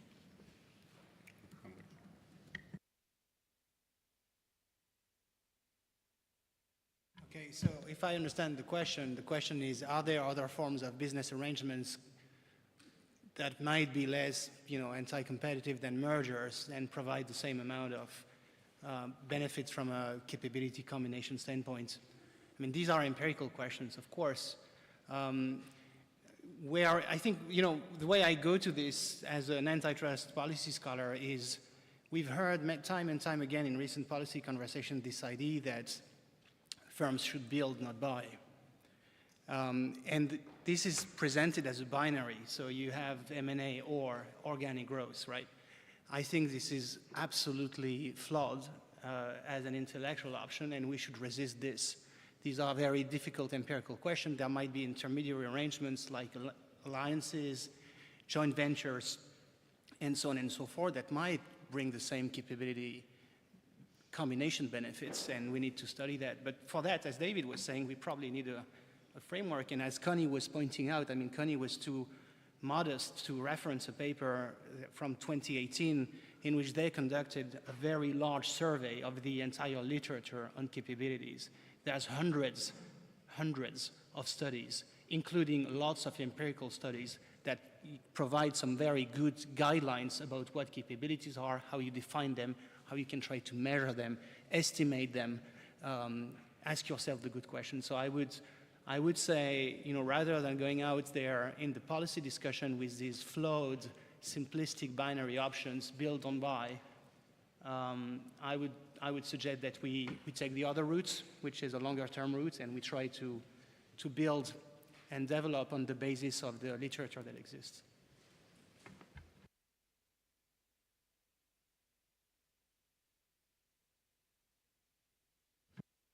Need to say that while this, as is pointed out, the field of capabilities has got long legs in management, it's not easy to port those findings across to competition policy. It's in part because there's heterogeneous quality in the literature out there, and secondly, the scholars working on these issues are not thinking about the specific questions that potential competition, monopoly power, and the normal things that competition policy experts are interested in. That doesn't mean that that literature is irrelevant. It just means there has to be some bridging taking place. And I think that's what we need to do, both to bridge and to make fit for purpose the capabilities framework so it's relatively easy for the agencies to apply. I found it interesting that on the one hand, Joanna, you said there's no lexicon for this, but then you actually went through, you do actually do capabilities analysis. So given that you're doing it, let's do it right. And let's do it in a fully embellished way. Well, thank you very much.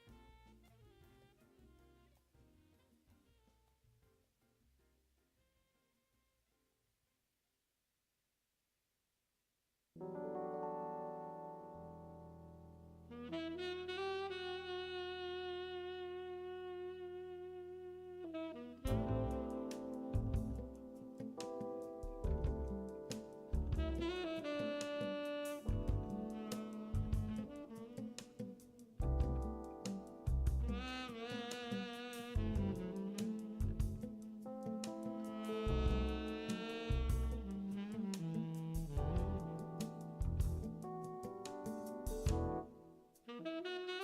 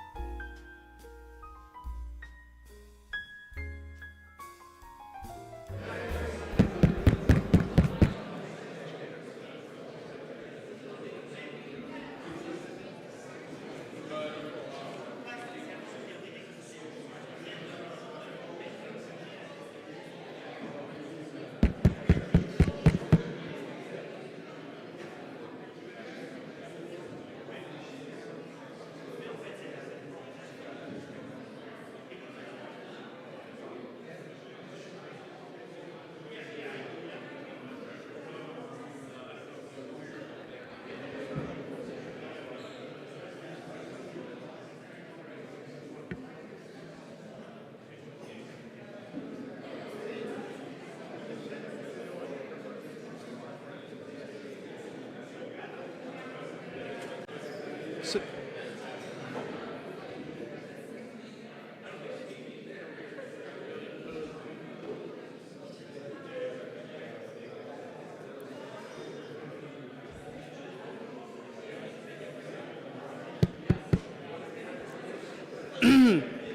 okay. I think we're ready to resume and reconvene. Thank you. I hate to do this.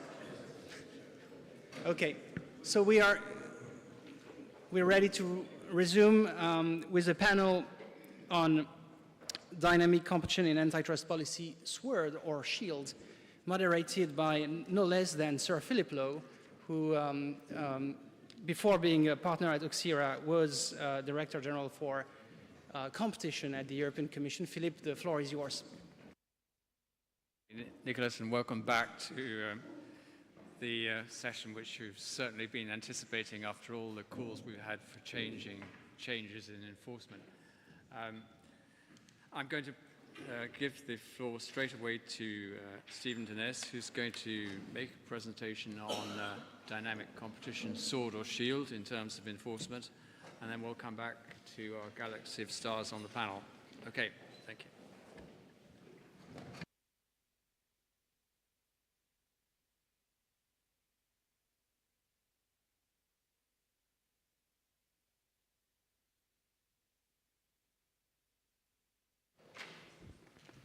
Well, good afternoon, everyone.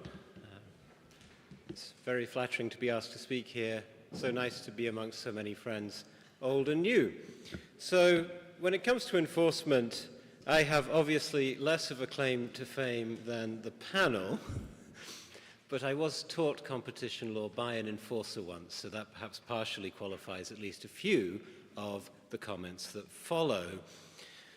When we were preparing for this panel, we realized underneath it all, it's quite difficult for an enforcer to know which tools to use. It's particularly difficult because the bridge between the theory and the practice is relatively weak. In particular, we will highlight the ongoing life that seems to exist in structural views of the market, when quite clearly in the market as it has evolved with consumer preferences and with technological changes, does not always lend itself to a structural analysis. So to give you a quick overview, I promise this won't be death by PowerPoint, but a quick overview. Is the SCP paradigm still alive and well? What's the difference between leapfrog competition and lost competition, a boundary which does not have a clear definition and could do with more analysis? And the implications that that analysis would have for market definition, vertical effects, entry, and finally a few recommendations as we pivot to the panel discussion. I need to do a quick disclaimer for a couple of reasons. One, I'm always warning my students about self-plagiarism, so here is my warning of self-plagiarism. This is based largely on an article I did for Concurrences, which just came out, about digital ghosts in the competition space with AI. Also, I was active in a few cases mentioned, so I have to give the ethical disclaimer in relation to the Anthropic transaction, Google's privacy sandbox matter, and the American ad tech case. Also, in relation to the new UK law, I had the privilege of advising some backbench MPs who caused lots of mischief, so some people around the room will really hate me for that. But all views are my own. Do be aware, though, of the ethical limitations. So, as an icebreaker, since it's getting later in the day, what do Elvis and the structured conduct performance paradigm have in common? Probably the only time that question has been or will be asked on the face of this planet. Well, it's actually very simple. No one's really sure if they're dead. We can proceed the discussion in a more serious fashion by asking, what is this debate not about? It's clearly difficult for people to get to what it is about. But if you've got a trustbuster like Thurman Arnold telling you that you might as well worry about the height of buildings as the scale of firms, I wonder why the scale of firms remains such a fixation. That point seemed to be answered not in 1970, not in 1960, in 1940. In principle, network effects can be positive just as often as negative. In principle, a large share can be helpful just as much as harmful. And of course, there are universes of both. So why the fixation on the negative? It looks a little closed-minded. That will feed into some comments on the Draghi report a bit later. So, as was commented at the time of the bumper crop of reports from 2017 to 2020, many political comments, many political assertions, big is bad, break up Google, Google can't have a browser, how dare they, all of these unresearched points, sometimes bordering the untutored, quite clearly answered at the time by the article by Bill Kovacic and Daniel Sokol, where are the recommendations? Right, this is a classic. This actually does get me a little hot under the collar. It goes back to the greener grass fallacy with Harold Demsetz, right? You don't just go into a policy discussion and say, well, it might be better if you break up Google, but we hear quite a bit of that. Where are the recommendations? Well, without recommendations, you can't distinguish good from bad scale, and that does repeat the errors of the SCP era, which seem to be well known. A more thoughtful discussion is trying to learn from the history, and that could be seen in the parliamentary process for the new UK law. I'm trying to strike a balance today between overemphasizing UK developments and bringing you a few things from detailed work on them. In the debates, Lord Tyree, the former chairman of the CMA, said, there's no need for a crystal ball, as we have the history. An elegant comment. But where does it take you? Clearly, he is referring to tipping. He is referring to the exclusion of dynamic competitors by platform businesses. And he's drawing on the important work of the CMA from 2019 to 20 in the thoroughly researched market studies, so thorough that they ran out of letters and had to go round from Appendix A to Z and back to A again, and then a few more, I believe. So tremendously thorough piece of work, much debated, and I'm sure many in the room will have views on it. The interesting thing here is that many of the debates in there are actually old debates. I'm not saying that the work wasn't fresh. On the contrary, it updated existing debates to the new era. For example, the classic statement in the American General Dynamics case, as a boss of mine once said, so beautifully named, statistics concerning market share and concentration, while of great significance, are not conclusive indicators of anti-competitive effects. But we do sometimes see that still. Structure, history, and probable future, bringing in things like capabilities analysis, as we heard on the last panel, was even in brown shoe, the most malign case of all, if you look at the Americana. What's important here, and I'm going to embarrass the moderator of our panel in his own words, is to avoid the arid demand curve. Disruption and discontinuity tend to make a market significantly more competitive, not slow progression along preordained demand and supply curves. Therefore, why are those supply and demand curves so pertinent, so relevant still in documents which, things like the new EC notice, are trying to surpass them, but you still find definitions from actually very old case law. Underneath all of this, there's the issue of not punishing innovation, and no discussion of this would be complete without taking the opportunity to wheedle in the Hamlet reference in the Staples case, which is, I'm sure, familiar to some of you.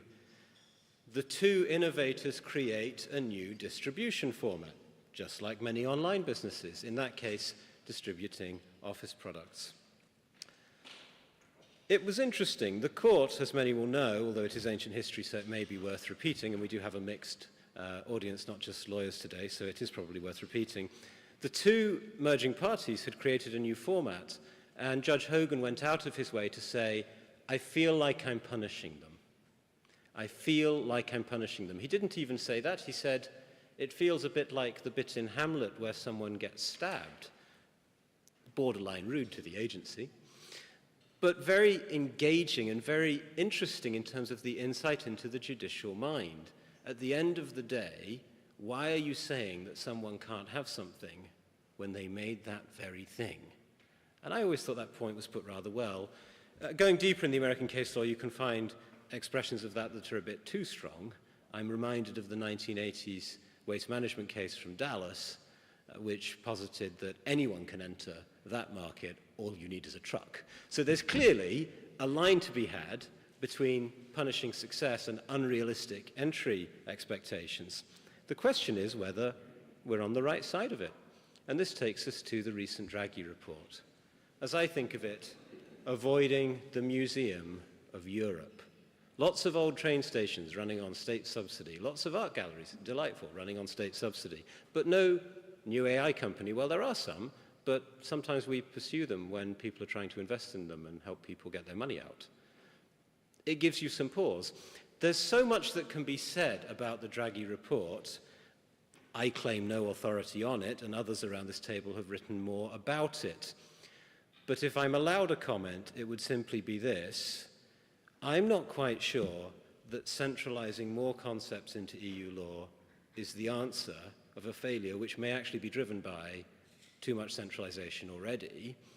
That's quite a loaded comment, but I do wonder if some of the competition between different agencies might be quite helpful, creating natural experiments which could then be monitored. That seems to be an assumption underlying the report.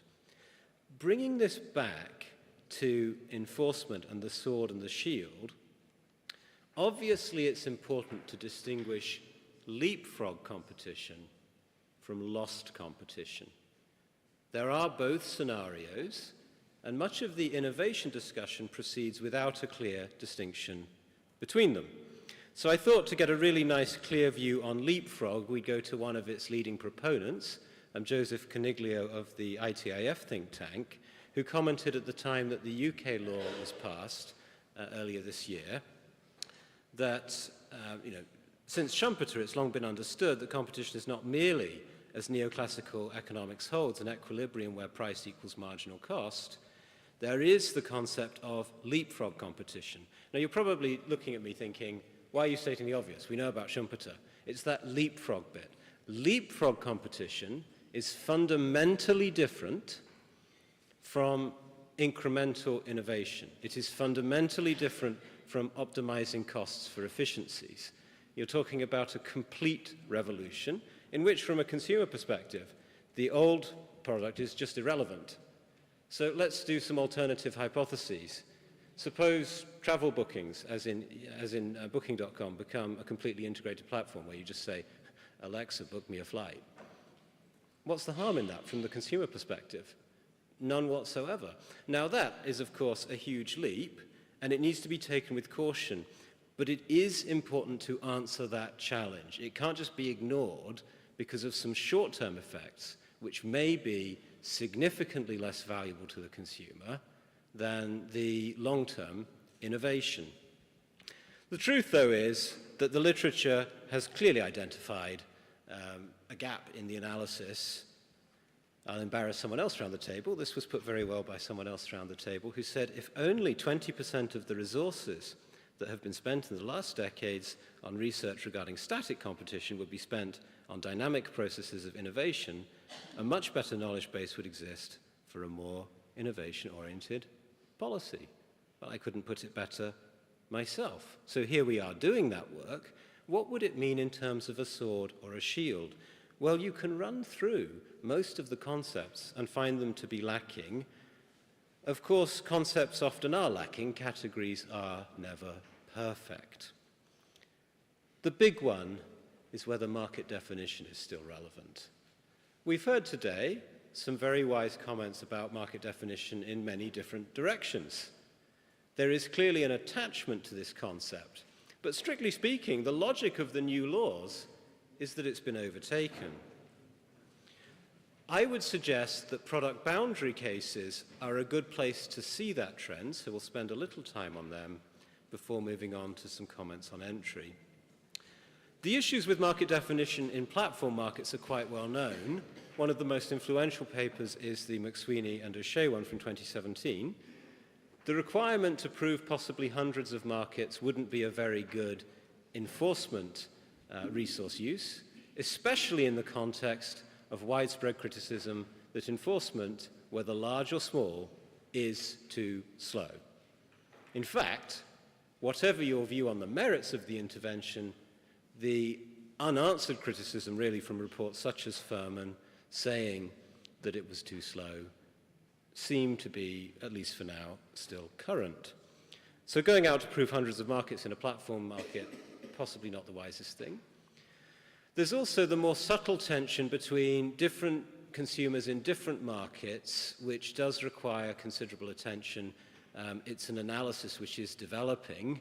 Indeed, you can see research in progress, analyzing cases like Microsoft Activision, currently going through journals and things like that, in relation to how you relate possibly small losses to one group of inframarginal consumers to a possibly large gain to marginal consumers elsewhere. On this, of course, we have the benefit of new notices and guidelines. The trouble with the new notices and guidelines is that they're slightly out of step with the fast pace of change in the academic literature. For example, the new EC market definition notice still emphasizes the classic definition from Hoffman-LaRoche. Yes, there is good material on supply-side switching in the back end, but I was a little surprised to see that Hoffman-LaRoche retains this relevance. Of course, it's an important precedent. Of course, people have to appear before judges. I don't mean to sound impractical, but perhaps there is a need for a pivot towards more supply-side analysis. Same from the FTC and DOJ merger guidelines. Plenty of threats to innovation, no liberation from innovation. That is quite one-sided. So the new laws seem to imply, at least, that market definition, if it hasn't had its day, should be confined to conventional cases. However, this boundary, for political reasons, was not observed, at least in the new UK law, where the merger provision remains a notification. It's very similar to the DMA position. Notification but no substantive change. So does one end up with a tilt towards behavioral rather than structural analysis? That's quite curious because it's particularly difficult to go after mergers, and perhaps rightly, after quite a few difficult cases, complex procedures, things like Illumina, things like the Meta case going to the CMA and back. But you can actually see this particularly clearly. With this being an enforcement panel, I'm keen to talk a lot about practical points. And there is a practical point coming up in the US ad tech case. The Google ad tech case is a splendid opportunity for restating some of these matters more clearly to take account of the passage of time. Now, it might be that that waits for the appeal stage, but I'm very hopeful that the static analysis that might predominate in that case is supplemented by a dynamic one. But of course, we'll all have to write in with our Tunney Act comments, won't we, as we were reminded earlier, and send in our research. So that will be a nice opportunity to do that. Equally, though, can you set a consistent market definition, and is it even relevant? Think about the ad tech case in the Eastern District of Virginia. You've got the ad tech stack, and there will be a need to calibrate a market definition that may or may not include competition with connected televisions showing adverts, which may or may not include app-based advertising, in addition to that you see on your browser. If that is so, it's a little tricky to do the pivot to the analogous privacy sandbox case run by the UK CMA, which has very strong market definition analysis. But ask yourself this: does it actually matter from a consumer point of view? This was always the challenge from the economists, and they're right. Yeah? From a consumer point of view, provided there's contestability, provided that there is competition, why would I worry that a different definition was applied? And that should make you suspect the concept a bit. Indeed, in the words of Mike Walker, a prominent voice, if market definition is the focus of the case, then something is wrong. Not saying you shouldn't do it, but clearly saying that it should not be emphasized. It mustn't be the fulcrum. And I must say, it's so nice to be here and to get to say what I always thought as a very junior antitrust lawyer. Why is everyone talking about market shares? Why are they still doing that? If we look to another focal point, product boundary cases, this is where I think the most practical steps could be had in next generation enforcement. There is an underestimated debate about how far tying law is changed to reflect new product dynamics. This shows up very clearly in cases such as self-preferencing cases, how they interact with interoperability, whether platforms must be untied. But there is also a lot of relevance in the new DMCC law, which does require market power effects to be proven across not necessarily product market boundaries, but activity boundaries. And that's significant. It means that that debate about technological tying, which Professor Yu was referring to earlier, will be only more relevant over time. Same with the DMA, and who knows across the pond what might happen. So one of the things that's so interesting in the Draghi report, just to come back to it, is that it identifies vertical implementation of horizontal innovation as a major part of US scale-up success. It's not that people in Europe aren't innovating. The broken lever, he says, is scale and commercialization. A little bit of latitude around verticals, around large companies entering related businesses would seem helpful if there isn't affirmative proof of market power. This is actually something of a litmus test. Could Amazon enter insurance? Well, you'll get the neo-Brandeisians come in, as they were referred to earlier, and say, oh no, that company's got an A in it, so they can't do insurance.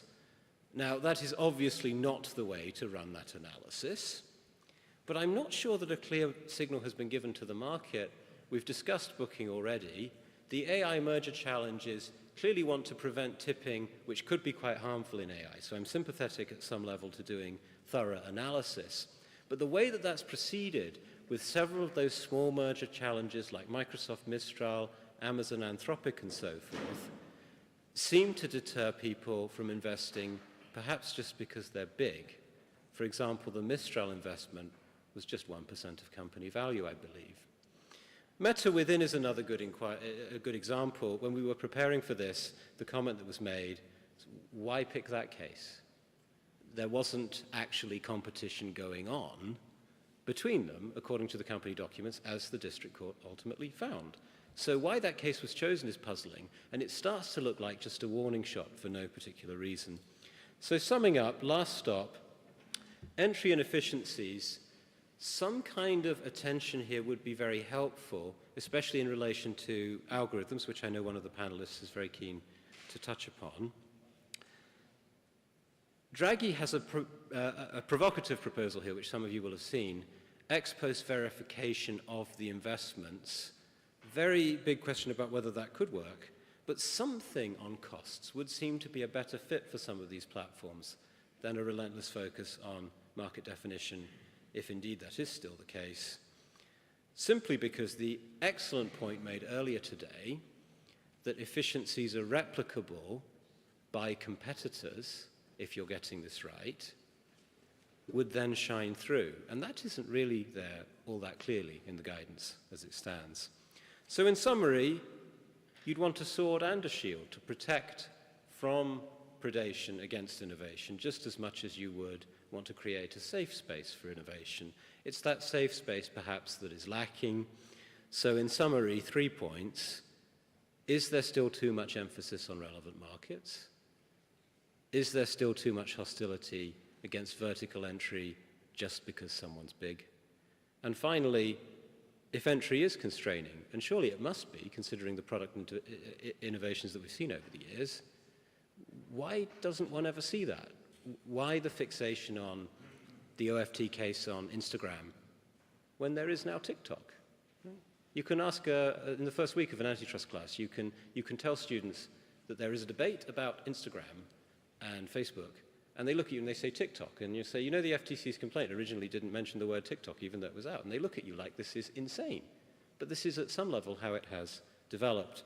So what would truly dynamic analysis look like? We thought we might touch upon the old classic debate around double-click and how that might play out in Anthropic if the conversation takes us in that direction. Anyway, thank you for your attention. I hope that wasn't too much PowerPoint for this late in the afternoon.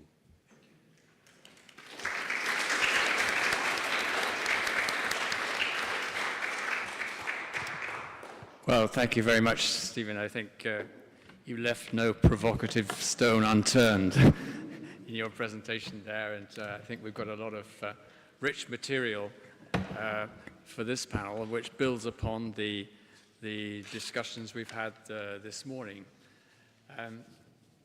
One of the features of this panel is that there are former enforcers on it, and maybe our hands are dirty through that. We know what's possible, what's not possible. One thing which you've mentioned, Stephen, is the legal framework which we're operating in.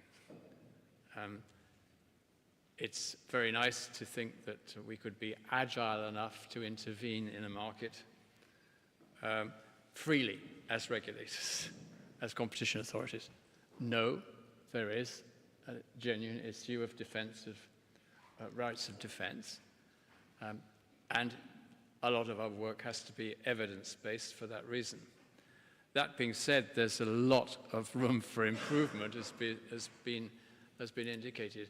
We are talking, after all, about searching for effective, timely enforcement in relation to a moving target of rapid technological progress, not just in high-tech companies, but throughout the economy. So I think that if we've talked this morning as if we're only talking about Apple and Google, this isn't correct. We've got to look much more broadly about that. And secondly, in terms of capabilities, it's quite clear that any market analysis, I say this as a business school graduate, is insufficient without a full, structured, visible analysis of the capabilities of the companies. And therefore, I endorse what the conclusions of the last panel was. I say all that being said, there's distinct room for improvement in the way in which we are tackling, the authorities are tackling cases now.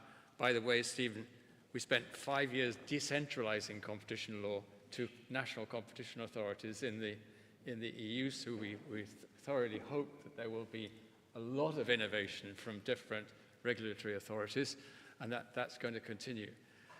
As far as Draghi is concerned, well, Mario Draghi has there are many mentions in his competition chapter. There are many different tonalities to it. Some of them ask for more intervention, others ask for less intervention. I think we should read it carefully and analyze what the right response is. For example, if we have an innovation defense, what does that mean? If it's simply an analysis of realizable synergies in a very short term, that's fine. But if it's a statement by the parties, we are going to innovate, well, as regulators, we could say, well, what are you going to innovate on? They say, well, that's commercially sensitive. And secondly, it reminds me of, to quote from Shakespeare again, King Lear's comments, I will do things the light of which I know not yet, but they will be the terrors of the earth. You can't, the analysis, the prospective analysis of innovation in the future begs into question our knowledge of how markets work. It's the dynamic of leapfrogging, the dynamic of doing something complementary to what we're doing now. I raise all those points in order to introduce my very distinguished panelists. I've carried out a thorough capability assessment of each of them, and they all passed the test of contestability and innovative capacity. I'm not sure whether Bill is on the line. Is Bill Kovacic on the line? Yes, he is. He is? Yeah. Hi, Bill. If there are any godfathers of competition law and policy in the world, Bill is one of them, and very active, not just as at George Washington Law School, but as a former chairman of the FTC and other prominent roles. I don't think there's hardly any country in the world which has not asked Bill how to organize competition policy. So he will be telling us a lot of things which I think will be plain common sense to Stephen in his provocative way, but also to all of us. Diana, on my extreme right, Diana Moss is Vice President of the US Progressive Policy Institute. She's been president of the American Antitrust Institute and also for 4 years in the Federal Energy Regulatory Commission. So she's seen it from both sides. Michal Gál said to me just before, well, I've never been an enforcer, but she's been very close to them. So it reminds me of what someone said of their father, that he never hit me, but I could feel the blow of his hand. And Michal has been advising on antitrust matters for a number of years in several countries. Finally, if there is another godfather here, it's Fred Jenny, who's been since, I think, 1994, chairman of the OECD Competition Committee. He herded us like sheep or goats for many years when we appeared in his fora to discuss competition issues. He had always thought about it, the issues, before we had thought about them. So the agendas were always current ones. That's, someone referred earlier to the fact that we may or may not be in front or behind academics in our competition law enforcement. I would say that virtually all our record says that competition law enforcers are behind the market, maybe slightly in front of academics or slightly behind them from time to time. And that's one of the issues which we will be addressing. So I'm going to ask my panelists to reply to a number of questions which reflect our discussions this morning and Stephen's intervention. I think the first one is really to say plainly in relation to dynamic competition, have we properly addressed it in our antitrust enforcement in the US, in the EU, elsewhere? And I'd ask Bill to start off the discussion. Thank you. Thank you very much.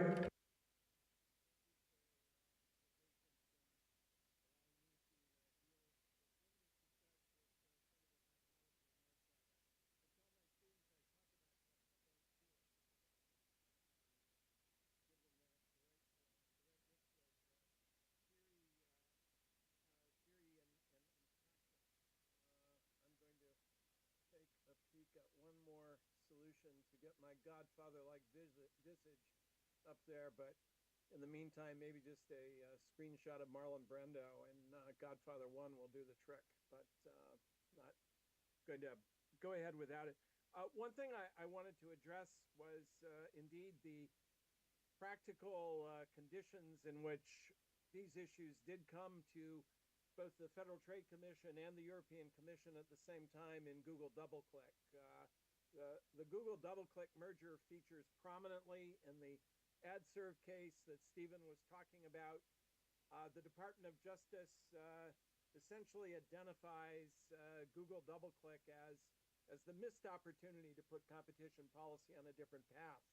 And one way to interpret the filing of the case is that it's an express effort to clean up a mess that was created by a non-enforcement experience. Again, notably, not simply on the part of the FTC, but on the part of the European Commission as well. And I thought I'd talk for a few minutes about the decision not to prosecute in the United States. I was a member of the Federal Trade Commission at the time. We had a full board, and by a vote of 4-1, the commission concluded that it would not take any action against the transaction. Why was that? especially in light of a subsequent commentary that said this was a relatively obvious call that ought to have been taken. I guess when I look in the category of regrets, related to the earlier discussion today, I think we did have a knowledge deficit. We did not have a significant investment of effort made before the transaction in learning about the sector in question. The big research and development bets that we had placed over the previous 20 years had focused on the intersection between intellectual property and competition law and the functioning of the IP system, major expenditures to conduct proceedings on healthcare and competition law, a significant amount of attention given to data protection, privacy, but not deeply integrated to the discussion of competition law and policy. So when it came to analyzing the issues in question, I think conceptually we were several steps behind. Similarly, a lack of deep expertise involving the sector and the technology inside the FTC. We had a couple of attorneys who also had engineering backgrounds. They were patent lawyers. We did not have a computer scientist on our team. We did not have the quants who had spent their life doing the analytics work that makes a good deal of the sector operate. We did not have, in short, the broader base of capabilities that one would associate today with the Competition and Markets Authority and its extraordinary tech and data group. We simply hadn't built that yet. I think what it meant was that we were not in the position to inquire about the effects of the transaction with the same sophistication that we needed. There were complainants, to be sure, who came forward and tried to provide that kind of deeper tutorial.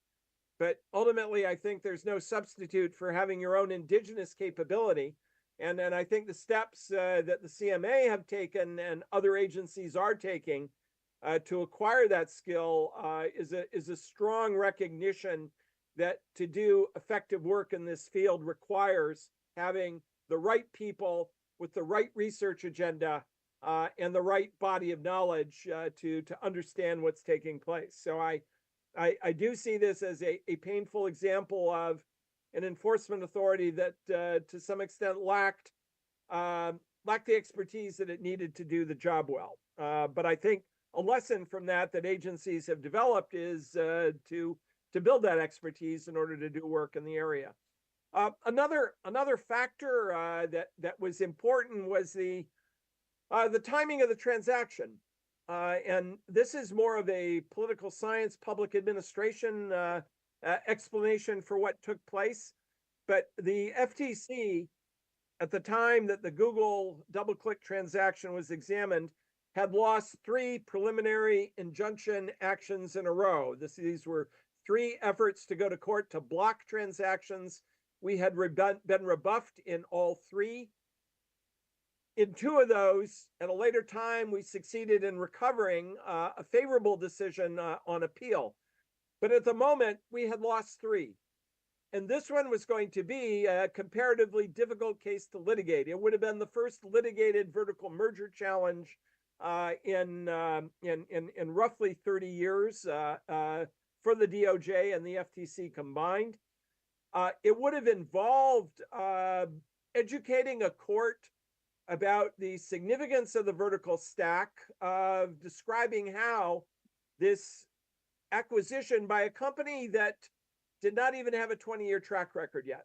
Google was still a relatively new company, that it would have a potentially significant adverse effect on the development of the sector over time.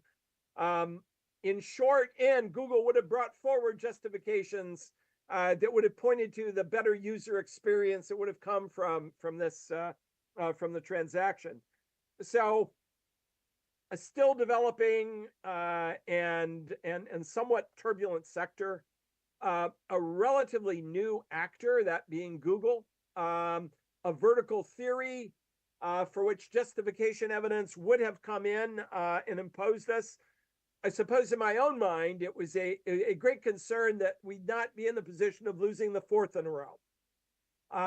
What happens if you lose one, of course, is that there's a great deal of concern in the broader news market that you've lost your touch. You lose two, things have collapsed. You use three, it's the apocalypse. You lose four in a row, and it's a sense that your capacity to effectively apply merger law has simply disappeared. So I wasn't keen on taking a chance with the fourth.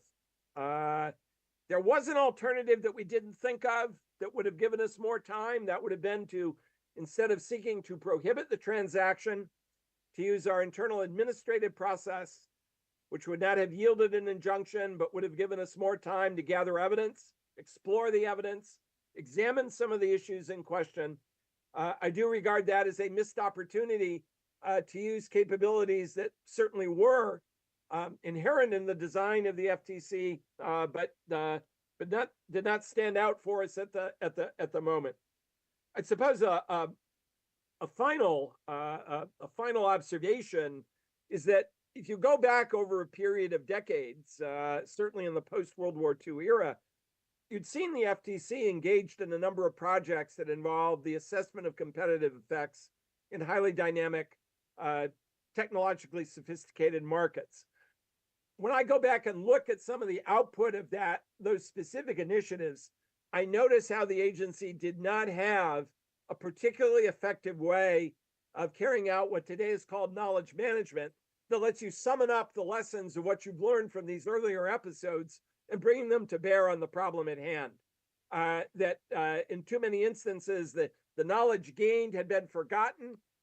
And among the most important lessons that were not applied effectively were those gained in evaluating transactions in the aerospace and defense sector, where the FTC had spent a lot of time developing a capabilities-based framework to determine the significance of competition between the merging parties, but also the possibilities for competition that might emerge in other parts of the defense supply sector. So not a particularly effective way, not an effective mechanism internally at the time to bring to bear what had been learned in these earlier episodes to the analysis of the transaction at hand. And I would welcome, and this is suggested in the report that Diana Moss has made available to all of us, I would welcome an effort to deconstruct that transaction and its review that engaged both the European Commission and the FTC, perhaps parties that were acting as advocates, to discuss the decision-making process with an eye towards asking, what did we miss that we should have seen? And how does that get incorporated into the development of future merger review proceedings? To some extent, that's happened. There's been a great uplift, I think, in the human capability, the knowledge investment side of things. But other areas, I think, would be illuminated much more by that kind of examination. Even though enough time has passed, it could still be somewhat painful and awkward for the participants. But I think that would be a broader discussion worth having. Thank you. Thank you, Bill. You've emphasized that if we talk about dynamic competition, we have to have inside agencies a full in-depth investigation of all the effects concerning the conduct or the transaction involved. And that means, first of all, that the competition authorities themselves need to equip themselves with the resources to be able to deal with issues which they have not dealt with before, particularly in the technological field, data scientists, as well as behavioral economists and behavioral scientists. And that you emphasize too, we've got to be in a position vis-a-vis events in the market to be at least at the level of understanding of general commentators in the sector, rather than just waiting for things to happen. we've always been accused in the European Commission of having long investigations, but then finally taking a decision too late in relation to problems which no longer exist, or at least exist later on. Now, I'm going to ask Diana to comment now, because she's written a very nice article on these issues. Thank you. And thank you very much to DCI for inviting me here today. It's really an honor and a pleasure. The question is, have we addressed the dynamic competition question? And I think the answer is not yet. And I think a major impediment to that, at least in the United States currently, is the current orientation around the use of antitrust enforcement as big as bad. So until we distance ourselves or recast or reframe the big is bad narrative that we see right now through the neo-Brandeisian movement, I think we're going to have a much steeper hill to climb in introducing the notion of dynamic competition. That said, I do think that the capability is there, as we've already discussed on the panel. The agencies all around the world are full of very talented individuals. I think they have inquiring minds that want to know. But I also think, another impediment is this fundamental information asymmetry between competition enforcers and industry. We see those information asymmetries reveal themselves in very run-of-the-mill cases involving manufacturing, the crafting of merger remedies that often fail, and other types of, more bread-and-butter antitrust enforcement. I think that problem, that information asymmetry problem around framing dynamic competition theories and evidence is going to be a problem. But I will say this. I think the decision or the question to introduce or create a shift or a duality of policy around dynamic competition and a more standard static approach, and they can coexist. I think it's a policy issue for enforcers. Competition policy is different than enforcement because it invokes different tools in the toolkit: sector regulation, other forms of law, data privacy, intellectual property law, et cetera. But any decision to create this duality in policy approaches really affects all aspects of competition enforcement, from theories of harm to evidence to treatment of entry, as Stephen said earlier, treatment of efficiencies. And I don't think the case has been made yet for why we don't have any competition policy, at least in the digital sector. And that's a big sector. The digital transformation is charging ahead, leaving enforcers somewhat behind and getting further and further behind. And when I say digital, I'm not just talking about the big digital ecosystems. I'm talking about the incursion of digital technologies and digital commerce in every sector. We see it now in fintech. We see it in health tech. We see it in agricultural biotechnology. The digitization of the economy is ongoing. And so we're not just talking about Amazon and Google and Facebook and Apple. We're talking about all sectors that are going to be increasingly relying on digital technology. And that poses real challenges for enforcers. The business models are very unique, right? We're now seeing a very highly integrated engineering economic business model in the digital ecosystems containing a platform, cloud technology, and applications. We see unique economic features. We see network effects. We see information asymmetries. We see economies of scale in cloud technology. We see data externalities. These are business models that are teeming with market failures, although I take the earlier point that may be a little bit overblown. Most important, the digitals tend to grow through acquisition. They do not grow organically through internal R&D. And they are also some of the most dynamic and productive sectors on the planet. So we have antitrust enforcers in this really difficult position of trying to play catch up in the digital sector, but against the backdrop of highly dynamic and highly innovative, sectors. So what we can say, and I'll finish on this note, that we have no policy, no competition policy. We need to define one, and that definition should include concepts of dynamic competition. We do not have any shining examples of enforcement success. The US is relying almost entirely on monopolization cases. After 25 years of virtually no merger challenges in the digital sector, that is a very expensive and resource-intensive way to discipline or manage competition in a sector.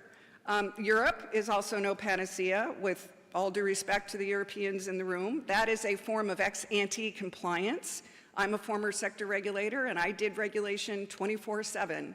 And that is a very, very different approach, which is also not proving up immediate benefits. So I think cracking open this question of have we addressed the dynamic competition issue is really going to call into question how we use enforcement tools, merger control, monopolization law, and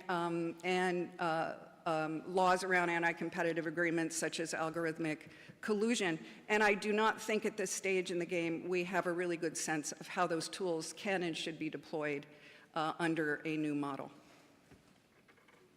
Thank you, Diane. That means we have a yawning gap to fill. And I'm going to ask Fred whether we can fill it.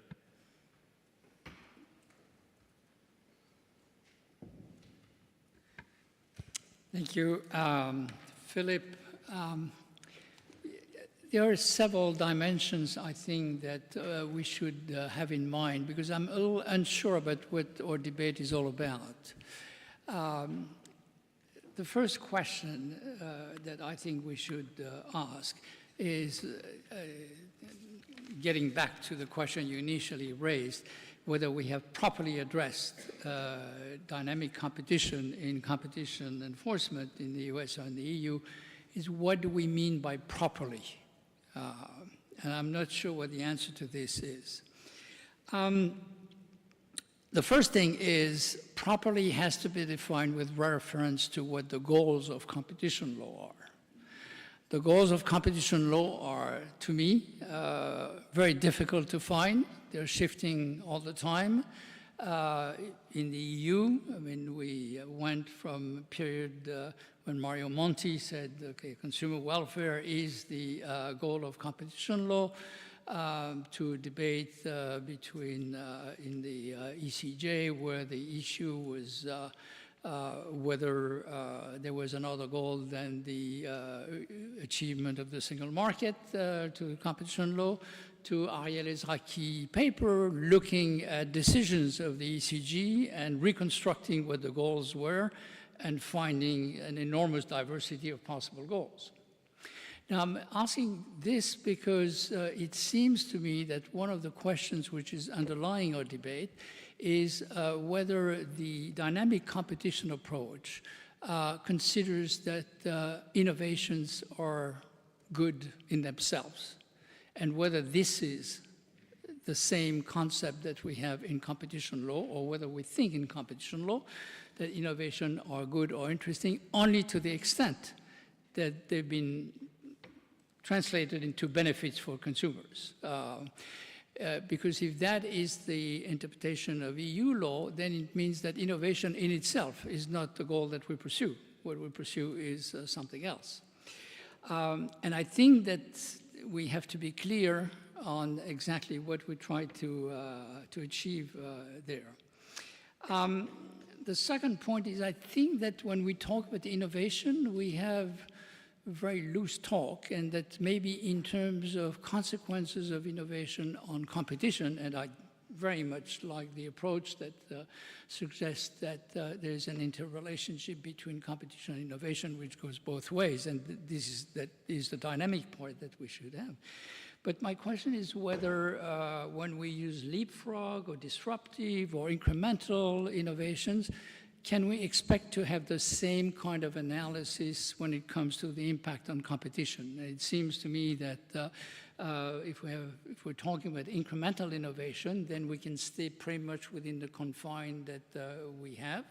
But if we talk about disruptive innovation, we may have monopolies replacing other monopolies, which from the competition point of view may not be satisfactory if we think that consumer welfare should be the essential value of competition.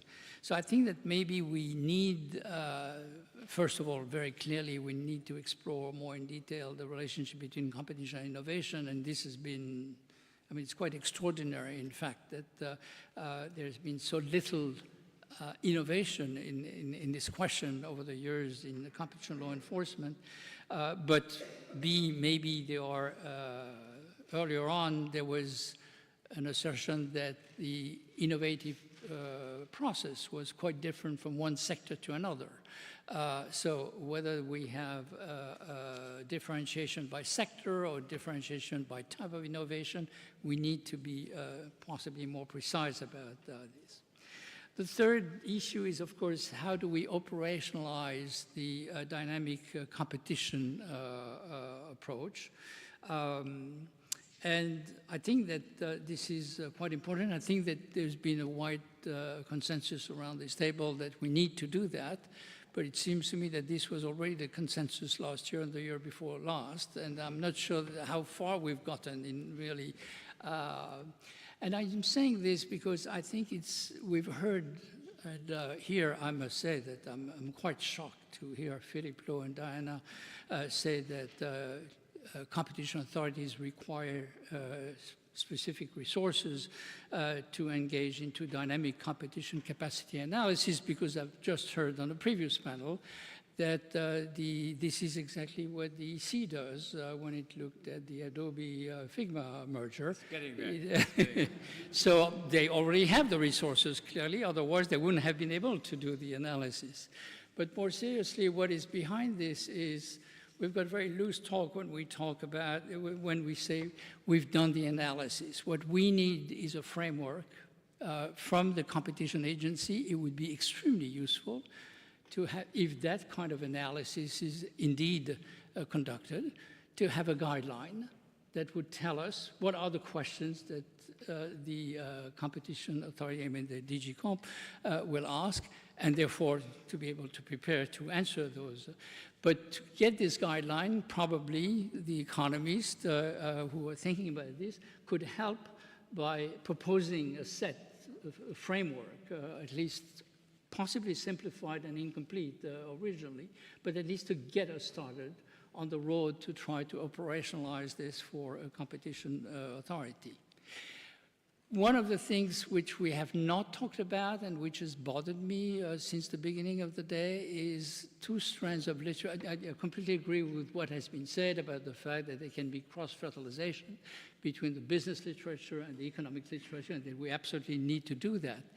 But within the economic literature, there are two strands of literature which don't seem to be entirely consistent with each other.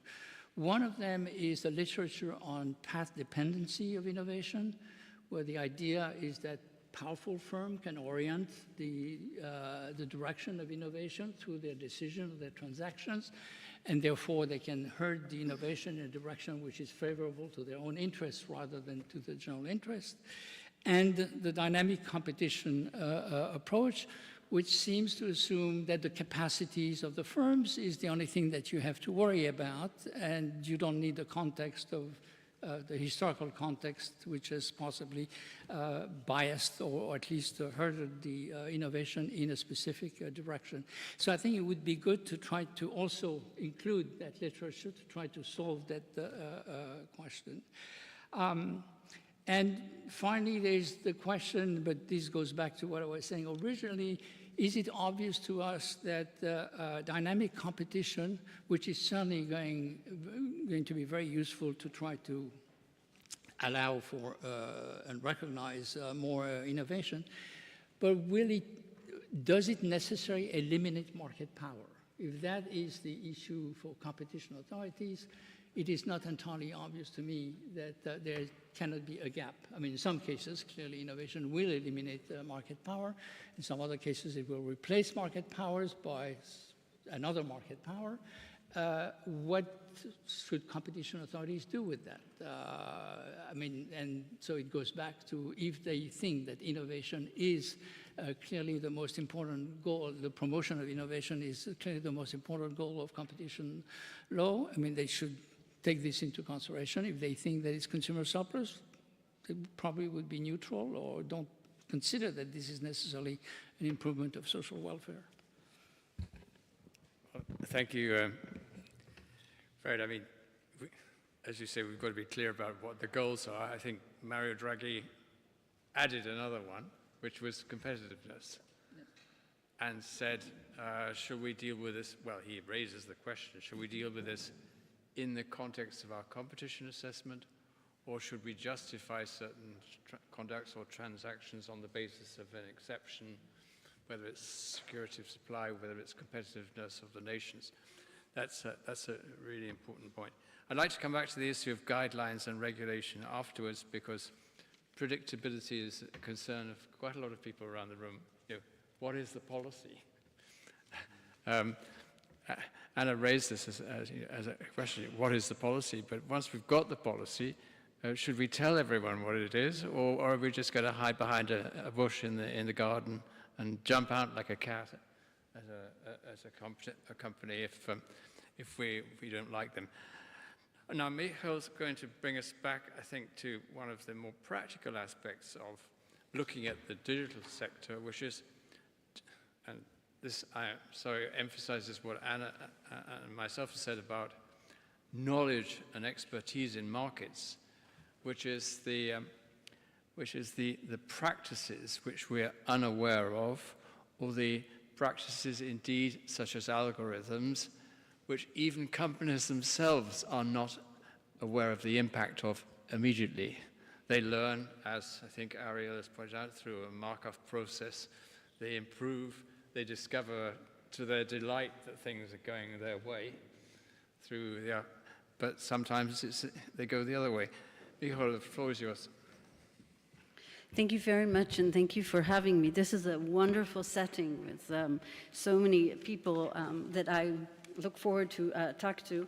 And let me start, Philip, by going back to your initial question, which was, have we got it right? And I think the short answer is only partially.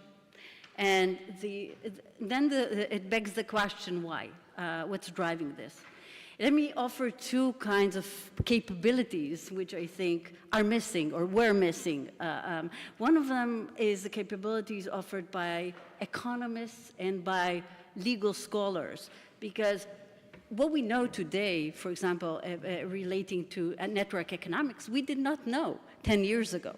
Okay, so it's developing as we go along, and I think that even if some of the knowledge was there, as we saw today, as we heard today, there's a lot of bridging to be done. And I think that this is a very important, and the bridging right now is not only between economics and law, but it's also between data science and computer science and law, and the three together. So I think this is something that we are developing, but we're not there yet. The second type of capabilities, which is very relevant here, is the capability of regulators.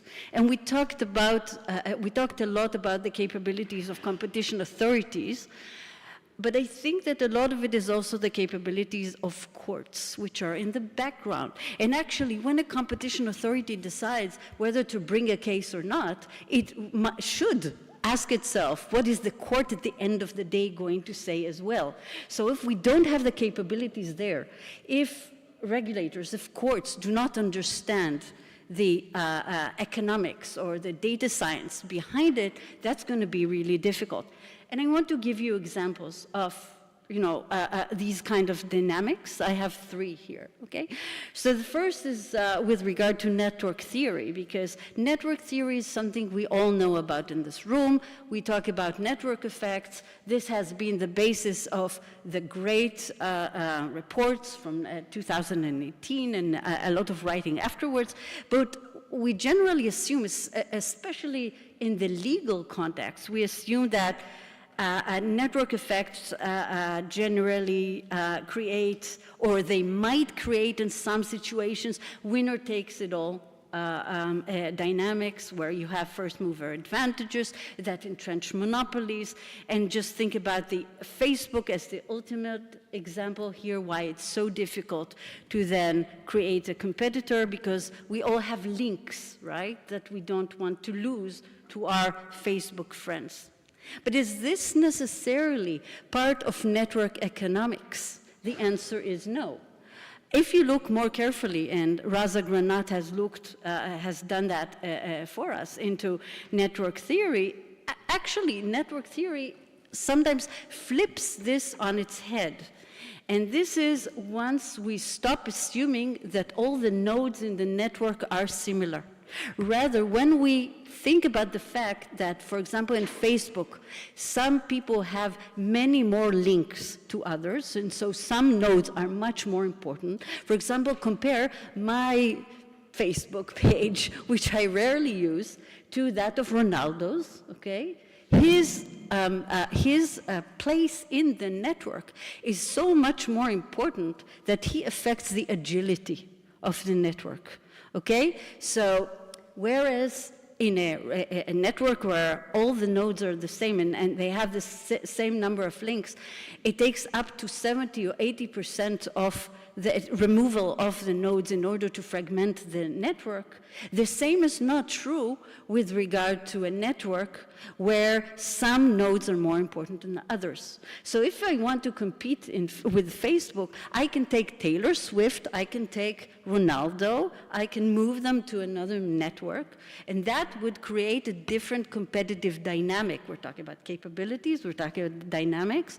This is something that was not considered, although it was in the literature. This is not new. If you ask a physicist, they would tell you that this has been in the literature, for at least 20 years. So I think that we need more of this cross-fertilization between the different strands of writing and scholarship.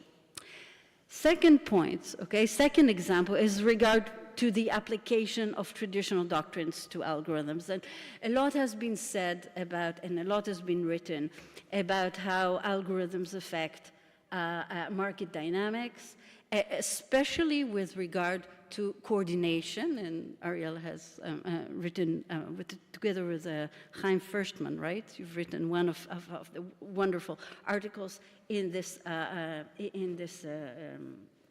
space, and we all understand that algorithms, they bring speed, they bring sophistication, they bring lower costs, they change market dynamics. However, I mean, it's not only the ability to coordinate that they change, they also change the ability of firms to analyze better willingness to pay. And if you think about it, willingness to pay sits in the basis of a lot of abuse of dominance cases: discrimination, high prices, selective pricing, predation, etc. They also can reduce the level of uncertainty by signaling to other firms, which again is something that sits at the basis of a lot of the economic models. So in one of my recent papers with Jorge Padilla, what we did is we applied decision theory to create a typology of the effects of algorithms on current competition laws, because a lot of the current competition laws embody assumptions about how humans operate and how humans can reach decisions, or how humans can calculate different conditions, especially in a fast-moving world. However, once you introduce algorithms, that might not be the right way to go. And just one example here is with regard to hub-and-spoke scenarios. These are scenarios where rivals rely on their decisions. It might be pricing decisions, for example, on the same provider of algorithmic decision-making services. And of course, there's a need to balance pro and anti-competitive effects. But just to take the example of current US law and talk about the capabilities of courts to understand what's going on here, what we see is that courts are not sufficiently amenable to the task, and they create false negatives. So one example is, for example, a case against hotels on the Las Vegas Strip, which all used a third-party pricing software to aggregate their pricing information, and that this aggregation affected the pricing recommendations produced by the software, which were then used as a basis for pricing the room offers, and that increased prices for the Las Vegas Strip. However, the case was dismissed. Why? Because the court said that the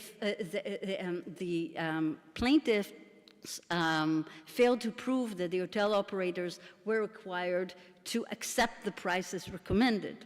Now, such a requirement is problematic, especially if rivals are aware that everybody else is using the same software. Not only that, there have been some studies about the psychological effects of algorithms. So a ProPublica investigation revealed that when renters when prices were suggested by algorithms and the prices seemed too high for them, they said, well, the algorithm is probably right. So there was even a psychological effect of adopting the prices suggested by algorithms. So all these need to be taken into account. Final example here is with regard to remedies, because I think that we're talking a lot about the substance of the law, but I think that where we really got it right, where we really got it wrong, is with regard to remedies. We tried, but the remedies were insufficient. I mean, there's a lot of writing about how, for example, financial remedies are inefficient, but also other remedies did not go far enough in order to restore competition in digital markets and to think outside the box and to be a bit more interventionary. So Nicola and myself, a few years ago, we decided to just think outside the box, and we wrote a paper which is called Radical Remedies. And I think from there, I mean, we were going, crazy with our ideas, but one of them I still think is very practical, and that's the suggestion that instead of sharing data, which we see is quite difficult, we talk about interoperability, we talk about data standardization. I mean, this was mentioned this morning as well. One idea that we had is sharing the algorithm rather than the data.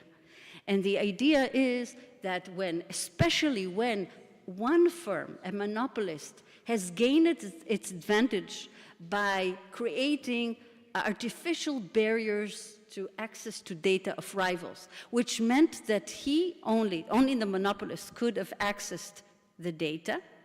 A monopolist now has learning from these data, which is incorporated in the algorithm. One way to restart the market is by sharing that portion of the algorithm that learned from the data which was illegally or manipulatively or accessed by limiting access of competitors. And of course, we go through all the analysis. Last word here is that listening to the discussion this morning, extremely interesting, and especially, David, to your own remarks, I had one concern, and I would love to talk with you about this afterwards, which is we might find ourselves in the situation where courts apply both static and dynamic capabilities analysis. And that might be even worse than we have today because they raise the barrier even higher. So thank you. Right. Michael, we'll come back to that point later on, but your last point. But I think what you've said follows on well from what Bill and Anna have said, that we really got to get streetwise about what's going on in the markets. And come back to the point about resources. Yes, we may have got them, but we haven't used them effectively enough to do it. I'm conscious of time, and probably Nicola's going to tell me to stop soon, but I just wanted to ask a quick quick question of all of my panelists, Stephen maybe not yet. To what extent do we need to announce policy and with presumptions, with regulation, with guidelines in advance? After all, an enforcement authority has got limited resources, and one of its tools, apart from taking decisions against a company, is to provide a deterrent against certain actions. If you don't provide a deterrent, you probably lose 20% of your resources straight off, because you have to take cases each time. Now, the criticism of the European view is, well, you've got ex-ante regulation, it's going to be very difficult for you to implement this effectively. It'll be about compliance, not about looking for market growing solutions. The criticism on the other side is, yes, and I fully respect I mean, three of us, Fred, Bill, and I, have been on non-executive directors of the CMA, so we're very proud of the CMA's investigative possibilities. But if it has to investigate everything, they may be in a difficulty to come up with an enforcement record. Now, I'm only opening these questions as an issue to be addressed. Once we've got the policy which Anna has advocated, once we know what the objectives are, as Fred has said, how much do we need to put into some degree of deterrent regulation or guidelines to make it work? Fred, first of all. This is a very wide question, but let me take one example that I think would require a guideline, because if not, we don't know what we're talking about. It was said this morning that the standard of proof, which has been required by the Court of Justice for mergers, is the fact that the merger is more likely than not to lead to a decrease in competition. Well, when we come to the particular issue that we're talking about of dynamic competition, innovation, etc., this is not the standard of proof. The standard of proof for potential entry, which is part of the analysis, which is what we are talking about, is that the entrant is, or the potential entrant is very likely, so it's not more likely than not, it's very likely to enter the market in a relatively short period of time. So the question really is, can we use dynamic innovation or dynamic analysis to meet these standards? And there are at least three questions that we need to ask, and on which it would be absolutely useful to have at least some guideline. The first one is, can dynamic competition analysis tell us that a firm is very likely to enter? In other words, is there, we know that they have the capacity, but does that tell us, or does the analysis go far enough to say that there's also the intent or the likelihood that is going to enter? The second question is, to enter a market, what happens if it displaces a market? Which may be the case of disruptive innovation. How do we interpret this? Because literally speaking, it's not entering a market, it's making a market obsolete, and so does that apply? And the third thing is, David, in his presentation this morning, said that the dynamic competition is in a long-term perspective. So can we use this for a short period or a short time to show that an innovator is very likely to enter in a short period of time in a market because it has the capacities, which and therefore which capacity. I don't think that we can have this analysis without having a guideline that is going to tell us what is expected to bring the proof. So I don't think that guidelines slow down the movement. I think they can accelerate the movement. Yeah. Michael?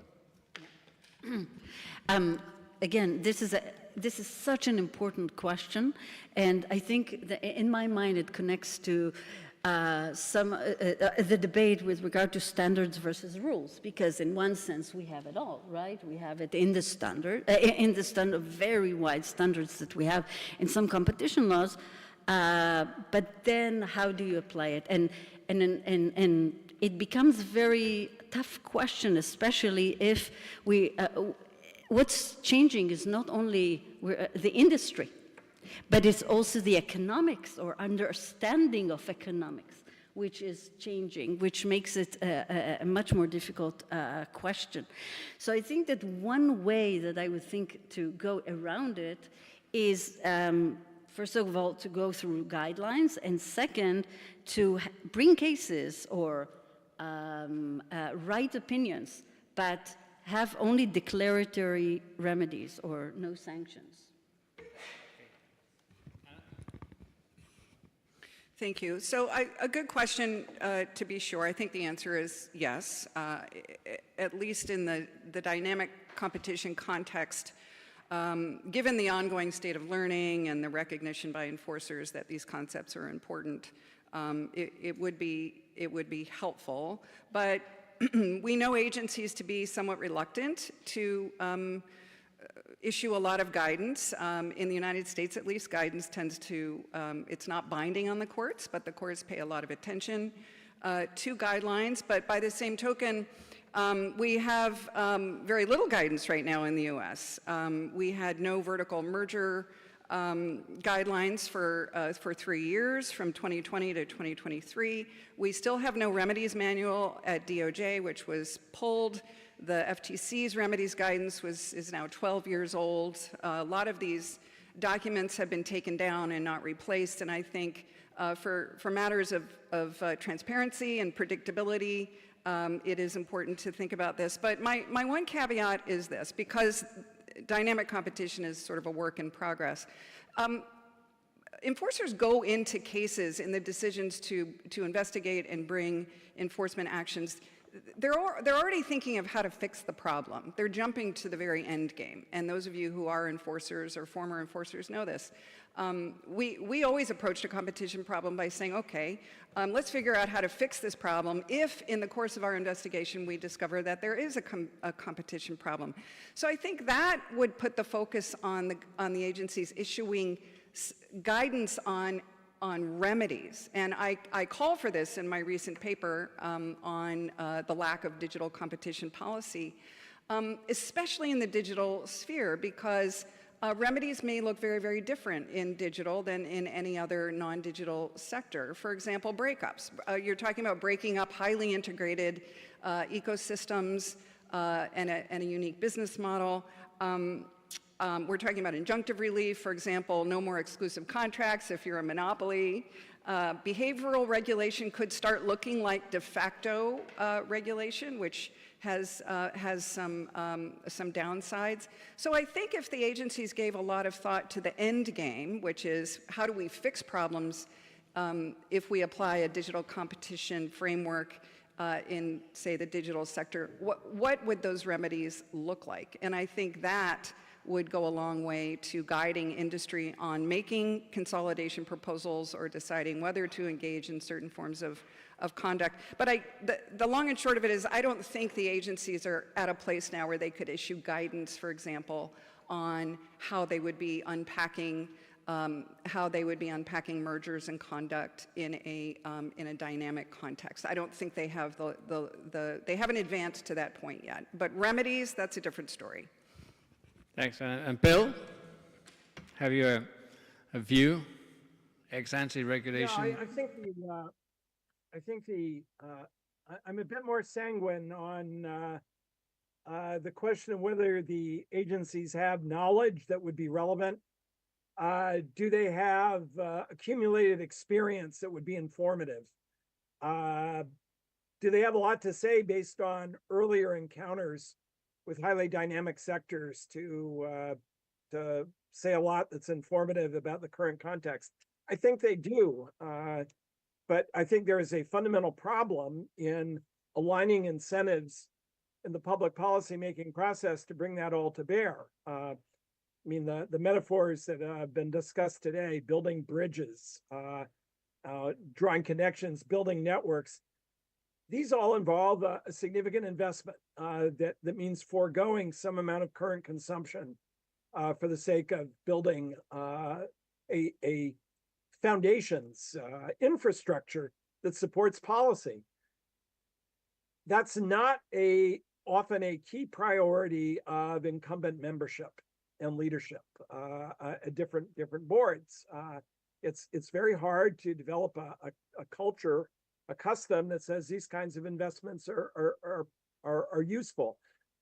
I suppose a benefit of the deliberations we're having today and through the week is that it draws attention to how important these investments are. But I think, again, in looking at a number of different settings in the past, agencies used a variety of different tools. They brought cases, they convened conversations, they published reports, they issued soft policy instructions that in some ways resembled guidance. They gave speeches. They worked with other agencies. There are a number of significant episodes, I think, from the past that show how this can be done, but none of it is free. It involves a decision to commit resources to doing this and building a comprehensive strategy. That institutional obstacle, I think, is one of the biggest barriers to carrying this out. But I think, examined closely, there is a lot of previous experience that suggests what the analytical techniques are and the methods for propagating policy. Thank you, Bill.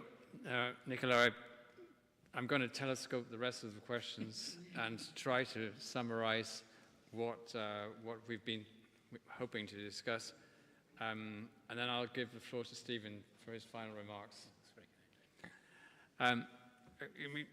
I think we've learned this morning that we've come a long way in looking at digital markets and digitalized markets, but we're not there yet, as Anna's expression has expressed it.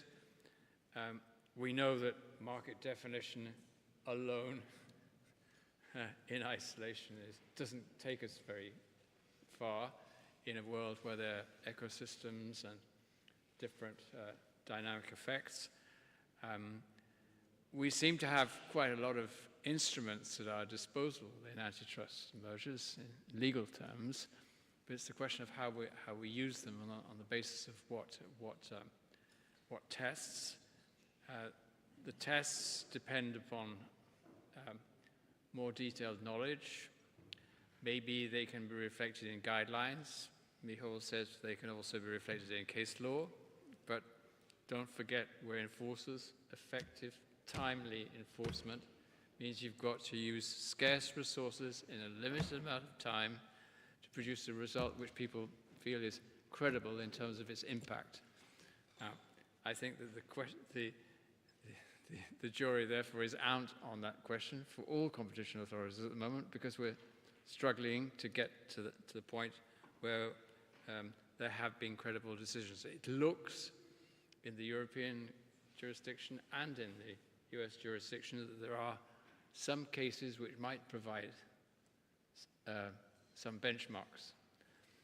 We've also brought on board the importance in the last panel of capability assessments which should be more structured and more visible to everyone. I can't personally think of any dynamic competition analysis without an analysis of corporate behavior, and not just incentive, but also capability and potential impact over a certain period of time. These are essential parameters. So we're somewhere along the road which Nicola and David and others want us to be, but we're not there yet. Stephen, you probably think we haven't even started. Sorry. No, far from it, actually. I would just make two very brief comments in conclusion. The first is that I think it would be delightful if the aspiration is towards consensus-driven guidance, because that would fundamentally differ from the very negative big is bad narrative which opposes this more evidence-based approach. And indeed, that was the experience with the generation of guidelines in the 1990s and 2000s, which sought and achieved a lasting consensus. But that, of course, is a mountain, as has been alluded to. So what are some immediate steps? I'm conscious that we have a representative of the CMA with us, and there are many opportunities in the current case law to set some of these precedents in a new regime, which would be a first step on that hike. Yeah. I think we've finished. Maybe we've got time for a few questions now? No? We were both on this panel. Thank you for your patience in listening to us, and I hope that we can go on to listen to Susan. Right.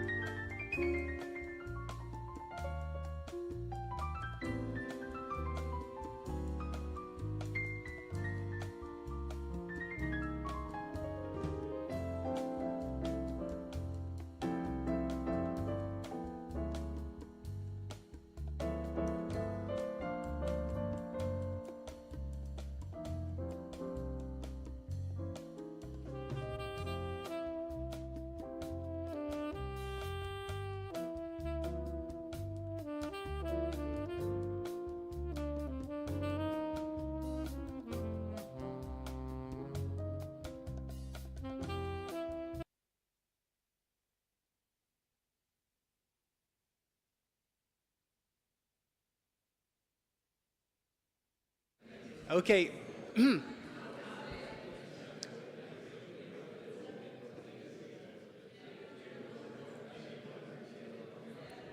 we go? Okay, thank you very much, Philippe, again for the excellent sharing of the previous roundtable. It is my pleasure now to open the floor to our second keynote speaker, Professor Susan Athey, who is the Economics of Technology professor at Stanford Graduate School of Business. Professor Athey is an elected member of the National Academy of Science and is a recipient of numerous awards, including the John Bates Clark Medal for her contributions to the field.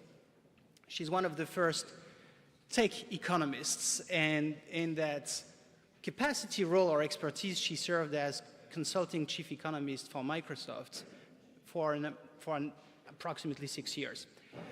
Professor AC has seated on the boards of several private and public technology firms.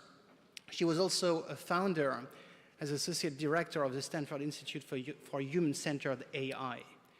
In 2022, and that will probably speak to the expertise on the previous panel, she took leave from Stanford to serve as chief economist at the US Department of Justice Antitrust Division. In 2023, she became president of the American Economics Association. Professor AC's research focuses on topics very dear to the fields of interest represented in this conference. She has been focusing in her work on the economics of digitalization, marketplace design, and the intersection of econometrics and machine learning. She has worked on many applications areas, including auction research, internet search, and online advertising. Some 2 facts that are not really known to the antitrust community, I would assume, include running something called the Golub Capital Social Impact Lab at Stanford, where Professor AC has used a tech toolkit for social impact in collaboration with social sector organizations.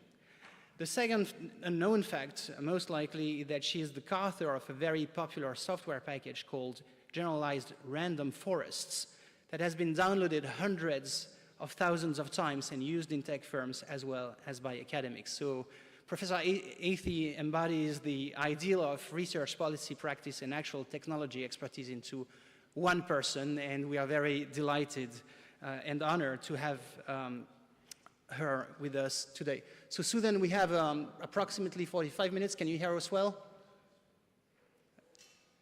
Perfectly. Can you hear me okay? Yes, the floor is yours now. Thank you very much again. Great. Thanks so much for having me here, and thanks to everyone for listening. I know how hard it can be to watch someone speak for a long time on Zoom, so I'll try to be provocative and keep a few zingers coming to keep you all awake. So let me now share my slides. So today what I want to do is talk a little bit about theoretical issues that run through the economics literature on innovation and dynamics, and then talk about how we worked to embed those in the drafting of the 2023 merger guidelines. Of course, I'm not in government now, and I'm not speaking on behalf of any government agency, so my comments are, of course, my own. So just, this whole conference is full of experts, and so I know all of you have thought about all of these things before, so to try to say something that's new or beyond what's already being discussed can be a little bit challenging, but nonetheless, let me try to sort of organize some of the debates the way that I see them. So when I think about, first of all, the big picture questions in terms of dynamic competition and innovation, a first question I think about is whose innovation? Whose innovation matters? And so there can be a very loose idea that any kind of antitrust enforcement will naturally be bad for innovation, which is not at all aligned with what I've seen as a advisor for startups, as worked in venture capital investing, in sitting on boards of startups. It's absolutely not the case that enforcement is always bad for innovation. In fact, enforcement can be critical for enabling innovation, and it can open up whole new areas of innovation that are clamped down. And that's not a new discussion. We talked about it since the Microsoft case, and the disincentives for innovation that can occur when you have a dominant firm, Microsoft in the 90s, that was potentially squashing adjacent firms. In the modern world where we have these so many platforms, a startup probably has to interact with multiple platforms in order to get going. And in general, many thousands, tens of thousands, maybe millions of firms are platforms participants, and their innovation matters. And they may be the ones who are more directly creating value for end consumers, depending on the context. A second really big question is, what type of innovation do we have in mind? Do we have in mind incremental innovation, or what I put in big air quotes, disruptive innovation? And in general, the simplest economic models have a very, very narrow set of choices. And that doesn't at all resemble what a firm is thinking about. If you were in a corporate strategy group, thinking about what should a firm do, or what mergers and acquisitions are going to happen, they're definitely not just thinking about price and quality. And quality is hard to get and requires a lot of risky innovation, and that may or may not pay off. While there's other types of innovation that might be easier and more likely to improve profits, but that doesn't benefit consumers. And so that richer set of firm choices is critical to have in mind when we're thinking about innovation. And more broadly, all the people in a firm have expertise. The status quo, it may be working for them. If they're a dominant firm, the status quo is working for them very well. So anything that risks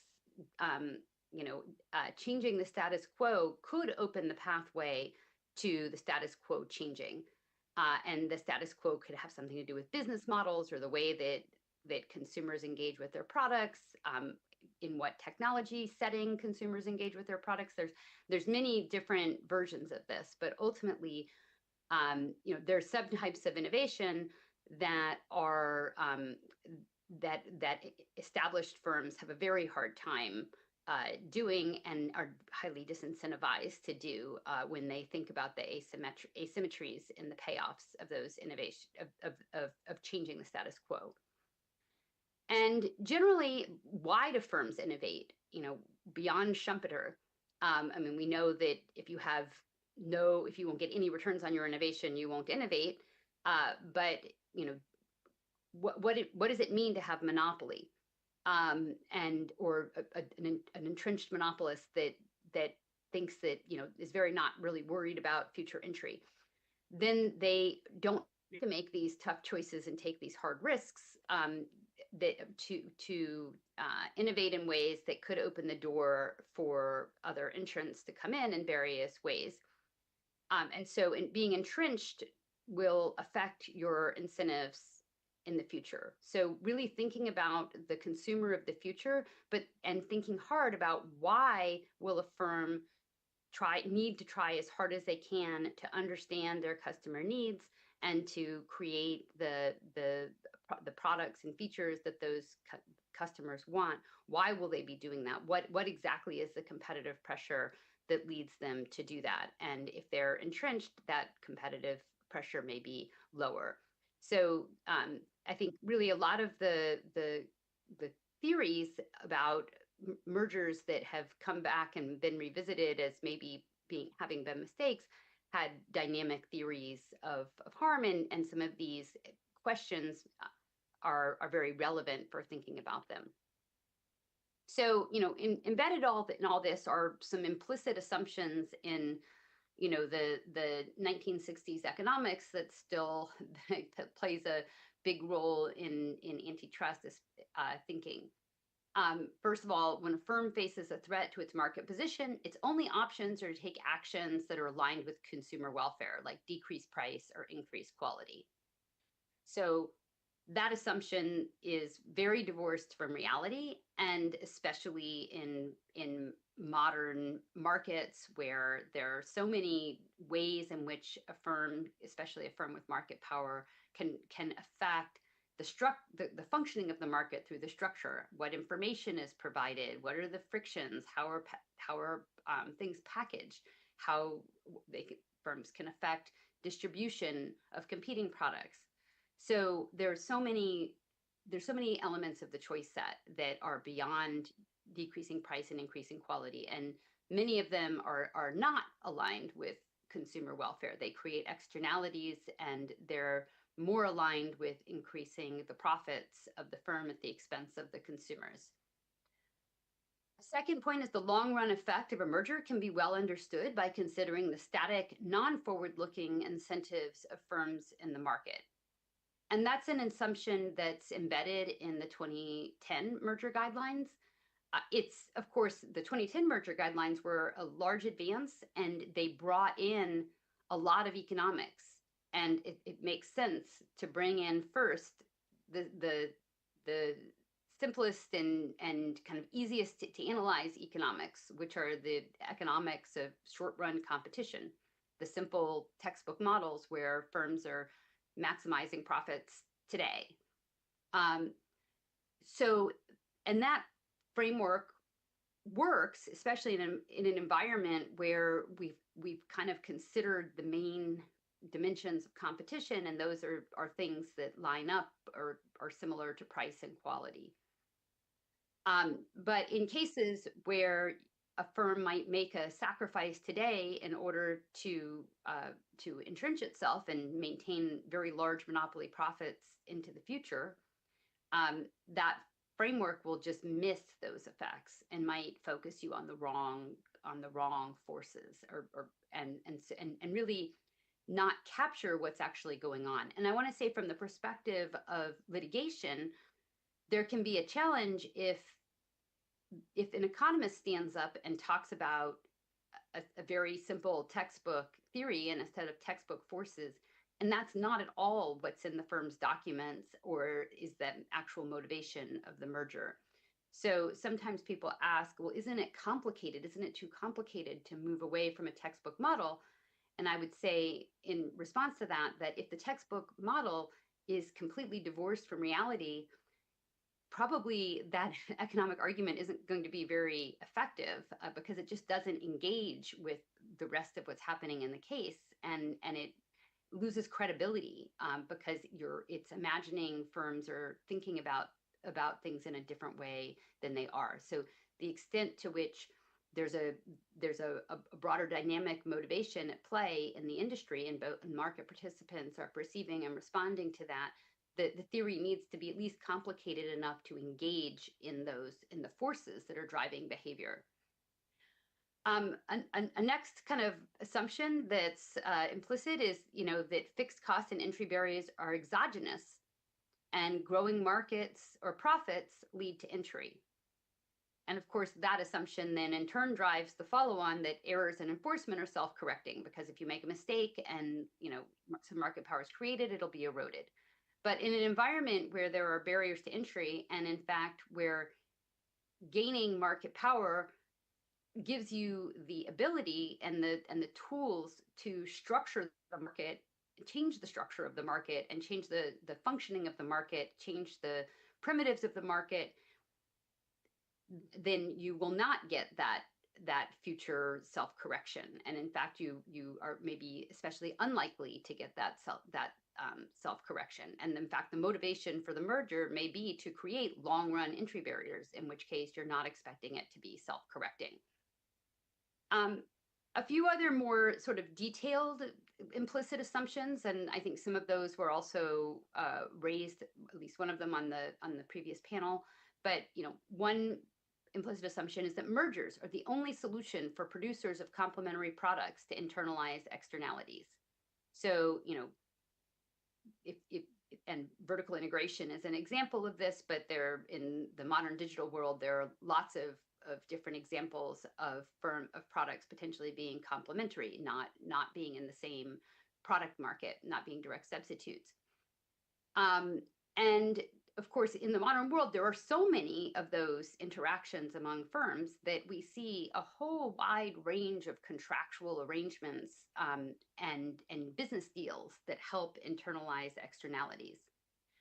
On the opposite side of that, we often see when firms merge that they don't change their internal structure in a way that would fully internalize these externalities either. So the delta between, without the merger and with the merger in reality is often much, much smaller than the textbook would suggest. And so being able to embrace more broadly what firms do to solve these problems and understand what's actually merger specific is an important area of inquiry. And finally, this is broadly discussed in the last few years, especially, is that consumer decisions are primarily driven by price or quality, and they're endowed with an understanding of their choice set. And I vividly remember when I first went to work on a search engine and saw like all the R&D was about figuring out which order things go in, and that had a huge effect. And it was eye-opening for me in the late 2000s to think, oh my goodness, like a large firm controls people's news and their information or their misinformation, as we later saw. It can pick winners and losers. That's an awful lot of power, and you saw it clearly with randomized controlled trials. I do remember talking to economists at that time, and they thought, well, you're just talking about rolling your eyeballs. How hard can it be? And I'm like, okay, but I'm looking at empirical evidence here, and I see what it is. I see that impact, and so getting things to be more realistic. And but again, when we think from the perspective of firms, and on the firms that I've worked with, the idea of customer distribution being a big deal, and that there is power from the people that get between you and your customer. That is a core fundamental concept that the business community recognizes, and we were a little bit slow to incorporate. But it was basically on these unstated and untrue core assumptions. And of course, once these things can be endogenously chosen, once a firm can choose the nature of competition, the nature of information provision, they can affect the way that consumers make decisions or make them for consumers. That can move the choices away from choices that put pressure on price and quality, and that reduces the incentives for innovation, because if your consumers are choosing for reasons other than the quality of the product, that's going to diminish the incentive to make the product good. So when I think about how this fits in with the economics literature, I still get surprised when either lawyers or maybe macroeconomists or others who are outside of IO say, oh, well, we just, economists think that, the world is perfectly competitive. And I'm like, no, that was like the whole point of most of the IO literature and a lot of the microeconomic theory literature since the 60s, 70s. This has been the main focus, is imperfect competition, and a lot of that has been dynamic. Certainly, those were some things I worked on in the 1990s when I was primarily an economic theorist. So, of course, this has been a key focus. IO economics has brought in ideas and in interaction with antitrust, things like raising rivals' costs, predation, creating barriers to entry, network effects, interoperability. These have been themes that have been coming up and been part of the literature. Now, one of the interesting things, though, is the world is complex. So theorists try to write simple models so that they provide insight. When the world has multiple moving parts, the models get messy. And actually, it can be hard for researchers to publish those papers, because who wants a messy model that has multiple forces going on, and it may not be as insightful. So one thing that's super important for the antitrust community to do is to state very clearly how important the problems are we're solving, and state clearly what the dimensions of complexity are, so that researchers can say, hey guys, this model may be a little complicated, but I really need all these forces to even start to capture what's going on in the world. So that one of the challenges of trying to read and apply this literature, even if you're an expert in the literature, is that the models, each paper focuses on one thing at the time. They often don't endogenize some important relevant factors. Maybe the firms get to choose one or two things, but not the full suite of choices that that firms have in reality. So there still can be a challenge about this. And so what researchers often do is they say, okay, here's a market, and I'm going to study what happens if certain factor changes exogenously. When in practice, the firms are actually choosing that variable or affecting it, and that can really make a big difference. So you might have a paper that says, well, when this variable changes, anything can happen, but it's often bad when the firm chooses it, because the firm is actually only making the choice when it's profitable for the firm. And so it's a much smaller set of choices that are good for both firms and all of their customers and competition. But in general, despite those limitations of the literature, so not saying the literature is perfect, that certainly the literature has raised common themes. Themes like when scale economies are present, short-run actions can lead to long-run impacts. So that makes it possible for a firm to shape the structure of the market. And if a firm can make an investment to change future market power, then the incentives of the firm are misaligned with welfare. And so one way to categorize all this is that there's sort of externalities everywhere. There's a paper by Farrell and Weiser that talks about, incomplete complementarity versus a single monopoly profit theory. Basically, the idea that, a firm may not internalize all of the benefits of its output on its customers if some customers are also consuming other products, and there's some complementarity between products where the firm of interest is not serving them. And in general, as I've alluded to multiple times already, some products or product choices affect the nature of competition in adjacent markets. For example, there can be products like price comparison tools that might lower switching costs or make an entire market more competitive. And that can be very threatening for the firms in the market. But this tool is actually, it's sort of making it's improving market structure and thus having externalities on all consumers, not just consumers of the tool. So this slide is like really basic economics, but I just want to remind everyone about the basic economics of a startup firm to remind people why we should care about market power if we care about innovation. So if you're a startup firm, that's trying to grow, one of the ways that the startup firms will frame things and the way the venture capitalists will analyze the prospects of a startup firm is they'll essentially look at the long-term value of a customer minus the customer acquisition cost minus the marginal cost. This is for like a B2C type of business. And so you can think of what the firm is doing is it's trying to grow as fast as possible so that it can cover its R&D costs and not run out of money. And it needs to convince the venture capitalist that it's long-term sustainable. That is, in the long-term, the long-term value of a customer will be greater than the customer acquisition cost and the marginal cost.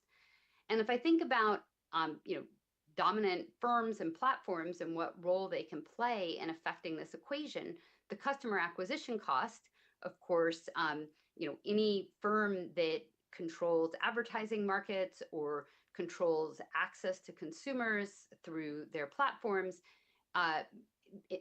they can have a big impact on the customer acquisition cost. Also, venture capitalists will be worried if there is some possibility that customer acquisition cost could go up in the future if an intermediary picks a different winner. So they care not just about today's customer acquisition cost, but also tomorrow's. A payment platform can have a big impact on marginal cost. And so these firms are working really hard to do everything they can to eke out a profit and to not be bleeding money so that they don't, so they can get to the next round of funding. And they're also working really hard to figure out whether they will be able to sustain the business in the long term. And both the predictable taxes placed on them by intermediaries, as well as the threat of large changes in their ability to access customers, have a huge negative impact on entry, innovation, and funding. So while venture capitalists like to publicly complain about their inability to sell a firm to the monopolist that competes with their firm, privately, they all grouse extensively about how the fact that they're raising money from their limited partners and basically writing a check to the intermediaries just to get access to the businesses, to the customers for their on behalf of their businesses. And so they're very well aware that these taxes are in the end a huge portion of the money they raise go to paying intermediaries, and a lot of companies can't cover those costs, and so they don't get invested in at all. So now I want to kind of switch gears a little bit to talk about how the 2023 merger guidelines incorporate a lot of those concepts that I've just outlined and how they connect to economic theory. So just in thinking about the motivation for having some of these more complex theories laid out in guidelines, it is important, I believe, to have the theories that the agencies are considering articulated in merger guidelines. So it's not a good thing if agencies are investigating theories and those theories are emerging from documents and investigations, and there's just no mention of those theories in any of the guidelines. So as just as an example, the Visa-Plaid merger, the DOJ alleged that the merger between Visa and Plaid, a fintech provider, would entrench monopoly power by increasing the barriers to entry. That theory was not stated in either the horizontal or vertical merger guidelines at the time. Now, they still brought the theory, but then from the perspective of emerging parties, they have very little written guidance about how even what the theories would be and how the agencies would evaluate such theories. And then from the perspective of the agencies, the staff also are kind of starting with somewhat of a blank piece of paper, or having to go back to the economics literature, research literature. And that can really slow down an investigation. You don't have a common language to talk about. And another example was the Adobe Figma merger, which was abandoned in 2023. And one of the theories that would not have been covered by the previous guidelines would be the theory that of the impact that Adobe acquiring Figma would have on Adobe's core markets. And of course, if you ask most people on the street why they wouldn't want a merger like that to happen, if they're customers, they could tell you about the things they would worry about in terms of what happens to the products and what happens to competition for these products. And a lot of people may feel like they don't have meaningful choice, and they may not like the innovation or lack thereof that's occurred in some of those core products. Or feel like the innovation, the product hasn't really fully incorporated consumer preferences. So they would worry about those types of considerations. I also like to think about other types of hypotheticals or scenarios. What if in the 1990s, Microsoft had tried to build a browser and their browser wasn't very good, and instead of trying to, shove it down people's throats, instead they bought Netscape? How would we evaluate that merger? What would be the theory under which that merger is considered? And so we would want to have that kind of a theory in the guidelines.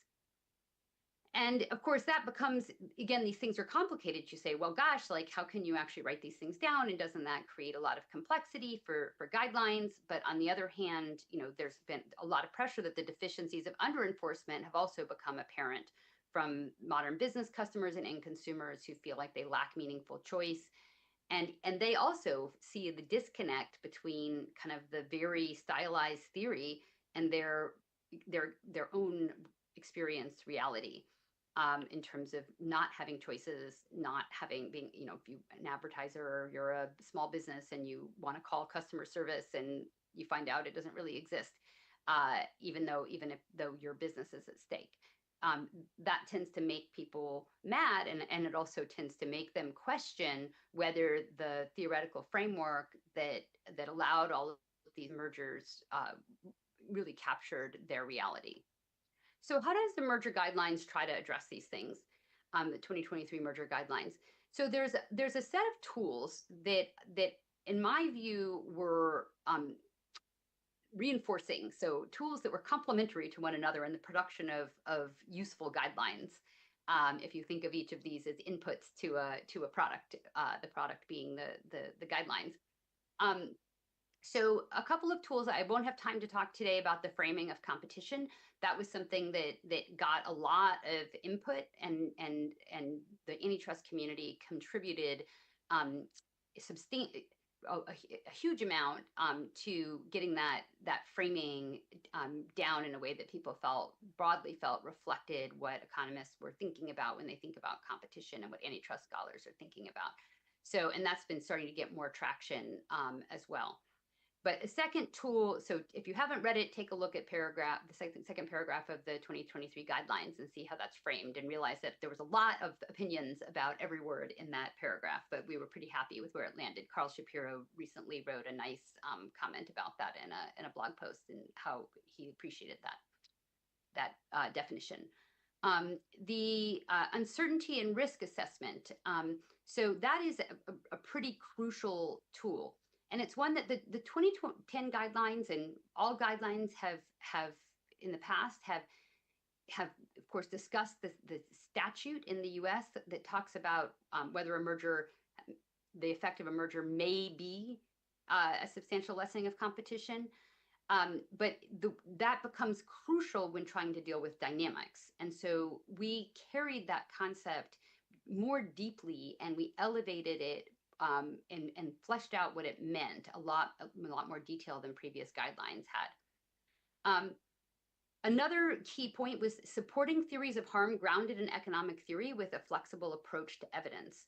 So one way I look at the way the guidelines came out is that they were very crisp about economic theories of harm, all of which are very grounded in economic theory. But they are realistic about quantification and the completeness of models.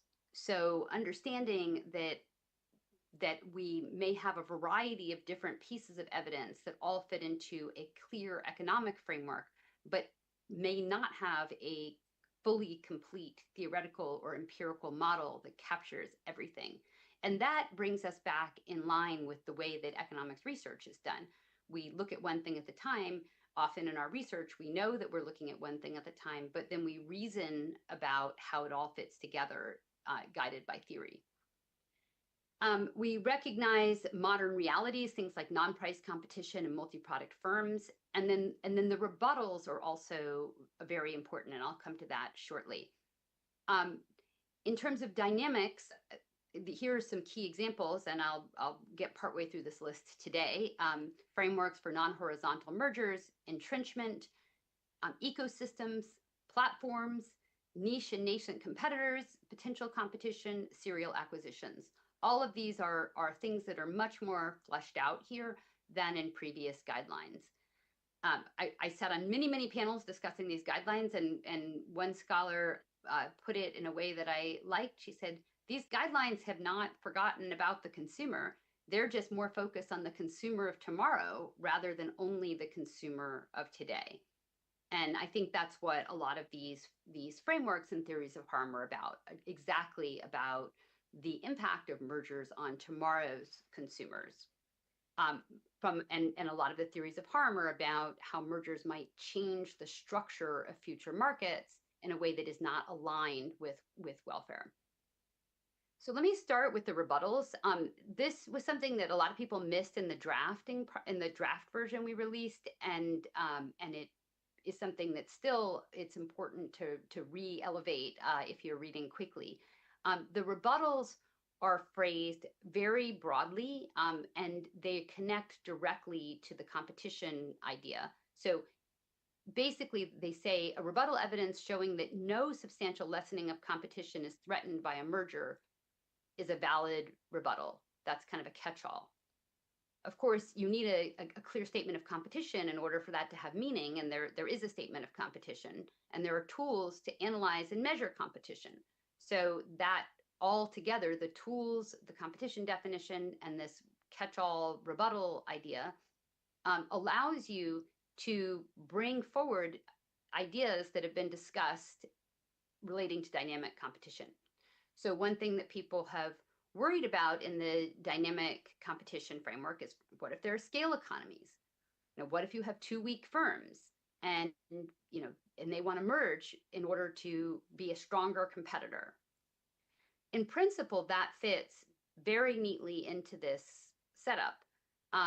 There's a flexible approach. Competition is the bottom line. And if you can show the structure of this market is that the strength of the number 2 firm or the number 3 firm is essential for the outcomes in the market, then a merger that accomplishes that can increase competition.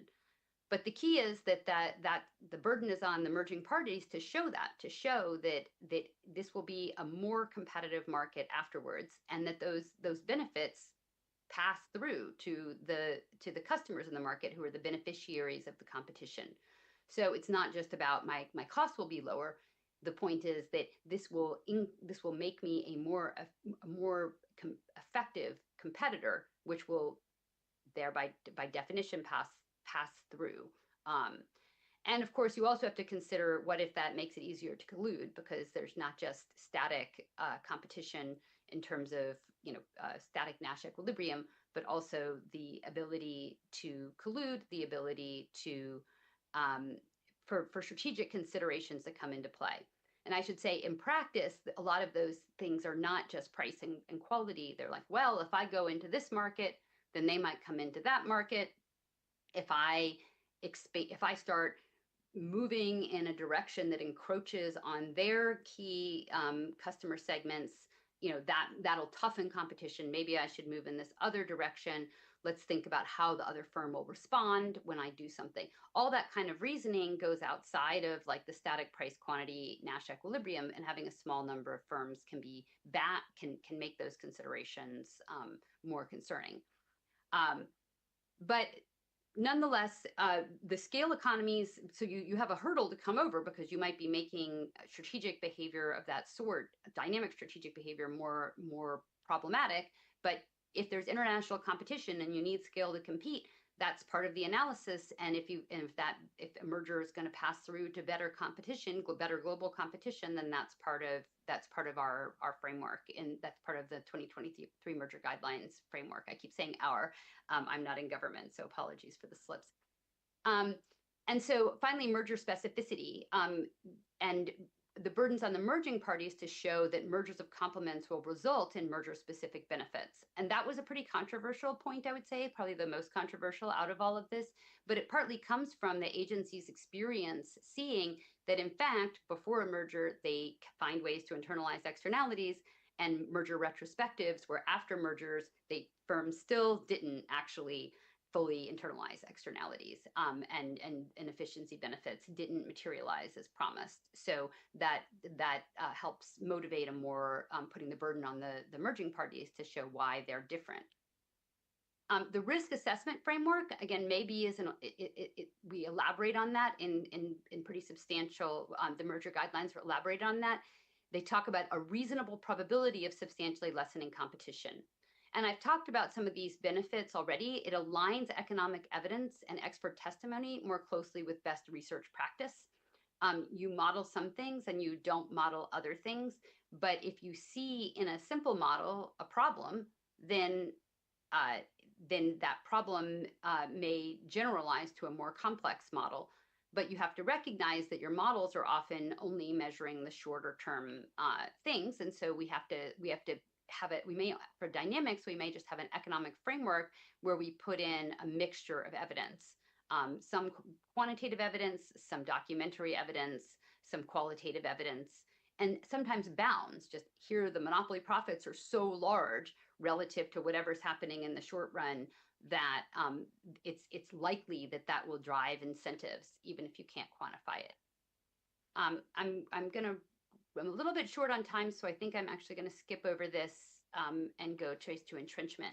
So entrenchment, and one of the key challenges in putting theories of entrenchment of dominant firms' market power into the guidelines is that it can be hard to explain the difference between concerns about mergers that entrench market power and competition on the merits.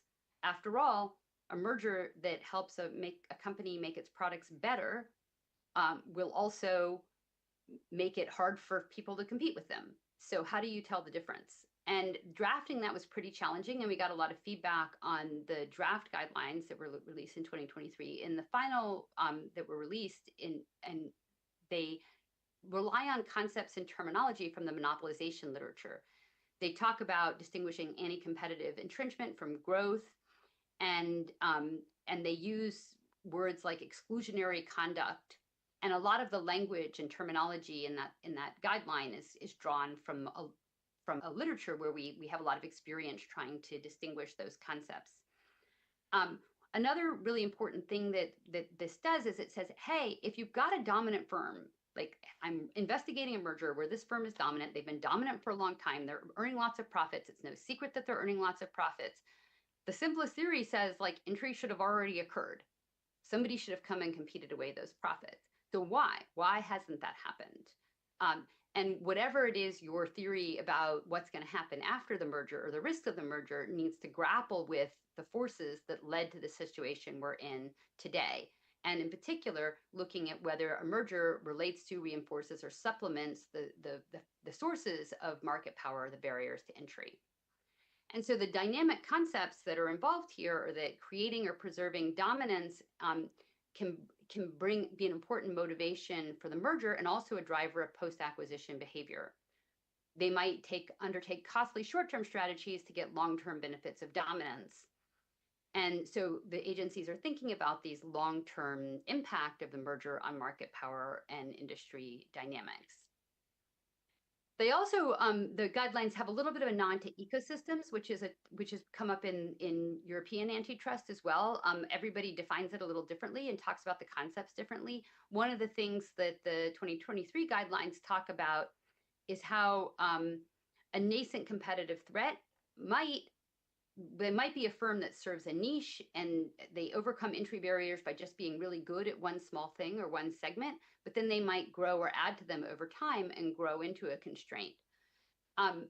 It might be that the combination of a bunch of independent firms together creates a constraint. And in that way, a nascent threat might not just constrain the firm today or constrain the firm in one product category, but they might also be a complement to other entering firms.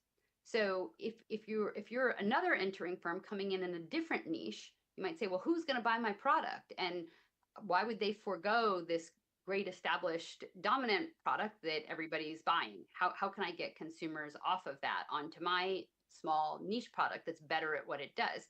And one way a consumer could do it is they could piece together offerings from multiple firms. And so you could have an ecosystem of independent firms that are complementary to one another in that way. And even those firms might have some kinds of joint distribution deals, which is very common for startups. So this type of issue comes up a lot, and it's in the entrenchment section of the guidelines, but it's a particular issue in platform markets where firms have to solve the chicken and egg problem. So finally, on platforms, the merger guidelines basically bring in and combine some of the theories like entrenchment and non-horizontal mergers into one place, but they try to flesh out the complexity in one place. They incorporate, I think, motivations, I would say, is like lessons from business school, in that if you were, and I've taught platforms to MBAs for a long time now, if you're teaching MBAs or you're advising businesses, you need to think, first of all, like, what are the threats to a dominant platform? Well, a niche entrant can solve the chicken and egg problem of platforms in a narrow category and grow from there along the lines I just talked about. But there are other possibilities, like there could be an intermediary that aggregates a large set of customers and can steer them to another platform. Or a particular platform participant might be so important that people go around the platform. Or that platform participant might be so important that if it forms an exclusive with one of the platforms, it could tip the nature of competition and pick winners in the industry. So, one of the things that the merger guidelines do is they lay out a theory of harm, and they specifically, in a pretty succinct paragraph plus footnote, outline the economic theory of self-preferencing and an example of when that can be harmful. And they show that can happen if a platform, or they lay out a theory of harm where that can happen, where a platform with substantial market power buys a platform participant, and there are scale economies or entry barriers for the platform participants' product. And so it talks about how what some benefits from steering can be. Steering to your own product can give you those profits today, but actually there might be longer term effects as well. And so the criticism of self-preferencing theory is, oh, well, if you self-preference, then people will just choose another platform. But what if the platform participant itself has scale economies? Where's the discipline then? If there's a dominant platform and they choose the winner, which is a dominant platform participant, and kill the other competitors to that, which can occur if you have scale economies or learning by doing or other types of things, network effects in the platform participants business, then consumers won't see any benefit from going to another platform to find better search and better options, because those options will be dead. And in fact, if a platform controls a very successful platform participant and there aren't a lot of competitors to that platform participant, then the platform can make that platform participant exclusive to their platform, which harms competition between platforms. So in this particular scenario, the dynamic effects, far from alleviating your concern, the dynamic effects are actually the source of the concern. The concern is that the acquisition hurts long-term competition on the platform, as well as long-term competition between platforms. So this is a dynamic theory, and it's laid out in some detail, although succinctly in the merger guidelines in a way that's very consistent with economic theory. So I'm just about out of time, I think. So I think I will stop there. As I highlighted, there's a long list of ways that the 2023 merger guidelines did in fact try to incorporate dynamics and dynamic theories of harm in a way that's very tightly connected to economic theory, and is feasible because it discusses these theories in the context of a risk assessment framework, and with a flexible approach to evidence. And finally, it enables us to finally start having theories that are both theories of harm that are articulated in the guidelines, that also match up with the way that industry participants are thinking about and their true motivations for the decisions they're making, which in the end, I think, is a simplification rather than a complexification. But of course, all that remains to be seen how they play out in practice. But certainly trying to lead teams doing complex investigations, having some guideposts and having the mathematical economic theory paper is sort of translated into the kinds of theories in a form that they're going to be useful for investigations, can speed up investigations and make the whole process more predictable. Thanks very much. Thank you very much, Susan.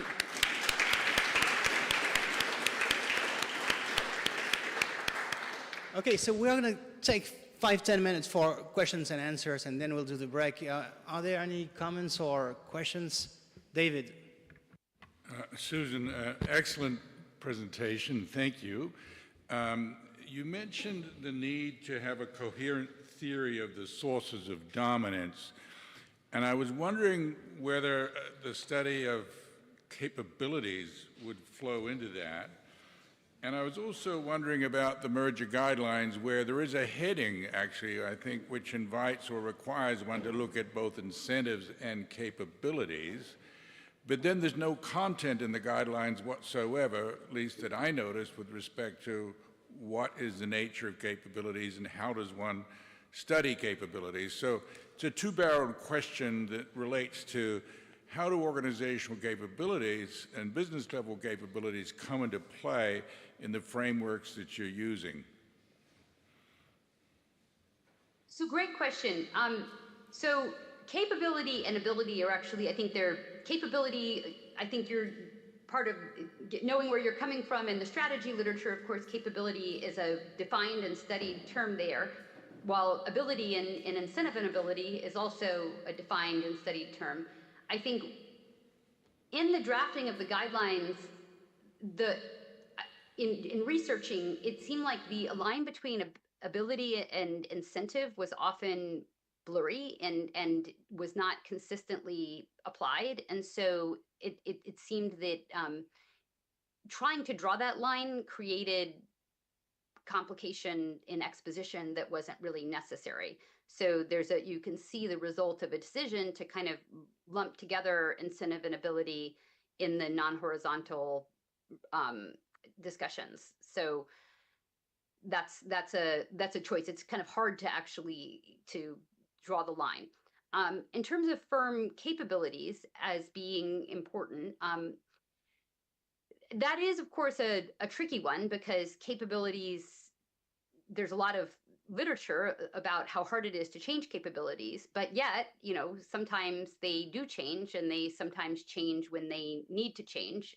So it's, it's a bit of a double-edged sword. So yeah, there's not a lot in the guidelines fleshing that particular element out. It's a bit fact specific. I guess there's capabilities and there's incentives. And when you go beyond just the incentives of the firm and think about the firm as a monolith acting in its economic incentive to start unpeeling that onion, one of the things I think you see in terms of what types of innovations firms do is, yes, part of it is what is capability, and part of it is in fact incentives. So you have middle managers who are very invested in one one technology or one way of doing things, and this new thing comes along, and their human capital won't be very relevant for this new thing. So that can pile on to the many other reasons a dominant firm is afraid to do innovation that might go in a different direction than its existing capabilities. And their existing capabilities may also be tied up in a structure of a market where they're dominant. So like if a new technology comes along, whether, I don't know, it's PCs, Windows, or whether it's mobile or virtual reality, or it's some new thing by AI, digital assistants, like there's some new technology that's coming along. If you feel a lot of competitive pressure, then firms adopt it, even though it might make obsolete all of their engineers' human capital, or many of their engineers' human capital. But they might prefer that they don't go there, because in the current system, they have some tacit knowledge and they have a lot of people who are very invested in this way of doing things, in addition to the fact that the firm's profits are also very invested in this. And so it's not unrelated that you don't want to switch to something new. It not only isn't aligned with your decision makers, it also opens up a bigger, maybe still small, but a bigger risk that your entire source of profits and competitive advantage and barriers to entry go away. So I don't know, that's maybe not, that's the best I can do to answer your question, but I think it is something that I'd love to see more on, is this the connection between like what is truly exogenous in the capabilities, and how do these capability arguments line up with the firm's incentives for entrenchment versus, line up towards what would be good for social welfare. Thank you, Susan. Is there any other question? Please. Thank you for your great speech. I would like to ask if you feel that the new guidelines emphasize structural presumptions slightly more than the 2010 guidelines. That's as an opening question, perhaps. And more concretely, I'm thinking of Guideline 8, which says that mergers should not further a trend towards concentration. So I'm trying to understand what that means in practice. Does it imply that any trend towards concentration, regardless of the effect on prices or consumers, and regardless of how that trend came about, should be blocked? Thank you. The second thing, I don't think that's what the guidelines say. And I think generally the first guidelines are like kind of core frameworks, and then a lot of the later guidelines are either combinations or applications of those frameworks, or kind of elaborations of additional theories. And so one thing that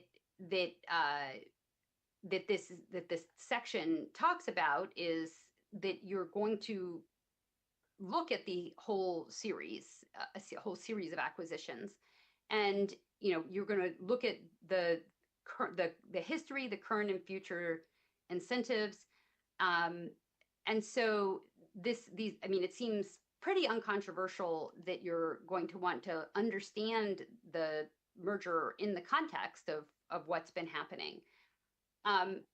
And so I guess I definitely, one other kind of a very important answer to the question is that the guidelines have a very robust rebuttal, stronger in some ways, more defendant friendly than rebuttals in the past. And so I think it would be very hard to say that any merger is illegal because of X, Y, and Z, because all of these are rebuttable. These are the guidelines are theories of harm, and there's a rebuttal that says, no, there's not a loss of competition. The guidelines kind of tell you what you need to rebut. So going back to like simple horizontal mergers, if you're going to show that your merger doesn't harm competition despite violating the structural presumption, you need to show why this merger is going to result in more competition. Like, we have scale economies, and let me show you the scale economies, and let me explain why lack of scale has hampered competition in the past and enabled the leading firm in the industry to enjoy huge markups. And hey, if we get our scale economies, we believe that their markups will fall. We'll increase market share, and their markups will fall, and that will be good for consumers. So that's like very vanilla, that's anticipated and accounted for in the guidelines, that type of defense, and it's there. But you would also need, as I mentioned, to explain why, if you're going from 3 to 2, those two firms aren't going to divide up the market or stay out of each other's way or tacitly collude, which becomes a lot easier if you go from 3 to 2. But it can also become easier if you go from 6 to 5 or 5 to 4. You can reason about your rivals. It's easier to kind of differentiate and stay out of each other's way. So so both of those things would need to be rebutted.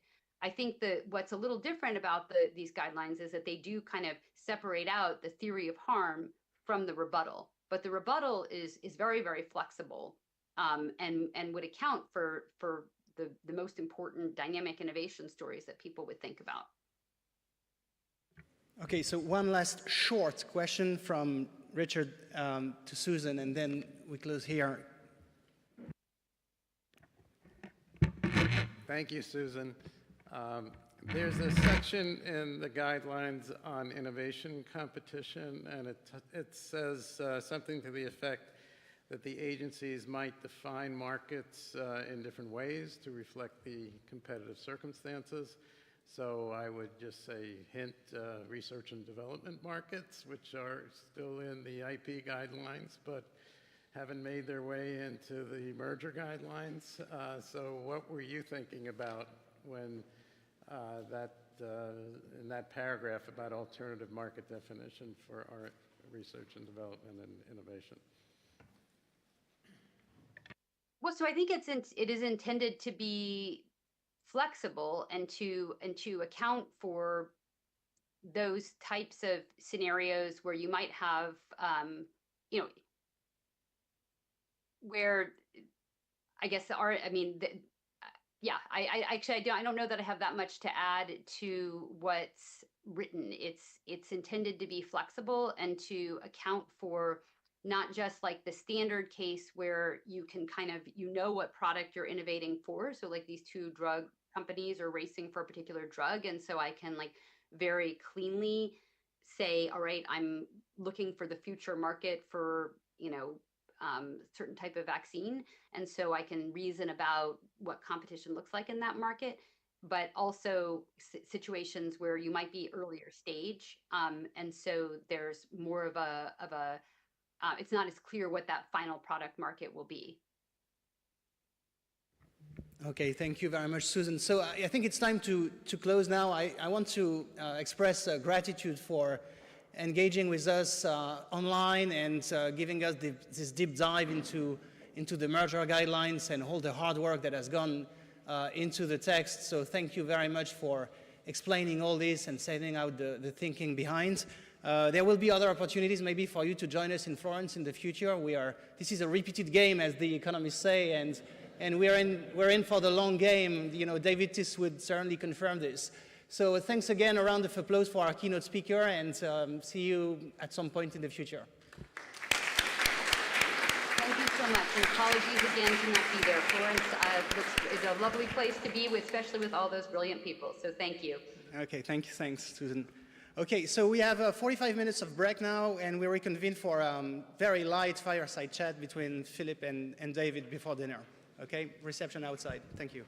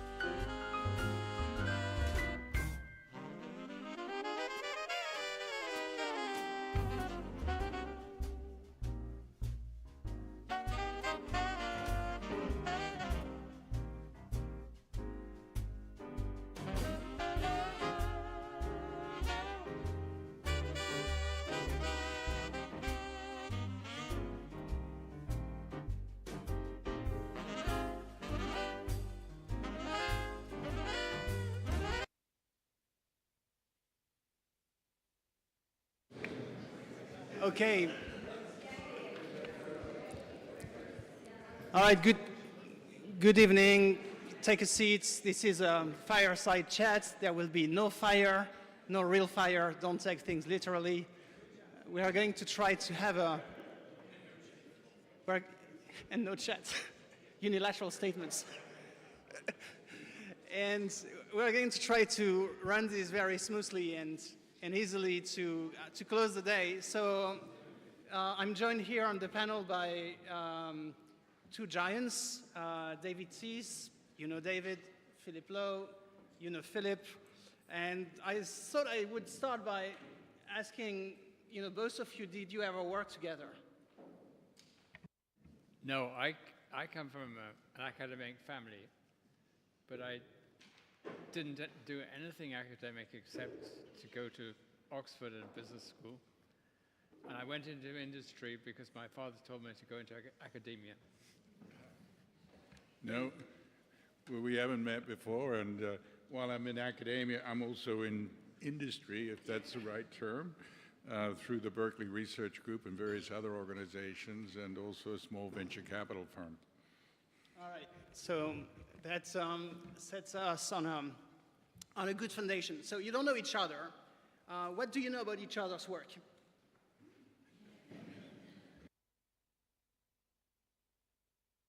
That's easy for me because David's got his imprint on many different articles. Academic people have always left their imprint somewhere. People who work in administration, they come and go like ships in the night. David. Sadly, I have yet, I'm looking forward to reading whatever Philip has written, and I'll do so with great interest and speed. Okay, very good. So there is a lot of, let's do that. There is a lot of work to be done to, you know, get the both of you to know each other. I like to think that Philip introduced me to the more economic approach when I started to study competition law.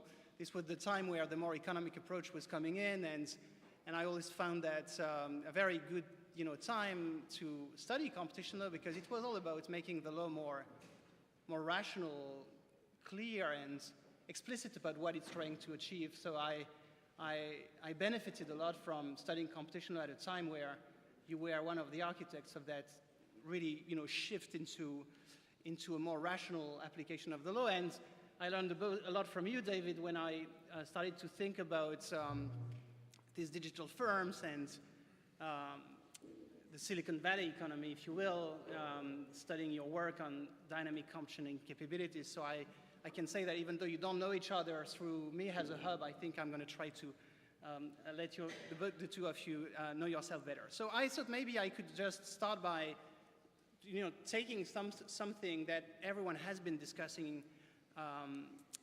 today and in past weeks and ask you for your takes on that thing. And that thing is the Draghi report. Okay.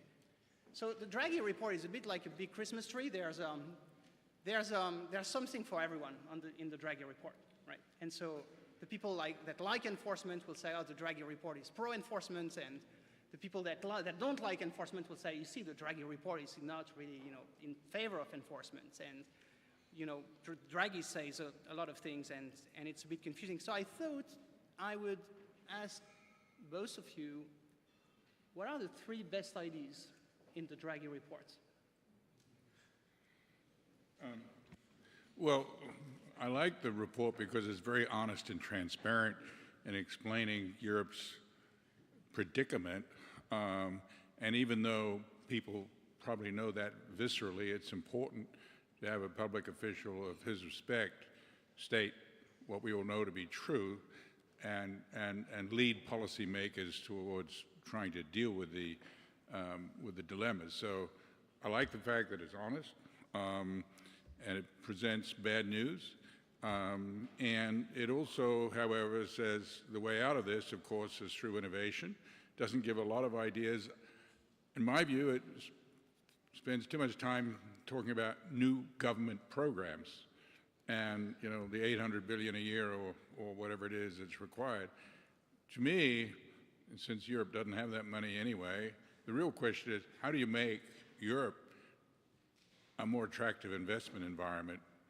And the money's out there in the private sector, and I think as Europe asks itself those hard questions, they're going to be forced to roll back a lot of regulation, which has actually put Europe in the position that it's in. That's going to be politically very hard, but at the same time, it's necessary, and the alternative, as Draghi points out, is terrible. Well, I agree on that, the first point, that it's honest, straightforward. It recognizes that we have a problem of competitiveness, which is not linked to consumer welfare, but to total welfare. Yep. And it has to be addressed by not just governments, but also the competition authorities have to take that into account. Whether you take it into account by saying we change the test, or whether you say that there are certain exceptions, that's to be looked at. I said earlier that I think that in the house of Mario Draghi's competition chapter, there are many mansions. I think there are several hands on that text, and that makes it look a bit curious, particularly the emphasis on more rigid enforcement in the digital area. At the same time, the need to promote innovation, and I think we've got to work out what is well, the Commissioner's got to work out in particular what is the right balanced approach to that. I personally believe that in innovation defense is a bit problematic, because we're not talking about incremental innovation, we're talking about disruptive innovation, really. The examples, the American comparison says we need much more light touch regulation, much more openness to vertical integration, which implies, in fact, more or less enforcement than more enforcement. Whereas the US commentators will say, oh, well, we've been under-enforcing for years.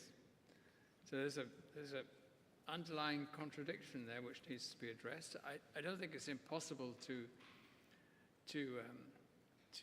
find the way through. The analysis on the US side doesn't take into account the very positive interaction between government and business. We don't have that same reaction in Europe because we are a bit more complicated. We have, in principle, a federal structure, but not something which is easily applicable in the same way that the American structure is. The Inflation Reduction Act facilitates through tax cuts. In Europe, we don't have a fiscal regime which is harmonized. So we can't do that directly. In relation to crises, the US response is usually very generous vis-a-vis the private sector, but then requests them to give the money back afterwards, when it's possible, by the way. It's not always clear what's happening in the banking sector, for example, in the US. But I think that the Draghi chapter is a stimulus to look at these issues more closely. I personally believe that there is sufficient innovation in Europe, at the primary level at least, to make this worth doing. I do also believe that competition policy cannot be pursued as something independent from economic policy. And it's always ironic to look at the US situation, which says antitrust should have provided all the answers, whereas Europe does something somewhat different, to say sometimes antitrust does not provide the answers in a timely fashion, and we have to regulate. I take the example of all the issues where the question is, what is the right price? What answer does antitrust give to that question? First of all, we don't like excessive pricing cases. Secondly, all our market investigations say, well, it's not, we can't do that, let the market work. And Europe has regulated, for example, interchange fees. And I think that the answer to a competition problem is not always antitrust in Europe. And that's where it should be. And I think that in the US, they should recognize that too. David, you want to add something to this? Well, I agree with the proposition that competition policy has to be integrated with other policies. The question is how you do it, whether you adopt a total welfare criteria, or my shortcut is to say it's long-term consumer welfare. Because if you take long-term consumer welfare, that'll get you most of the way there. If you think about it, what Draghi is saying and what the British Prime Minister is saying is that there has to be some focus on economic growth and productivity. And so that leaves the dilemma for the competition agencies, what does this really mean? And it seems to me the least disruptive way for the agencies to grapple with that is to adopt a long-term focus, because then you're going to ask the question, are these moves, enforcement moves, going to increase investment or reduce investment? National income is C plus I plus G, and antitrust, if you will, has just looked at the C, the consumption bit, but really now there's an invitation to look at the I, or not an invitation, a mandate to look at the I, because that I, investment, is the thing that's going to drive European productivity. The other bit that's sort of missing from Draghi is addressing entrepreneurship. We can look at venture capital dollars, and some people say, well, look, Europe's got less venture, but it's not because there's less venture money out there, it's because there's less opportunity and there's less entrepreneurs willing to pursue it. So I think Europe has to get into a different mindset and venerate entrepreneurs, encourage entrepreneurship in a way that it hasn't before. Just two comments. One is the letter report, which preceded the Draghi report, emphasized one thing. He said, stop talking about the lack of consolidation in Europe. Start talking about the creation of a single market in Europe, which is not completed. So if the telecoms companies tell us once again that they don't have enough money to implement 5G, but at the same time their markets are still partitioned nationally, then they can't argue that they should be allowed to merge. We should complete the regulation on that at a European level on that front. And the second thing I want to say is that if you're Draghi, and I think he is pragmatic, for example, in your citation, citation this morning about Siemens Alstom, what was the problem of Siemens Alstom? It wasn't the TGV market and potential competition. It was the monopoly it created in regional railways and signaling. And that monopoly was durable, more than 4 or 5 years. Whereas it was, as you said, an open question as to whether the Chinese could come in and sell TGVs in Europe. So why didn't the French and German governments and the parties propose to the Commission a joint venture in high-speed trains? They probably would have got a clearance straight away on that. And that would have created a European champion. I'm thinking about how a competition authority, how a commissioner would react to that merger today. And the answer is, that's the way she should go. Not to go straight for creating a monopoly on everything, but identifying the problem and providing the solution. So they were either they were badly advised or they were politically influenced. Okay, I want to keep us on the Draghi thing, but more on the outlook. So Draghi talks about competitiveness, and I think by this everyone would agree that he has in mind productivity, and productivity is what Pascal Lamy actually defined in an old piece as the ability to sell products that will come at twice the price of your competitor, because they just generate more marginal benefits to consumers, right? And so we have that call in Draghi to say we should push European firms to create these products that are going to sell for twice the price of the competitors, because that's where value creation resides, and that's what lifts standards of living in the long term, and it's in that. At the same time, we have these reports, including a report from DG Comp, which says prices are going up and markups are going up, and we need to be very attentive to keeping prices as low as possible, as close to cost as possible.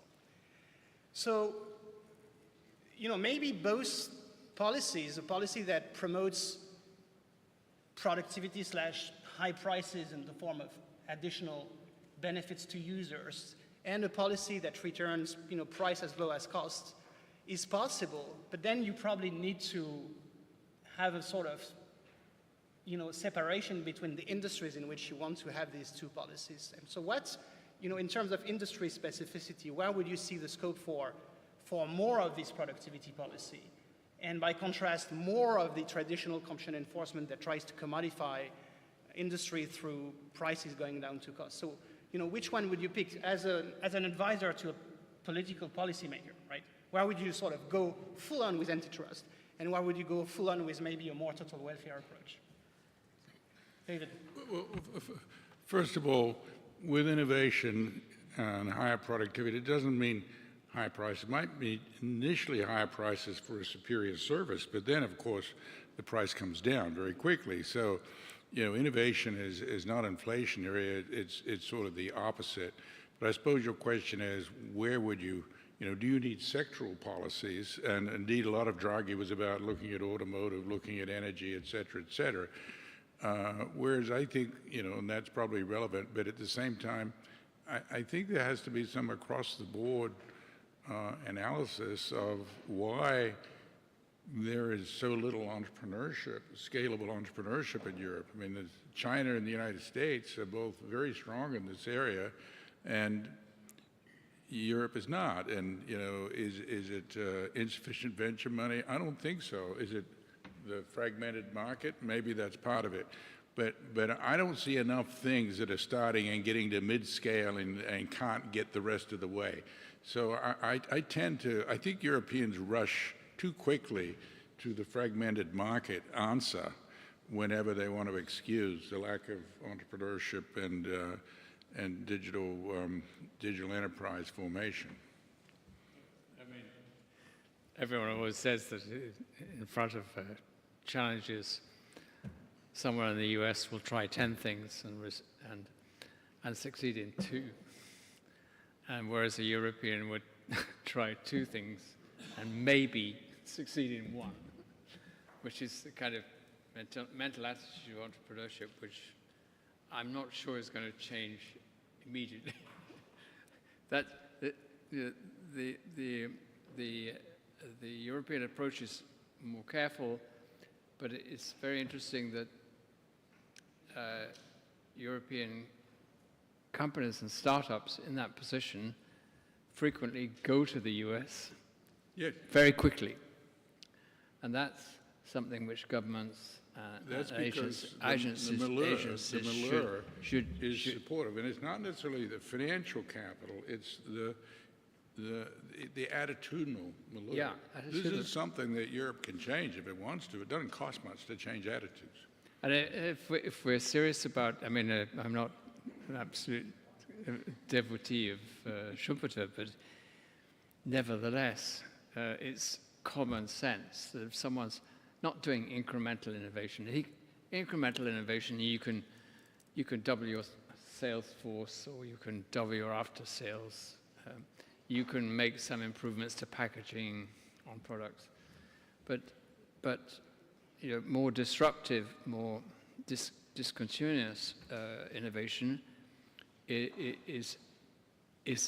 has risks, which capability assessments would provide us with reasons for.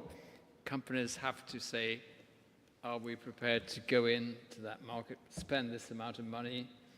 Will it work?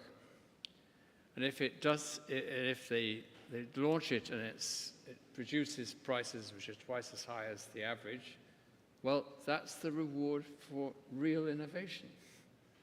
But as David has said, they're bound to go down, because unless there is complete patent protection, there's bound to be competition. I'll give you an example, which is why my industry experience has some relevance for capabilities assessment and competition policy. When I was working for my company, we were conglomerate, steel companies, domestic appliances, etc.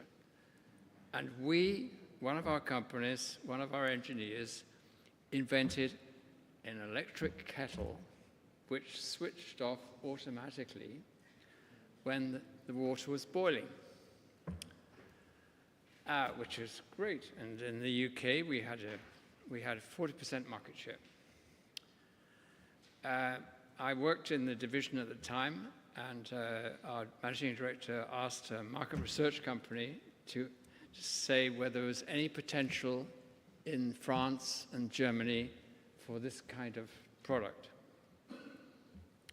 They came back with a report, which is somewhere probably burnt by the authors now, which said, housewives, because we're living in the 1960s and 70s and not in Me Too 2024s, they said housewives don't need a kettle, particularly automatic kettle, because they boil water in casserole, in saucepans. And, so we did nothing. I left my company at the same time as I joined the European Commission. And it was at that particular time, the patent expired on the electric kettle. Within 2 years, two companies, Swedish and Italian, had already sold 10 million automatic electric kettles in Europe. That's what saving your life is about. And that my old company didn't save what was absolutely perfect example of where they could have not prolonged the patent, but at least pursued that kind of innovation to make it work. And that's what competition for me is about. Real changes, discontinuous events in the development of technologies. That was a very small thing. This wasn't electric cars or whatever. It was very, very small, but it's illustrated how things can change radically in very small markets, but has a major effect. Okay, so I have a last question, and then I want to maybe collect some remarks or comments or questions from the room. So there's one point in, maybe it's in the Draghi report, I'm not too sure. I'm French, I have to say, so maybe that's why I think about this. But, we are seeing this race to Gen AI, right, with large technology companies all investing tons and tons and tons of money into developing these large language models. And it's a numbers game. It's not clear what the network effects are, but it's very clear that the funding that this requires is where some players will exit the game, because not everyone keep the funding going. And as part of this race, we have lots of American companies that are, leading the competition for the market, maybe. And there's a few European firms, and there's especially one French firm, Mistral, that is in this race. So if you were a European, what would be your advice? Should we, take proactive measures to keep this firm in the game, knowing that it cannot benefit from the same funding or money markets compared to the US, where you have all these pension funds and, large stock exchange platforms and this and that, where, we have a much smaller availability of private money in Europe for that. So how do you translate, this idea that there are local spillovers to innovation? It makes sense to have some home capital in innovative industries in Europe. How do you translate this idea into a concrete competition/industrial policy recommendation? Should we keep Mistral and maybe the other German company in the game through subsidies? Because this is very antithetic to orthodox competition policy. But at the same time, there might be a good economic reason to do it. So how would you think about that? Well, I wouldn't rule out hybrid models. I mean, look, you're not going to change the structure of capital markets and the amount of venture that's available overnight. But there's no reason why a French company can't list in the US and have its headquarters there, but still keep its basic research operations in France. Many companies list in the US, but their center of gravity, employee-wise, is elsewhere. So I think hybrid models are on the cards, and the question is there entrepreneurial leadership that can actually carry this thing through? You probably have the skilled talent at the lower level. The real question is the managerial and entrepreneurial talent, it seems to me. Yeah. I mean, I think Draghi is quite pragmatic on this point, actually. He says, look at the sectors concerned and see where Europe can have a competitive advantage, notwithstanding where the supply chain is. In some sectors, you might say, it's finished, don't bother. In others, concentrate on in developing resources in Europe. So if Mistral, through its new relationship, is capable of investing through government support as well in facilities in Europe, that's good for competitiveness. And it's going to prevent the other side from their partner, or their owner now, from saying, well, we'll just take you over and we'll repatriate the research activities to wherever it is, in California or elsewhere. So now I'm just trying to reason as a Draghi devotee. The right way to do it is not to tackle everything in one go and say we need to repatriate everything in Europe. The right way to do is to have a hard assessment of what's possible in Europe, and maintain the potential for European competitiveness on the basis of complete independence in some cases, but also on interdependence on others. Okay, thank you, Philip. Are there any questions that you'd like to ask to David and or Philip at this stage? We still have 9 minutes. It would be nice to interact a little more. Or you're tired and you don't want to hear about Mario Draghi anymore. So one thing that I've been thinking about, I'm going to try to pull this off. It's a very long shot. We should try to get all these old Italian men who have been writing reports for 40 years in the same room. So, I mean, some of them we won't get, like Cecchini, I think, is dead. But Mario Draghi and Enrico Letta and Mario Monti would certainly be nice people to have in the room to discuss also what happened to their reports, because it may be the case that again, this report will basically fall into the dustbin of history in the next month. So maybe we can do that one day. Draghi has not heard, but his name has been said many times today, so it would be probably nice to have him talk here. Okay, so if there are no, Lazar, yes, please. Nice jump from kettles to Gen AI. Yeah. So genuine question, not trying to be smart or anything, but why is it important that a Gen AI company is European? Like, European consumers and businesses could benefit, presumably, wherever that company is developed.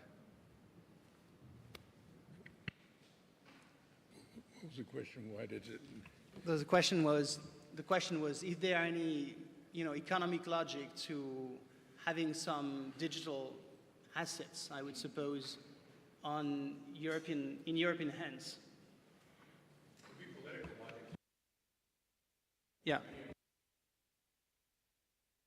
You mean, well, you want the prosperity, but does that mean that the assets have to be here?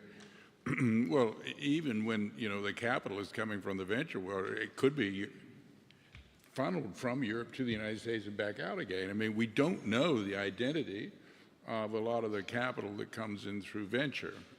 We don't specifically know it. But I do think the general question is one of, Europe needs to become attractive to economic activity, and if it can't do the entrepreneurial bit, then it needs to organize its labor market so that this is an attractive place for these U.S. or Chinese multinationals, if you so choose, to invest, because they are chasing shareholder wealth maximization in significant degree, so they don't care whether it's here or there.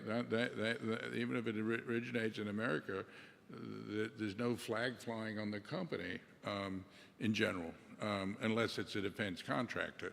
So, I think Europe and the United States, and for that matter, Japan too, and other parts of Asia, need to sort of come together with respect to enterprise development. And they are. I mean, like Israel and the United States are deeply connected. Many parts of Europe are connected already to the United States. It's a global system of innovation to begin with.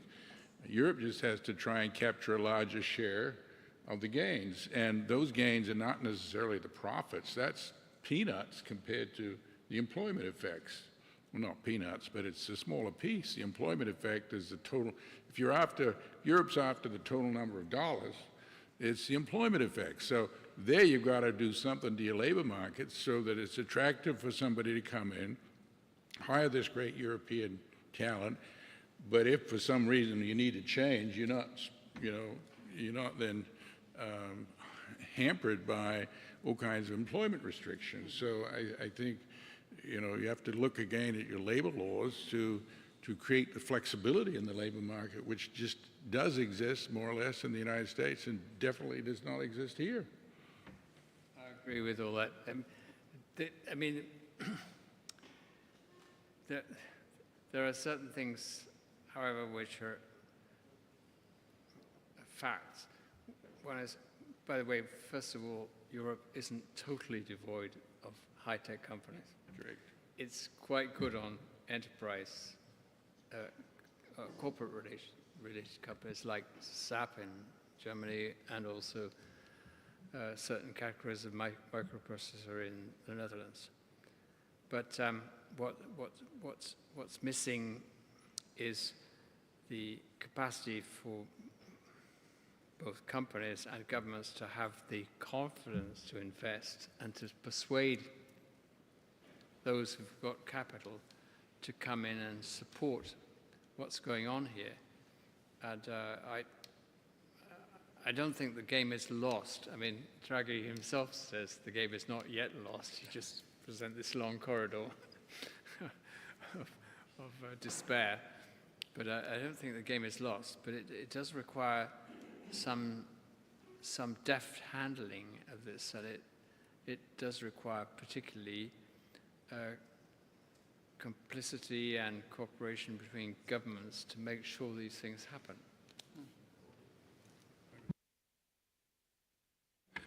I got one point to leave you all with as a thought experiment.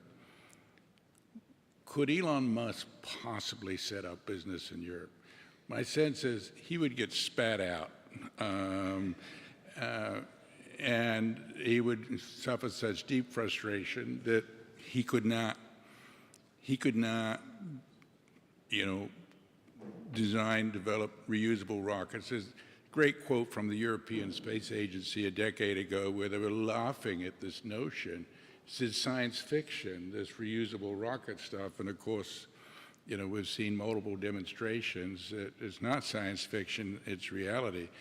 But making those big, bold bets, that's what dynamic capabilities is about at the organizational level and at the individual level for that matter too.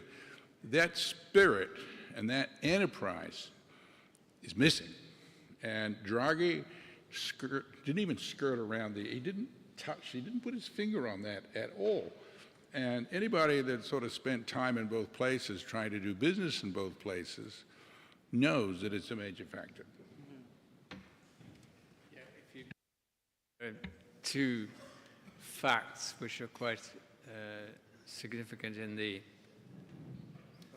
for the development of the automobile industry in Europe, which is regarded as almost in the US regarded as an old industry like Cincinnati. First of all, 70% of the value of most luxury cars is in software, not in steel or whatever it is. So Europe is not completely uncompetitive in that area if it tries.